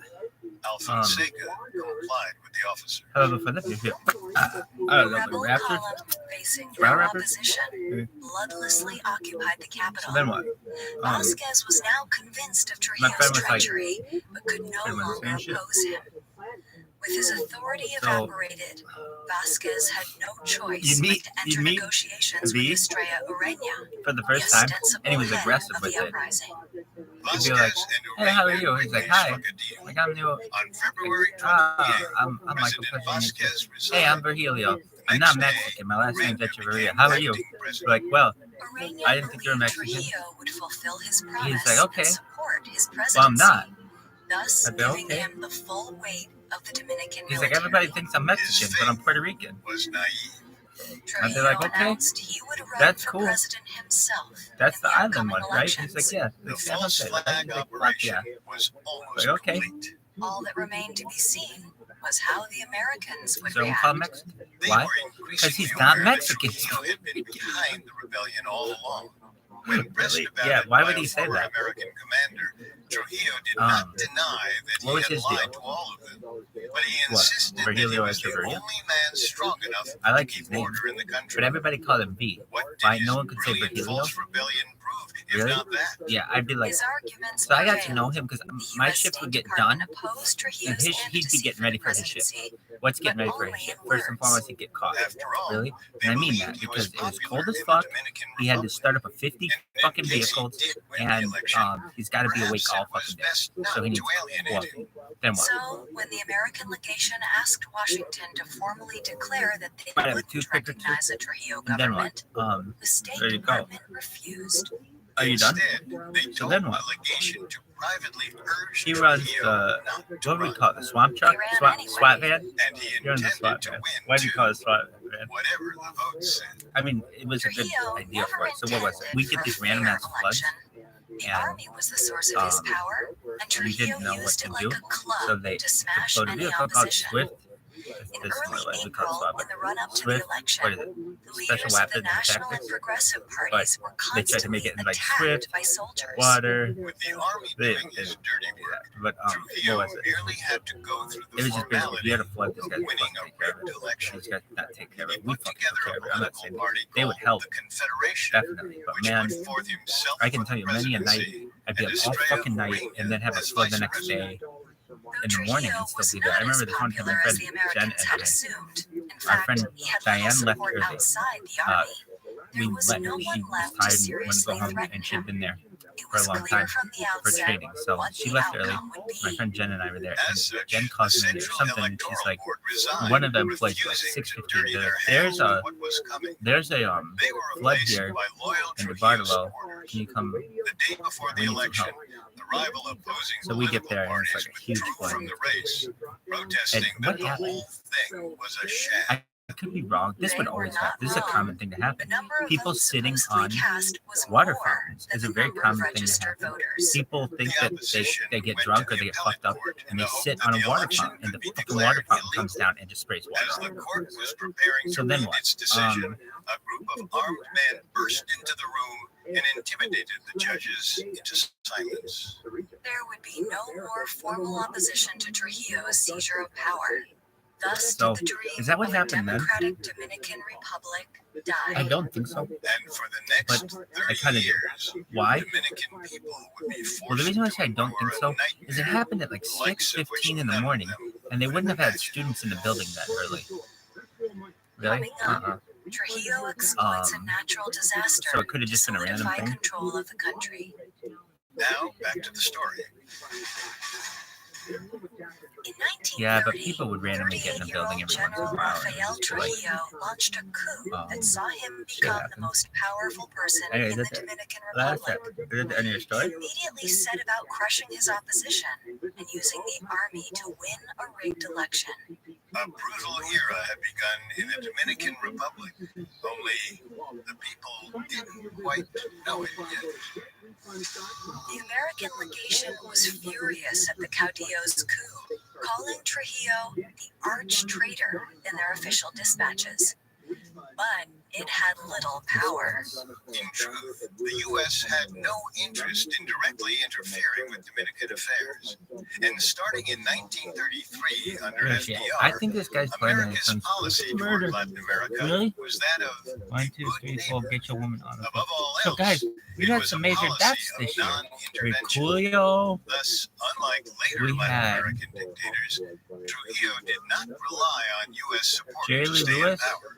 We had Aaron Carter. Nevertheless, Who would have Trujillo assured thought? the Who would have legation thought? that Just he like would that, always kids. act as a The friend nick of to the time. US. You could be marrying your Trujillo cousin owed his and military singing I Want career Candy, and thus his and boom, presidency to you're them. dead in a fucking bathtub. He was aware that the Americans had invaded his island before and had the power to do so again.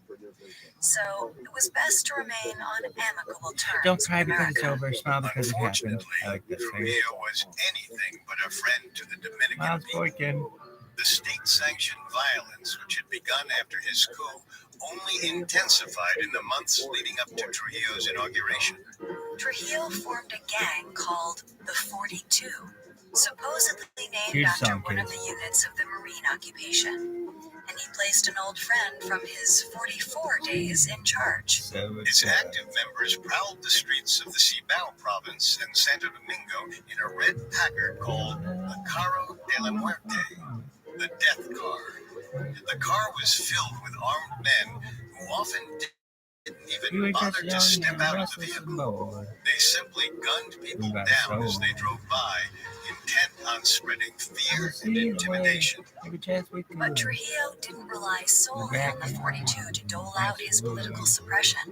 And anyone who wasn't a close associate of the new president was at risk. Virgilio Martinez Reyna had been the principal lieutenant who had worked with Alfonseca when Alfonseca was acting president.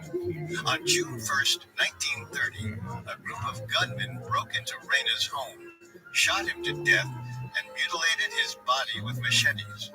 During the attack, they also shot and killed his pregnant wife. That same Jim Matches month, Bank, we've got just won Trujillo's old $75 million, political enemies, making it the largest legal payout in sports betting history tonight. Martin de The Moya, Houston and Astros win the Horacio World Series Vasquez against all the Phillies. went into exile. De Moya soon returned, and later Vasquez also came back, Shout out to but Jim only Matches to Bank. retire quietly to a ranch. Other prominent members of the opposition were either arrested or pressured to switch parties. With all organized opposition banished, the path was free for Trujillo to be inaugurated as president of the Dominican Republic on August 6, 1930. The inauguration was Trujillo's triumph. Arches were erected, citizens thronged the streets waving the Dominican flag, and military bands blared music. When Trujillo rose to speak, he mostly talked of the economy, but he did give one hint of what was to come, promising to dedicate all my efforts toward the maintenance of peace, even though it should be necessary to this end to punish with all the severity provided by the law those who disturb the public order. Trujillo wasn't an ideologue. His vision was bluntly simple: to amass as much money and power as possible. Historian Robert D. Crasweller has suggested Trujillo never got over his upbringing and felt the sting of social rejection so acutely that he was driven to outdo his social betters. However, Crasweller has also noted that Trujillo hoarded wealth because he recognized that money was intrinsically linked to political power. Whatever the motivation, Trujillo was intent on accumulating wealth and power by any means necessary.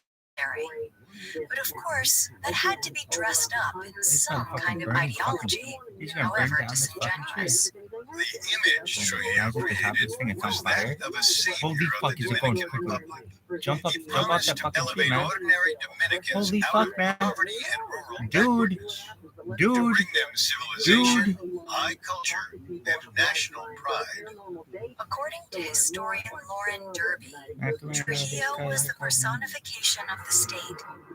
His person became the centerpiece of an elaborate theater state, which, like a hall of mirrors, reflected only Trujillo. As in the neon sign deployed by one regime sycophant, only God and Trujillo were permitted any form of symbolic elevation.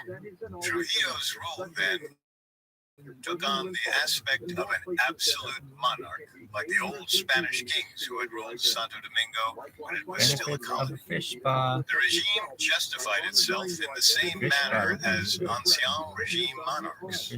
God had given Trujillo the right to rule. That was fitting because what happened next was downright biblical. As if to punish the small nation for Trujillo's sins, the Dominican Republic was struck by one of the worst natural disasters in its history.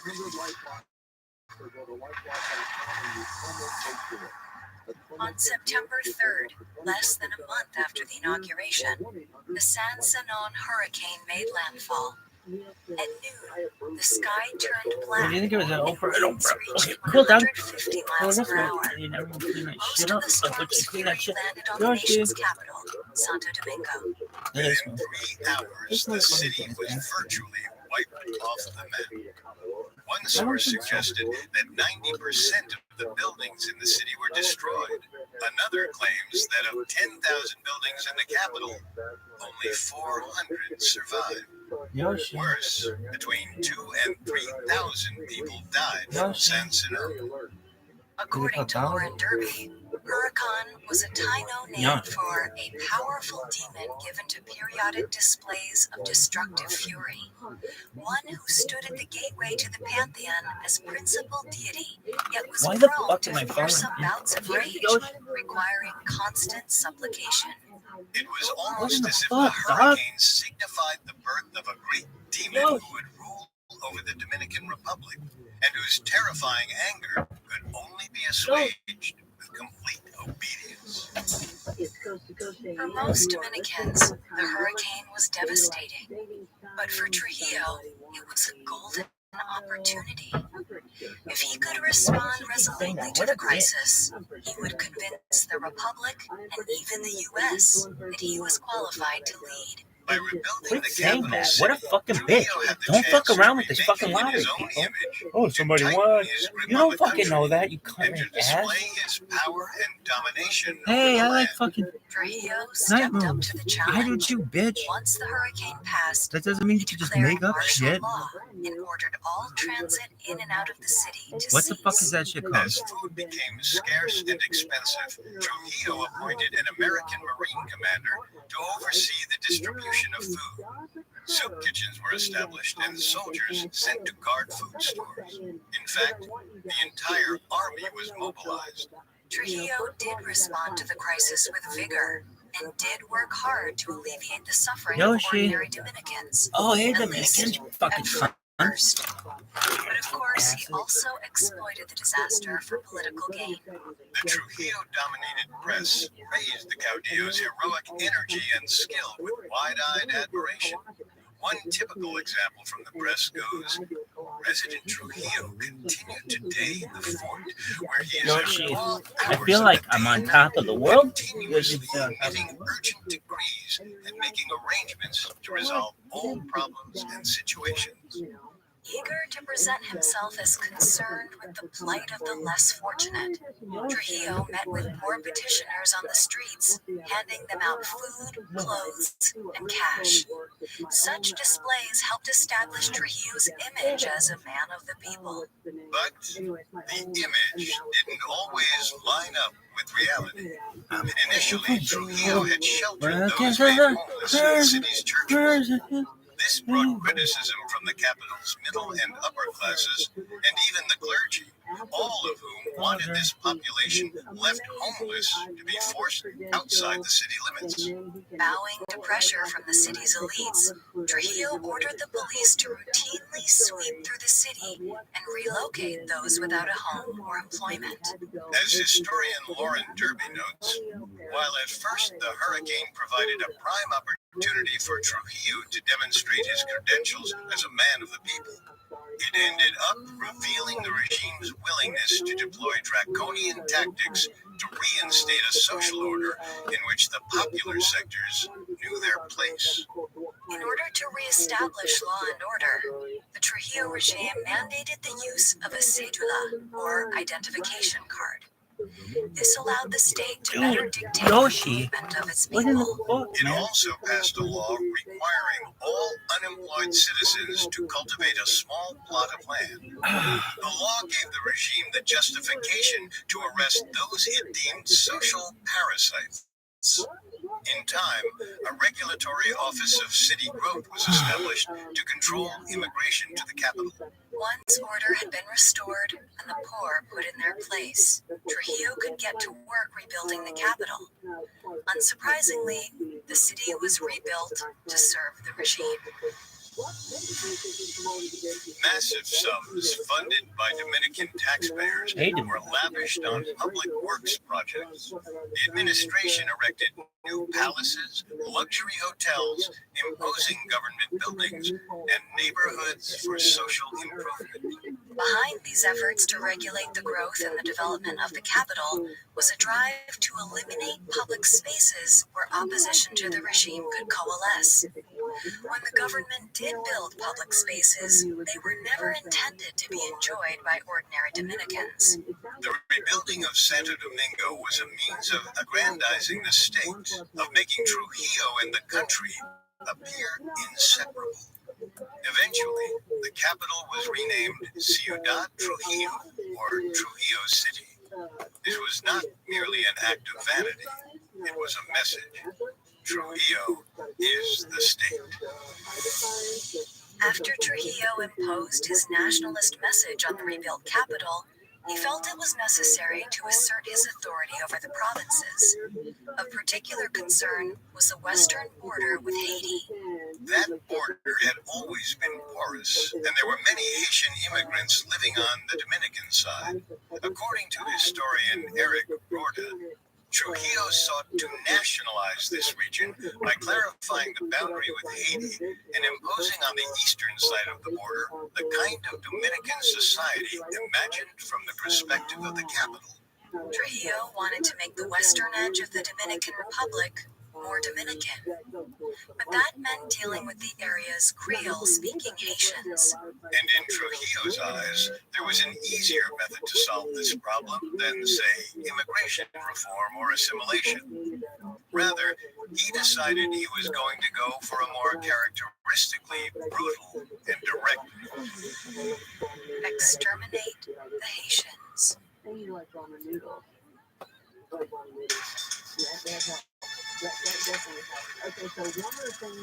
Thanks for listening to Dictators. Next week, we'll explore how Trujillo maintained his grip on the Dominican Republic for so long, the many crimes committed by his regime, and how he ultimately fell from power. Among the many sources we used, we found Trujillo, The Life and Times of a Caribbean Dictator by Robert D. Crasweller extremely helpful to our research. You can find all episodes of Dictators and all other Spotify originals from Parcast for free on Spotify. We'll see you next time. Dictators is a Spotify original from Parcast. It is executive produced by Max Cutler, sound designed by Russell Nash, with production assistance by Ron Shapiro, Trent Williamson, Carly Madden, and Bruce Kitovich. This Era and Nora Battelle, fact-checking by Adriana Romero, and research by Bradley Klein. Dictators stars Kate Leonard and Richard Rossner. You think it's on emails? Hi, listeners, it's Carter. Here's a quick reminder to check out the Solved Murders 4-part special Party Fouls. Every Wednesday in August, take a closer look at 4 celebrations that ended in horrific fashion. Follow the Spotify original from Parcast, Solved Murders. Listen free only on Spotify.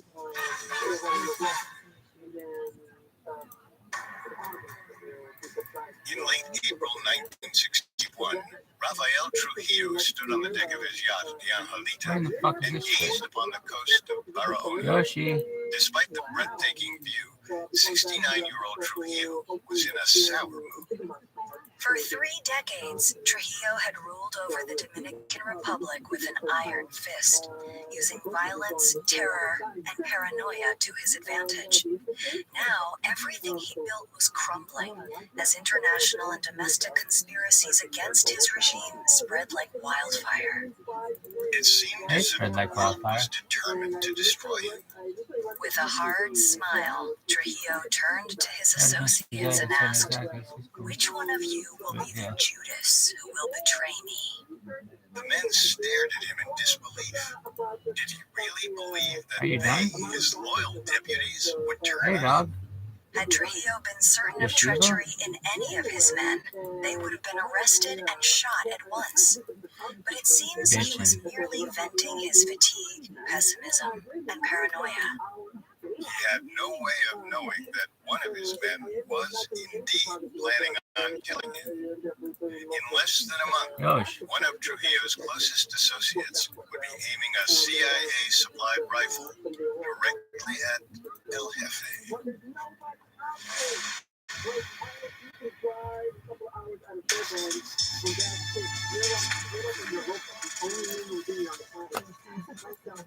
Welcome to Dictators, a Spotify original from Parcast. I'm Hey, Richard. dick And sucker. I'm Kate. You can find all episodes of Dictators and all other Spotify originals from Parcast for free on Spotify. This season, we're looking at post-World War II Central American and Caribbean dictators Rafael Trujillo of the Dominican Republic, Efraín Rios Montt of Guatemala, and Anastasio Somoza Depayle of Nicaragua.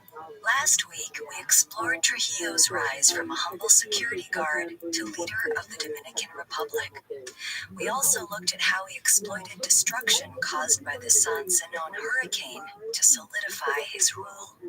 This week, we'll delve into the ways Trujillo transformed his country, unleashed the horrific Haitian massacre, dabbled in international assassination, and ultimately paid the price for his many blunders. We'll have all that and more coming up. Stay with us. This episode of Dictators is sponsored by BetterHelp. Look, there are times when it's hard to keep your brain in problem-solving mode, and you just need someone in your corner, someone to help you work through things. A therapist can help you figure out what's causing you to feel the way you do, and they can help you figure out a solution, so you can accomplish your goals, no matter how big or small they are. If you're thinking of giving therapy a try, BetterHelp is a great option. It's convenient, accessible, affordable, and it's entirely online. All you have to do is fill out a short survey, and you'll be matched with a licensed therapist that you can talk with via video, phone, or chat. Plus, you can easily switch therapists at any time. If you want to be a better problem solver, BetterHelp can help you get there. And right now, listeners can get 10% off their first month of therapy at betterhelp.com/parcast. That's betterhelp.com/parcast.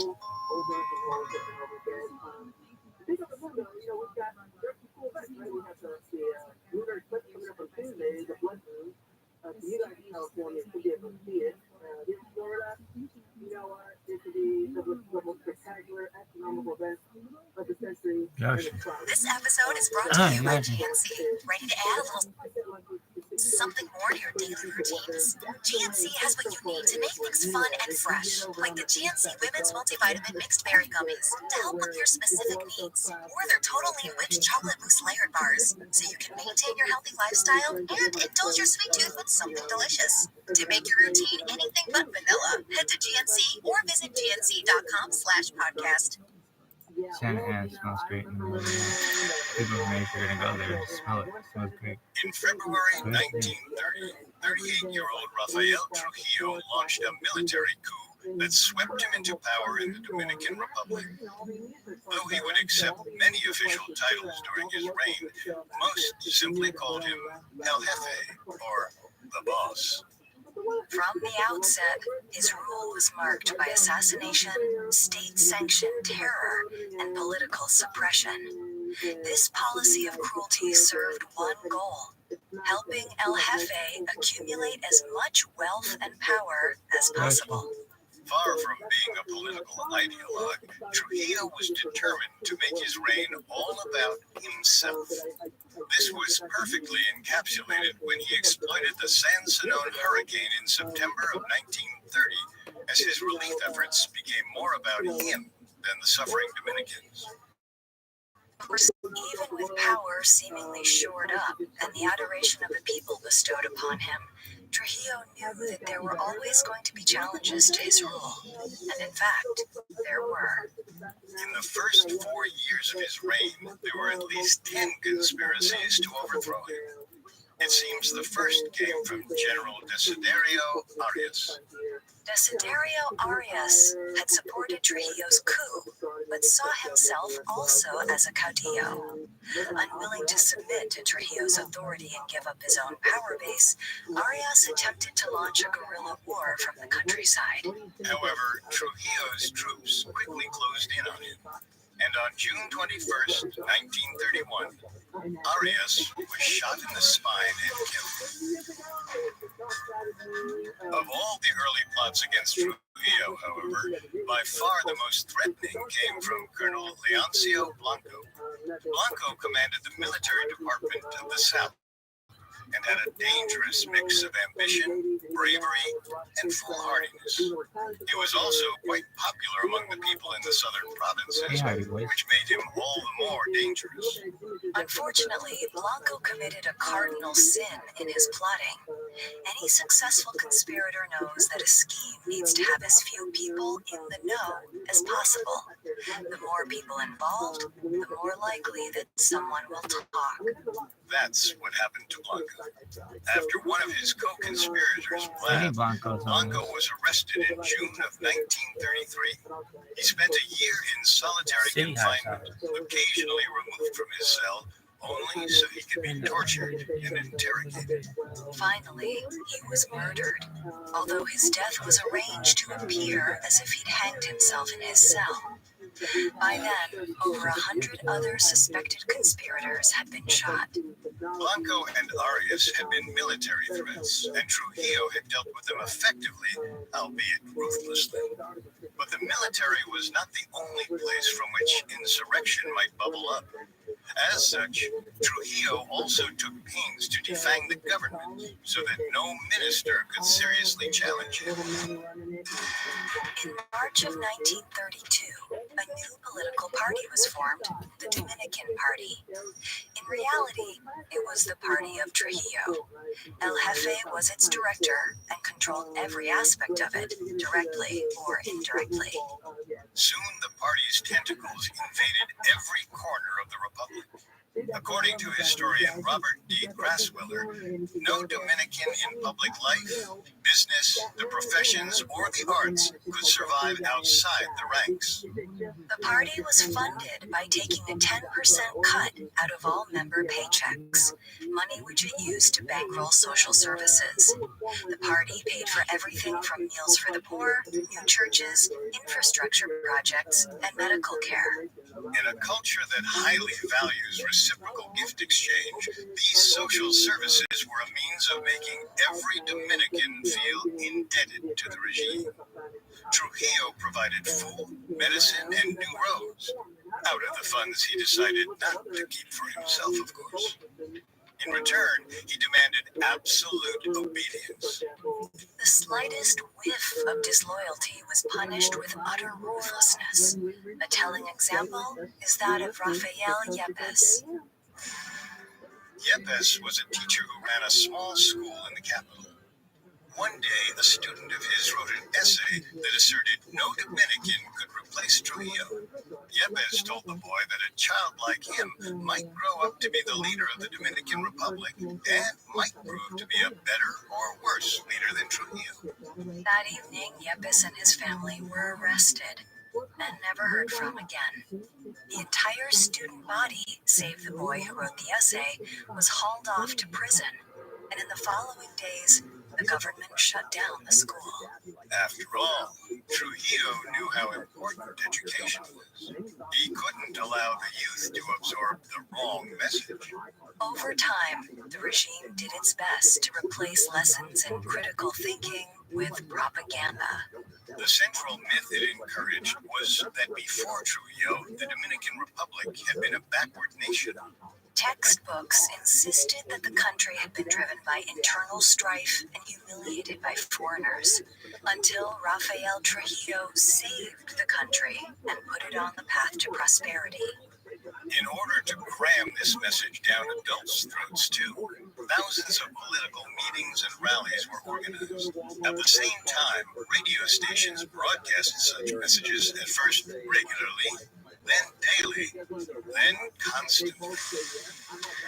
According to historian Frank Moya Pons, through that overwhelming propaganda apparatus which pervaded all aspects of Dominican life, Trujillo managed to institutionalize a non-collectivist totalitarian political system without parallel in any other country in Latin America. In order to root out possible agitators like Yepes and countless others, Trujillo also expanded state surveillance far beyond anything that had been seen in the Dominican Republic prior. His regime introduced wiretapping, opened and read people's mail, and cultivated a vast network of neighborhood spies. In virtually every aspect of Dominican life, Trujillo sought to make himself the dominant figure. As much as possible, nothing was to exist outside or independently of Rafael Trujillo. This applied to economic matters as well, of course. In 1930, Trujillo established a personal monopoly on meat production. This was followed by a milk monopoly, accompanied by the forced closure of other milk sellers. Centralization of cacao, rice, salt, tobacco, and coffee industries would come later. By 1934, Trujillo was the richest man in the Dominican Republic.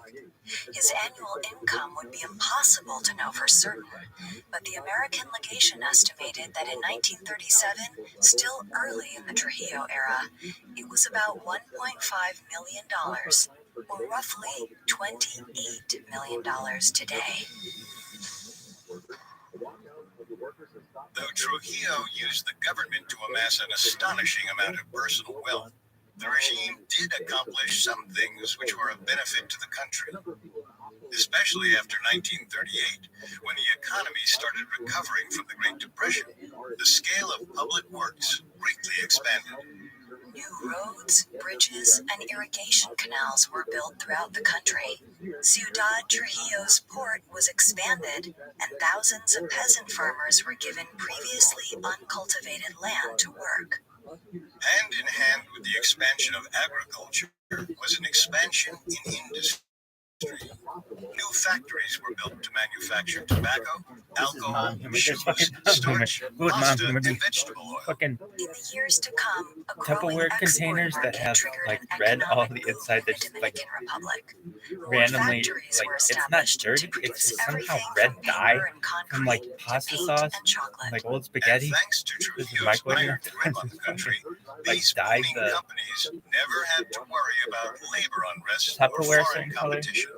That's During mine. Trujillo's reign, Some mom would industrial have sales increased from $13.3 million to $164.4 You're one of us.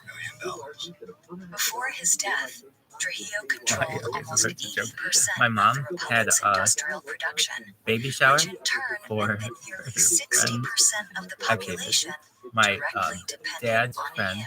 Is It should be made we all clear became that friends. But, Trujillo my pursued dad's the friend economic married growth someone of the from Dominican Russia, Republic and she didn't have any solely friends to here, and she increase was having his a baby. own personal And wealth she had one and friend, power. but not Some like enough to like have a Dominicans lot of did see friends their to have a wages baby go shower. up, but And their why do you have a prosperity baby was shower? only A lot of times attributable people to need the things for the waterfall baby. Trujillo imported for And himself. so my mom threw a baby Price shower. Dominicans had to At the end pay of your for fucking more story? jobs was to live in a So- state of constant fear. The erosion of social a and lot of people are familial coming to this bonds, baby shower, the and they're elimination playing of all kinds personal of games. freedoms, I don't know when they and play a the baby shower. ever-present Why? Because I thought they burner. really took a shower. And it was As like, no, Trujillo it's not worked like to that at all. increase his power And he also looked to settle a like, long-standing dispute wait, with the their baby's not going island to be there? neighbors. No. Well, why do they call it a baby shower? For decades, Anyway, tensions had been high between the Dominican Republic and Haiti. So The mutual hostility was exacerbated by cultural had and ethnic all these differences, ladies over, and the and fact that Haiti had one of them occupied the said, Republic a there's century earlier. like we had a pretty big The room. ill-defined border Let's encouraged expand it a little bit Asians to and move immigrate the to couch so that Dominican there's more Republic, place to add upsetting chairs. nationalist elements in And Dominican society that Trujillo had before been my mom had a instilling. second say, no, don't do In the that. mid to late People had moved the 1930s, couch, Trujillo and seemed there's on the verge of underwear resolving and these old colored long-standing pencils issues through and negotiations crayons with the Haitian and government. wrappers, But what no old one realized lifesavers, was that peace was a paper mirage, clips, rubber and bands, El Jefe hair, was planning one of the most pennies, shocking acts nickels, of violence quarters, in Caribbean and history. one of them goes, she's one of us. Coming up, Because Trujillo everything was orders clean the in the Haitian room except this massacre. little section of where the thing was. Hi Moved there, it. it's There was Carter shit all from over the Parcast. fucking child. If you haven't But, had yeah. a chance to check out the riveting Anyway, true there's one crime time I had my series fucking Solved friends over. Murders, there's no They better go over time the to couches, tune and in. they came Throughout over the month for of August, a holiday, Solved and Murders is featuring 4 celebrations everything was that fine, took a and turn everybody for was the like sitting down to eat, and special series we're calling Party my Fouls. aunt said, I think it's my aunt again. I think you said the first time I said that we could move this couch and have more space. And so my aunt, I think, asked 2 of my friends, if you guys mind, would you each grab part of this love seat and move it? And they move it, and what do I have under there? But a pipe from a rack. And I dive on this motherfucking thing like it is a live grenade, and it's like, boom! And my friends, like, they're like, what the hell just happened? And I'm like, oh, nothing. My mom's like, what happened? What's going on? And I'm like, nothing, Mom. We just moved the couch just like you wanted. Was that the only thing under there? Everything was clean that time. But there was just one thing. It was my friend had given me a pipe from a rack. And one time I just was like, oh man, this is a good one. And I fucking threw it under there after being like, oh, all right, time to go to sleep. And I forgot about it, and they moved this couch, and it was like, oh fuck, did your mom see it? No. Did any of your family see it? No. Did your friends see it? And they thought it was fucking hilarious. And they were screaming, they were howling about it. It was so funny because it's like you're at a holiday with your friends, and it's a nice event, and it was like Thanksgiving or something, and it was in the spring. Thanksgiving, and he dove and did you get it? Yeah. Did anybody know? Well, was it close? The violence thus Close for far comfort. paled in comparison to what El Jefe had planned for I like how it Haitian says no immigrants. official. The border between Haiti and the Dominican Republic has always been porous. Though Haiti is no more than half the size of its neighbor, Who's in its this one? population at the time was significantly larger. Adding to the population pressure, deforestation and soil erosion had negatively impacted Haiti's agriculture. Thus, poverty was more acute on the Haitian side. To escape these issues and pursue a better life, many Haitians immigrated to the Dominican Republic or lived in the ill-defined border area. According to historian Frank Moya Pons, for more than a century, Haitians had been peacefully penetrating the Dominican Republic and settling on agricultural lands abandoned by Dominicans during the Haitian-Dominican Wars in the middle of the 19th century. Since the beginning of his reign, Rafael Trujillo had sought to settle the border dispute, and after years of negotiating, a settlement was reached in March 1936. But the treaty had little impact on the real world. Haitian migrants continued to enter Dominican territory to look So for my work, family especially on would the large always keep, American-owned sugar like, plantations. nothing was sexualized. In early Nothing. 1937, And people would be like, well, you're, my dad made Trujillo limited the maybe a number few of sexual Haitian jokes, workers on but, like, Dominican plantations. he wouldn't call you a At the end of the cocksucker, summer, he'd call you a Trujillo turkey. toured the border Why? to see if this new Cocksucker is policy pretty, had like, curbed the Haitian offensive. problem. Turkey, What he saw hey, wise guy, apparently he wouldn't be like, disgusted and infuriated him. Despite his efforts to close the border, thousands of hey, Haitian pussy, immigrants were that would have been still, too in sexualized. Trujillo's eyes, But wise guy, squatting turkey, in the that shit. Dominican Yeah. Republic. Why? He Because nobody's decided gonna, you're not a going to get more in trouble for extreme trust my turkey. solution was necessary. I mean, Between October you don't 2nd want to and necessarily, 8th, in your working mode, these turkeys are being a bunch of assholes. Haitians around But, the Republic were brutally massacred yeah. by the Dominican army. In a But feeble he attempt wouldn't to make the attack oversight of it. farmers had Why? spontaneously lashed out at Haitians, the We're a pretty killers conservative family, primarily so what? relied on Well, I mean, I machetes. shouldn't say that. In He has Santiago, pictures of them between 1 and before I was 2,000 born. Haitians were seized, Very sexualized. packed into a Just thinking of courtyard, fucking and decapitated with machetes. puppet walking around parties. So, Soldiers I don't know. bound the But when, hands once and I legs was of born, a it's like all that stuff Haitian, stopped. then But yeah. pushed them into So the then sea. what? Many of the victims, though ethnically Haitian, Hell's going on? had been born on Dominican soil. So then I was like, oh, According this to author Robert sucks. D. Crasweller, bodies clogged the river. Bodies were piled into obscure little valleys. Bodies lay in village streets and on country roads and in gentle green fields. Trails of blood lay on dusty country lanes up and down the border. The true death toll of the massacre will probably never be known for certain, but the most likely estimate puts the number of victims somewhere between 15,000 to 20,000. Often, El Jefe's motivations, while ruthless, seemed at least coldly pragmatic. But when it came to the Haitian killings, which has been classified as a genocide, there was no sense of pragmatism. Just blunt hatred tinged with xenophobia and racism. So I The wonder if I just massacre got became words. an international That's a fucking scandal genius for thing, man. Trujillo. Pressure from other What? nations, Just get a word at particularly that? from the Everybody United has a word? States, mounted. But some people are going to be names and stuff. No, but not everybody's like at decimal and shit. Which would undoubtedly But this hurt thing's the pretty good. Republic's trade Okay, I revenue don't know. and foreign Now, investments. just get words. Ultimately, a settlement was agreed upon $2 between the Dominican Republic and Haiti. The Dominican Republic would pay an indemnity of Okay, so just get $750,000. all A But words. further negotiations, accompanied by bribes to Haitian government officials, No reduced one's the gonna. number Oh to yeah, my Twitter has $525,000. The lion's If share you of are, that it's like, amount okay, but wound you up in can the retweet. pockets of corrupt Haitian officials. At the end of the day, the survivors of the massacre were compensated a paltry 2 cents a head.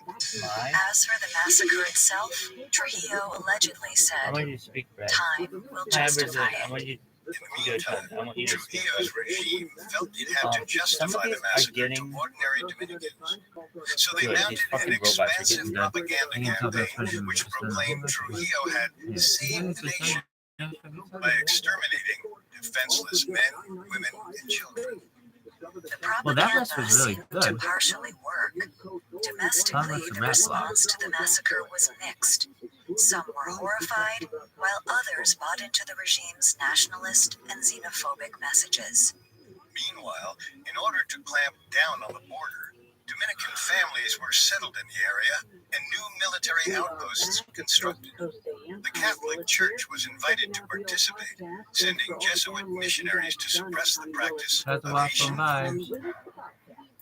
Though the international condemnation of the Haitian massacre was a severe test for Trujillo, he survived. The Haitian government, especially under Stenio Vincent, was too weak to seriously threaten him or retaliate. Yoshi. And while Washington expressed its displeasure, the attack had not been on American interests. It's not there anymore? Plus, the compensation paid by the Dominican government was to settle things. Nevertheless, to alleviate American concerns, Trujillo decided not to seek a third term as president in 1938. But of course, Trujillo was in no way giving up even an ounce of power. The new president, Jacinto Peinado, was nothing more than a figurehead. The new United States minister observed that when Trujillo called for Peinado, he did so, quote, with the air of whistling for a well-trained house dog. So while the charade of democracy was played out in the Republic, Trujillo stayed busy pulling the strings. In particular, he was engrossed in a project which would be the jewel in his crown: the reorganization of foreign debt and ending the decades-old American control over the collection of customs revenue. For years, Trujillo negotiated with the United States on the matter. Finally, in September 1940, both sides came to terms and signed the Hull-Trujillo Treaty. The Roosevelt administration was pleased to dispose of the old contract, which felt embarrassingly out of date and imperialistic. It also assured them of Trujillo's loyalty for the duration of World War II. For El Jefe, the treaty represented the economic liberation of his country. Though the Republic was still in debt, it now controlled its own customs. Essentially, this allowed the Republic to govern its own finances. The treaty, plus an excess of reserves sparked by World War II, left Trujillo in an excellent position. He was riding higher than ever before. He even earned the title Restorer of Financial Independence. But not everyone was actually reaping the benefits of Trujillo's economic moves. And in fact, many Dominicans suffered under the regime's iron thumb. Citizens started to flee into exile. Many of these exiles were undoubtedly furious about their loss of status and power, as well as horrified by Trujillo's crimes. And throughout the 1940s, many were eager for a chance to get even. By the summer of 1949, a large group of exiles had concentrated in Guatemala. From there, they launched an attempted invasion of the Dominican Republic. In June, 6 planes loaded with Dominican exiles flew to the Republic. Unfortunately, the attempted revolution was doomed from the start. Of the 6, only one made it to Dominican soil. The others either landed prematurely or turned back at the last moment. The single plane that did make it only carried 15 men, and they didn't accomplish much. Within days, 10 of the wannabe revolutionaries were killed, and the other 5 taken prisoner. Speaking of his victory, Trujillo remarked, "I am still here, and those who tried to overthrow me are dead." Still, in response to threats from abroad, Trujillo steadily beefed up the Dominican armed forces in the early 1950s. Despite the Dominican Republic's small size and relatively limited wealth at the time, its military became among the strongest in the Caribbean, and among the most brutal. Thanks to his absolute control of his ruthless military machine, Trujillo could feel relatively secure from the machinations of his fellow Caribbean caudillos. Trujillo's reign took on an air of triumph as 1955 approached. The year would mark a quarter century of Trujillo in power. The Dominican Congress declared it to be the year of the benefactor. It was decided that the best way to honor the benefactor was to hold a massive World's Fair. The fairground itself was built on a large stretch of land on the western edge of Ciudad Trujillo. Trujillo's 16-year-old daughter was made master of ceremonies and proclaimed Queen Angelita I. Delivering the opening address, Trujillo remarked, "The verdict of posterity does not worry me, because I have not failed the hopes of my people in the exercise of my duty and in the force of my will. The increasing greatness of the nation will be my best witness in the hour of the final judgment of history." Dozens of representatives from around the world attended. The buildings dotting the fair were wonderfully impressive, and Trujillo was eulogized without end. Nevertheless, according to author Robert D. Craftsman, the fair One most marked the beginning of famous sneezes of all There time. was about it an intimation of Really? overripeness, Without a of power too long and too excessively maintained, now Ariana trailing off Grande? to Why was her megalomania. Twitter? A few decades earlier, the American occupying force had inadvertently created the conditions for a single caudillo to seize control of the Dominican Republic. Rafael Trujillo had done just that, cementing his rule with violence and terror. But after 1955, that violence and terror had overstayed value. As One of the most famous Trujillo attempted sneezes of to all extend time. his reach beyond his borders, many would come to the realization that perhaps the time had come Elbow? to move on from El Jefe. Coming up, the era of Trujillo What enters in the its fuck? final, darkest days. This episode is brought to you by ZipRecruiter. If you're hiring, you probably know how challenging the hiring process is, Remember? especially when you're trying to find someone who will be a great fit for the role and the company. But whether you're looking for a civil engineer, attorney, accountant, nurse, zoologist, or even a new mascot, ZipRecruiter can help you find qualified candidates fast. And right now you can try it for free at ZipRecruiter.com/crime. So, how does it work? Well, whatever role you're hiring for, ZipRecruiter's matching technology finds people with the right experience for your job and presents them to you. Then you can invite your top choices to apply. It's so effective that 4 out of 5 employers get a quality candidate within the first day. Remember, right now you can try ZipRecruiter for free at ZipRecruiter.com/crime. concerned. Again, that's ZipRecruiter.com/CRIME. ZipRecruiter, the smartest way to hire. Does he know who she is? This episode is brought to you He's by pretty Ariana. It's time for the greatest Really? mystery of all. Yeah. Who keeps knocking Right, the I mean, planters over on your front porch? Because you have a But you said Ariana about it. You said you had your eyes on Ariana about it. Yeah, so the coolest doorbell lets you know what's happening in your front No, door no, virtually. you said Help protect Be what like, matters I most. caught All you. the smart I devices, caught you. plus You like 20% Ariana. additional monitoring for Yeah, but what does that have to do with this fucking person social media Just how account? ootd can help make your home smarter and safer. Visit Are you done? ootd.com. My friend, you should be like, back to the I like story. how raw. You're fucking raw. In Your fucking 1955, elbow Rafael is. Trujillo Your elbow marked is a so quarter raw. of a century as The skin on it is ruler of the raw. Dominican Republic. Hey, raw. But at age 64, he was getting old.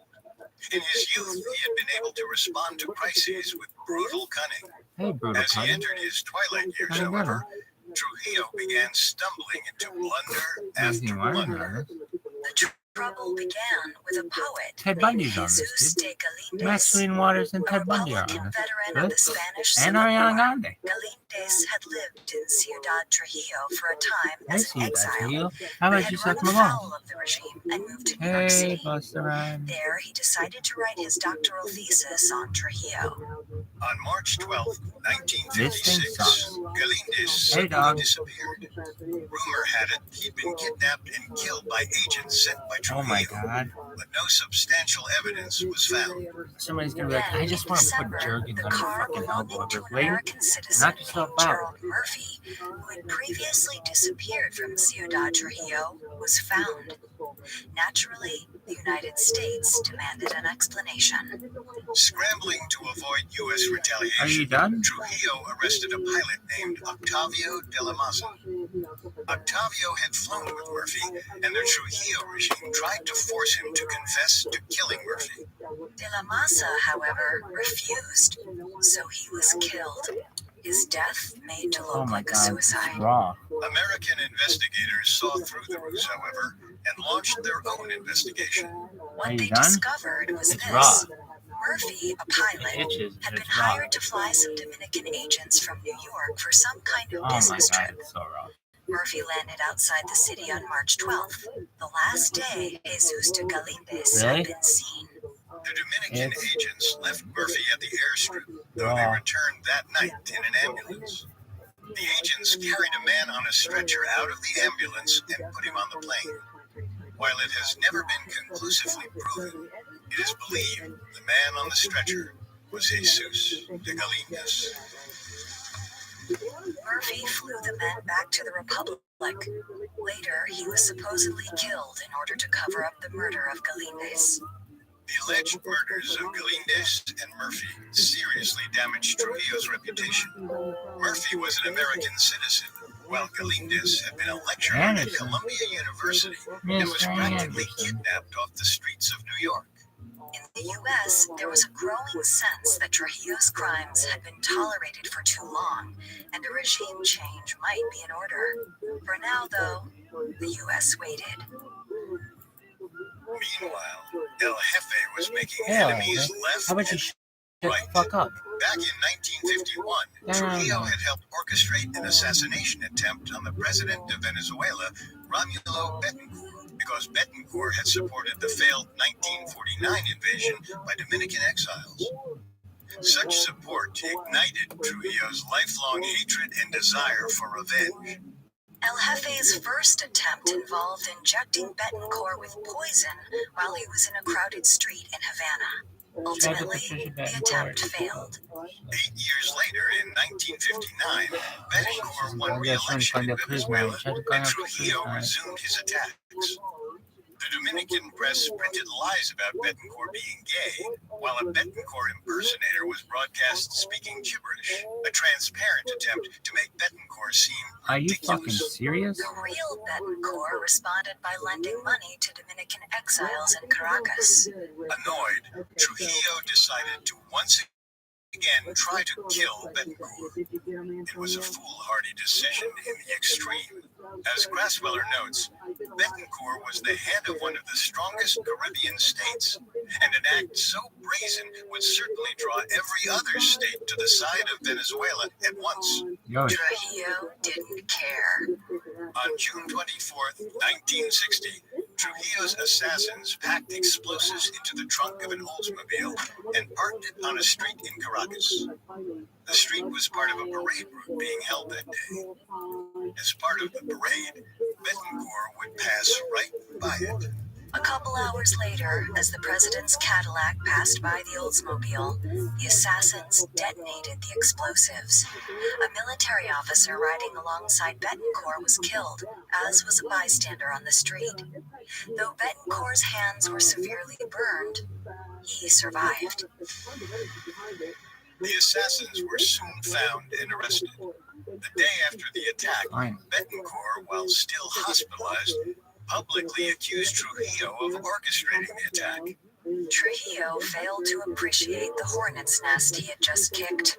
Venezuela called for a meeting of the OAS, or Organization of American States, which soon launched an investigation. In early August, the OAS released a report that Trujillo had indeed supported the assassination attempt. The organization subsequently agreed to break diplomatic relations with the Dominican Republic and impose economic sanctions. Most troubling was that the United States agreed to withdraw its support. The Dominican Republic was now completely isolated. As external pressure mounted against Trujillo, so did internal pressure. As he got older, Trujillo clamped down harder and harder on dissent, which was growing in the wake of economic downturn and international condemnation. More and more people were arrested, tortured, and killed. State suppression reached a crescendo in 1960, with perhaps the most shocking crime of all, the assassination of the Mirabal sisters. For years, Dr. Minerva Mirabal de Tavares, Maria Teresa Mirabal de Guzman, and Patria Mirabal de Gonzalez were opponents of the Trujillo regime. They all spent time in prison for their political activism. Nevertheless, they continued to speak out against the regime. Trujillo had been wanting to kill them for some time. but had thus far stopped short on the advice of counselors. The killing of 3 sisters, the youngest of whom was 25, seemed a step too far. But by the fall of 1960, Trujillo couldn't tolerate the sisters' denunciations of him any longer. He ordered their assassination. As it happened, the husbands of the Mirabal sisters were in prison for opposing the regime. On November 25th, the sisters were suddenly granted permission to visit them. But this was merely a ploy to bring them out into the open. On their journey home from the prison, the sisters were arrested, tortured, and killed. Their bodies were then put into their own jeep and pushed off a cliff in a vain attempt to make the whole thing look like an accident. Few believed that the sisters had died in an accident. Instead, the Dominican public was shocked by their gruesome deaths, and the Mirabal sisters became the most famous martyrs of the Trujillo era. According to historian Frank Moya Pons, the assassination of the Mirabal sisters deeply touched the sensibility of decent people and definitely turned them against Trujillo. The date of their deaths, November 25th, was later chosen by the United Nations as the International Day for the Elimination of Violence Against Women. Trujillo, as usual, feigned dismay. 2 months after the assassination, he decided to walk along the same mountain road where the sisters' jeep had been pushed over. El Jefe looked down the slope and remarked, "This is where the Mirabal women died. A horrible crime that foolish people blame the government for. Such good women, and so defenseless." The public had witnessed many outrages like this before, but then the economy had been strong, which made turning a blind eye easier. Unfortunately for Trujillo, by the late 1950s to early 1960s, the Dominican Republic was in the midst of an economic crisis. The prices of its exports plummeted. The World's Fair had cost $30 million, yet produced no significant foreign investment, and Trujillo had drained the country's cash reserves in order to nationalize electricity plants and purchase sugar mills. While the falling export prices were outside of his control, the other problems were entirely of Trujillo's own doing. And as Trujillo sabotaged his own economy and brutalized his own people, he also seriously blundered in the international arena.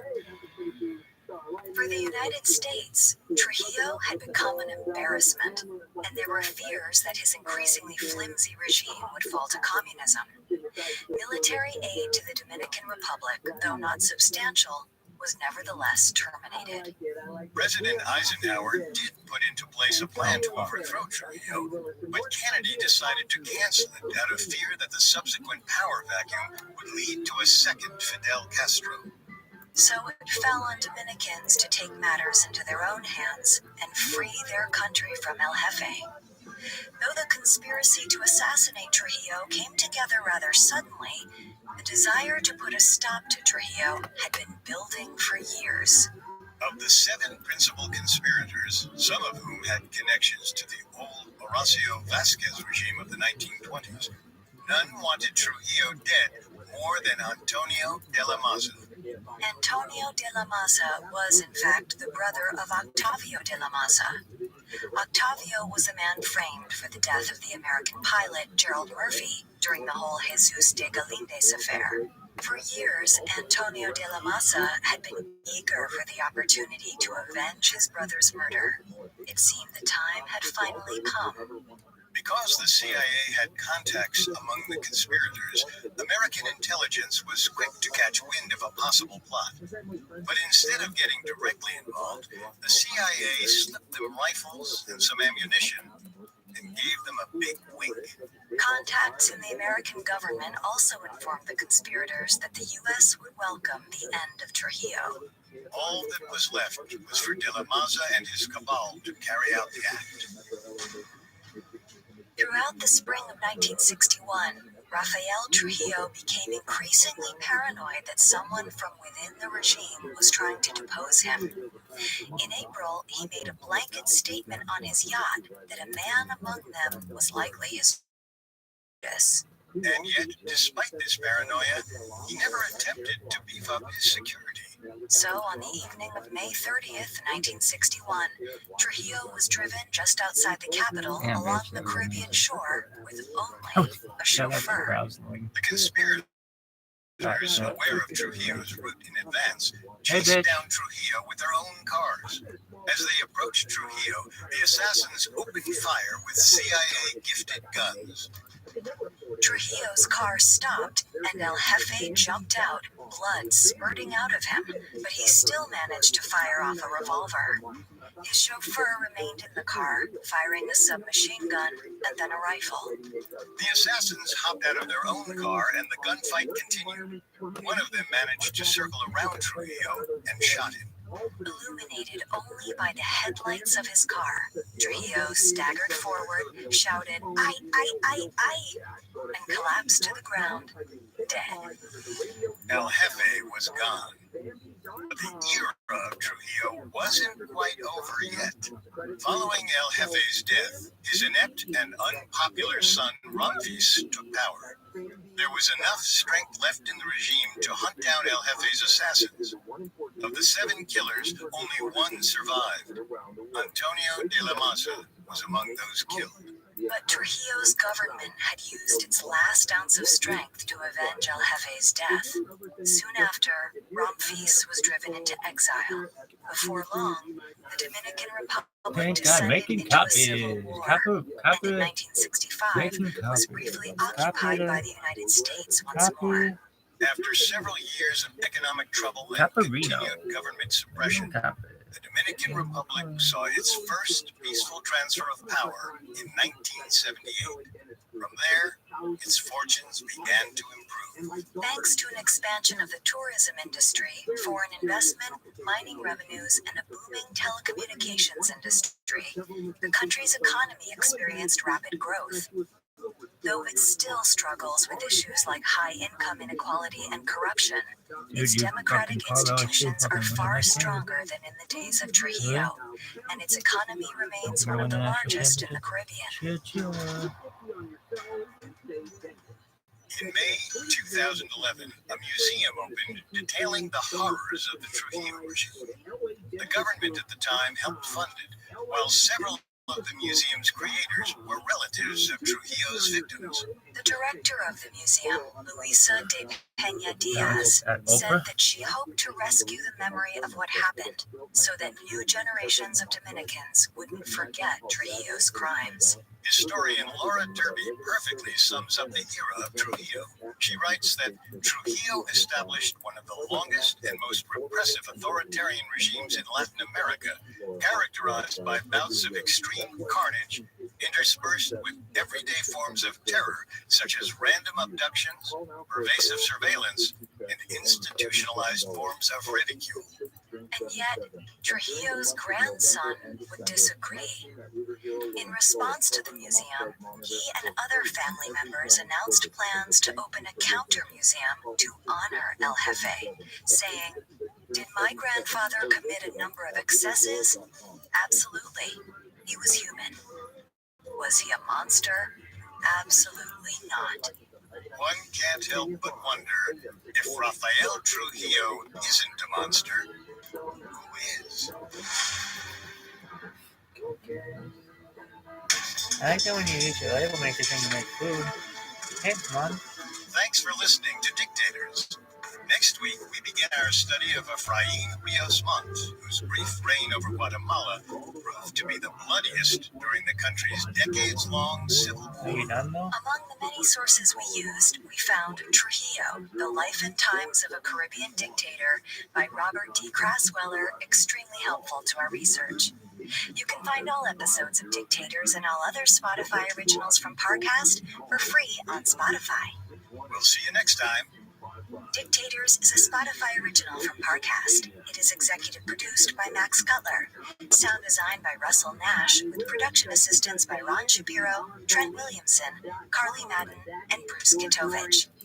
This episode of Dictators was written by Devin Hughes, with writing assistance by Joe Guerra and Nora Battelle, fact-checking by Adriana Romero, and research by Bradley Klein.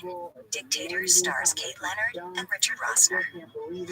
You can check out the free trial and see so many things just.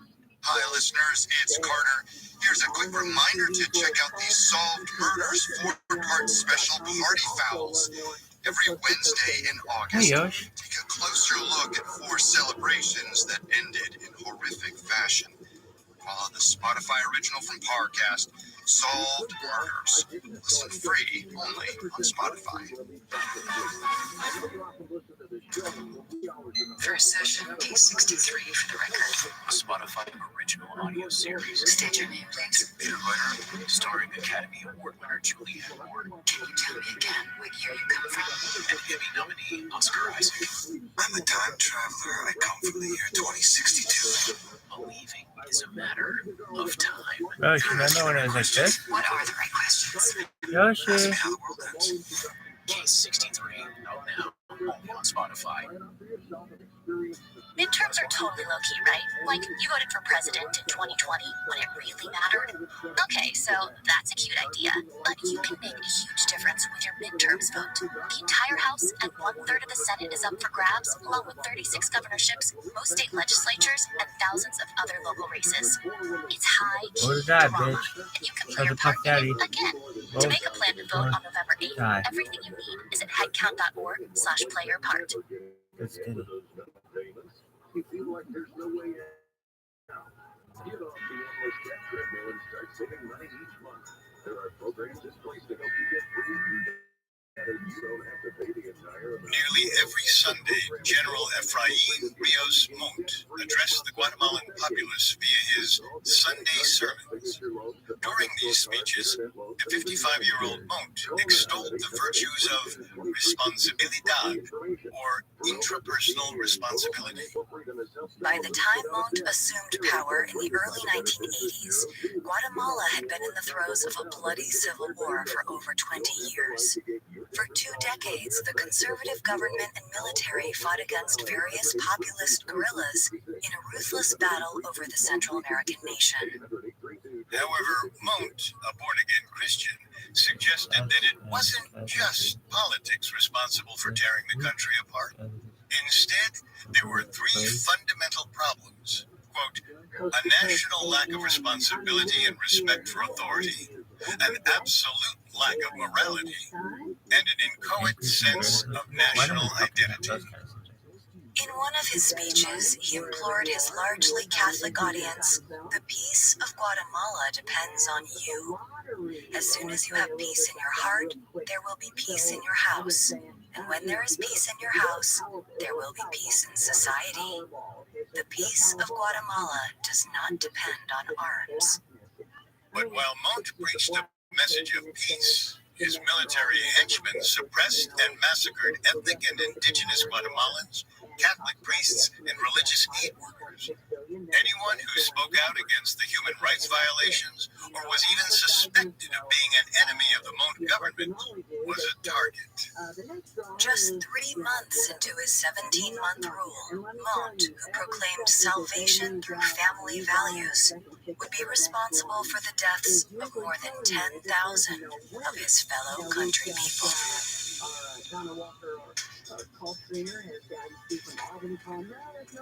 Welcome to Dictators, a Spotify original from Parcast. I'm Richard. And I'm Kate.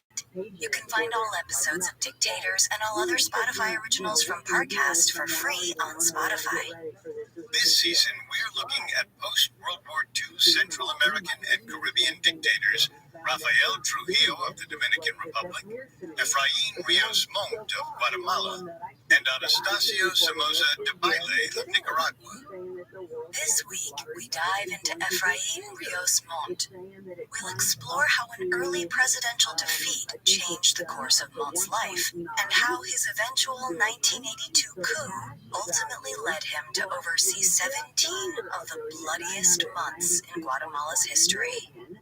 Next week, we'll examine Montt's twisted, pseudo-religious rhetoric and put a human face to the atrocities he and his cohorts committed in the name of Christianity. We'll also explore how, despite this violence, he managed to remain a vital force in Guatemalan politics for decades after his reign. Coming up, we'll head to war-torn Guatemala.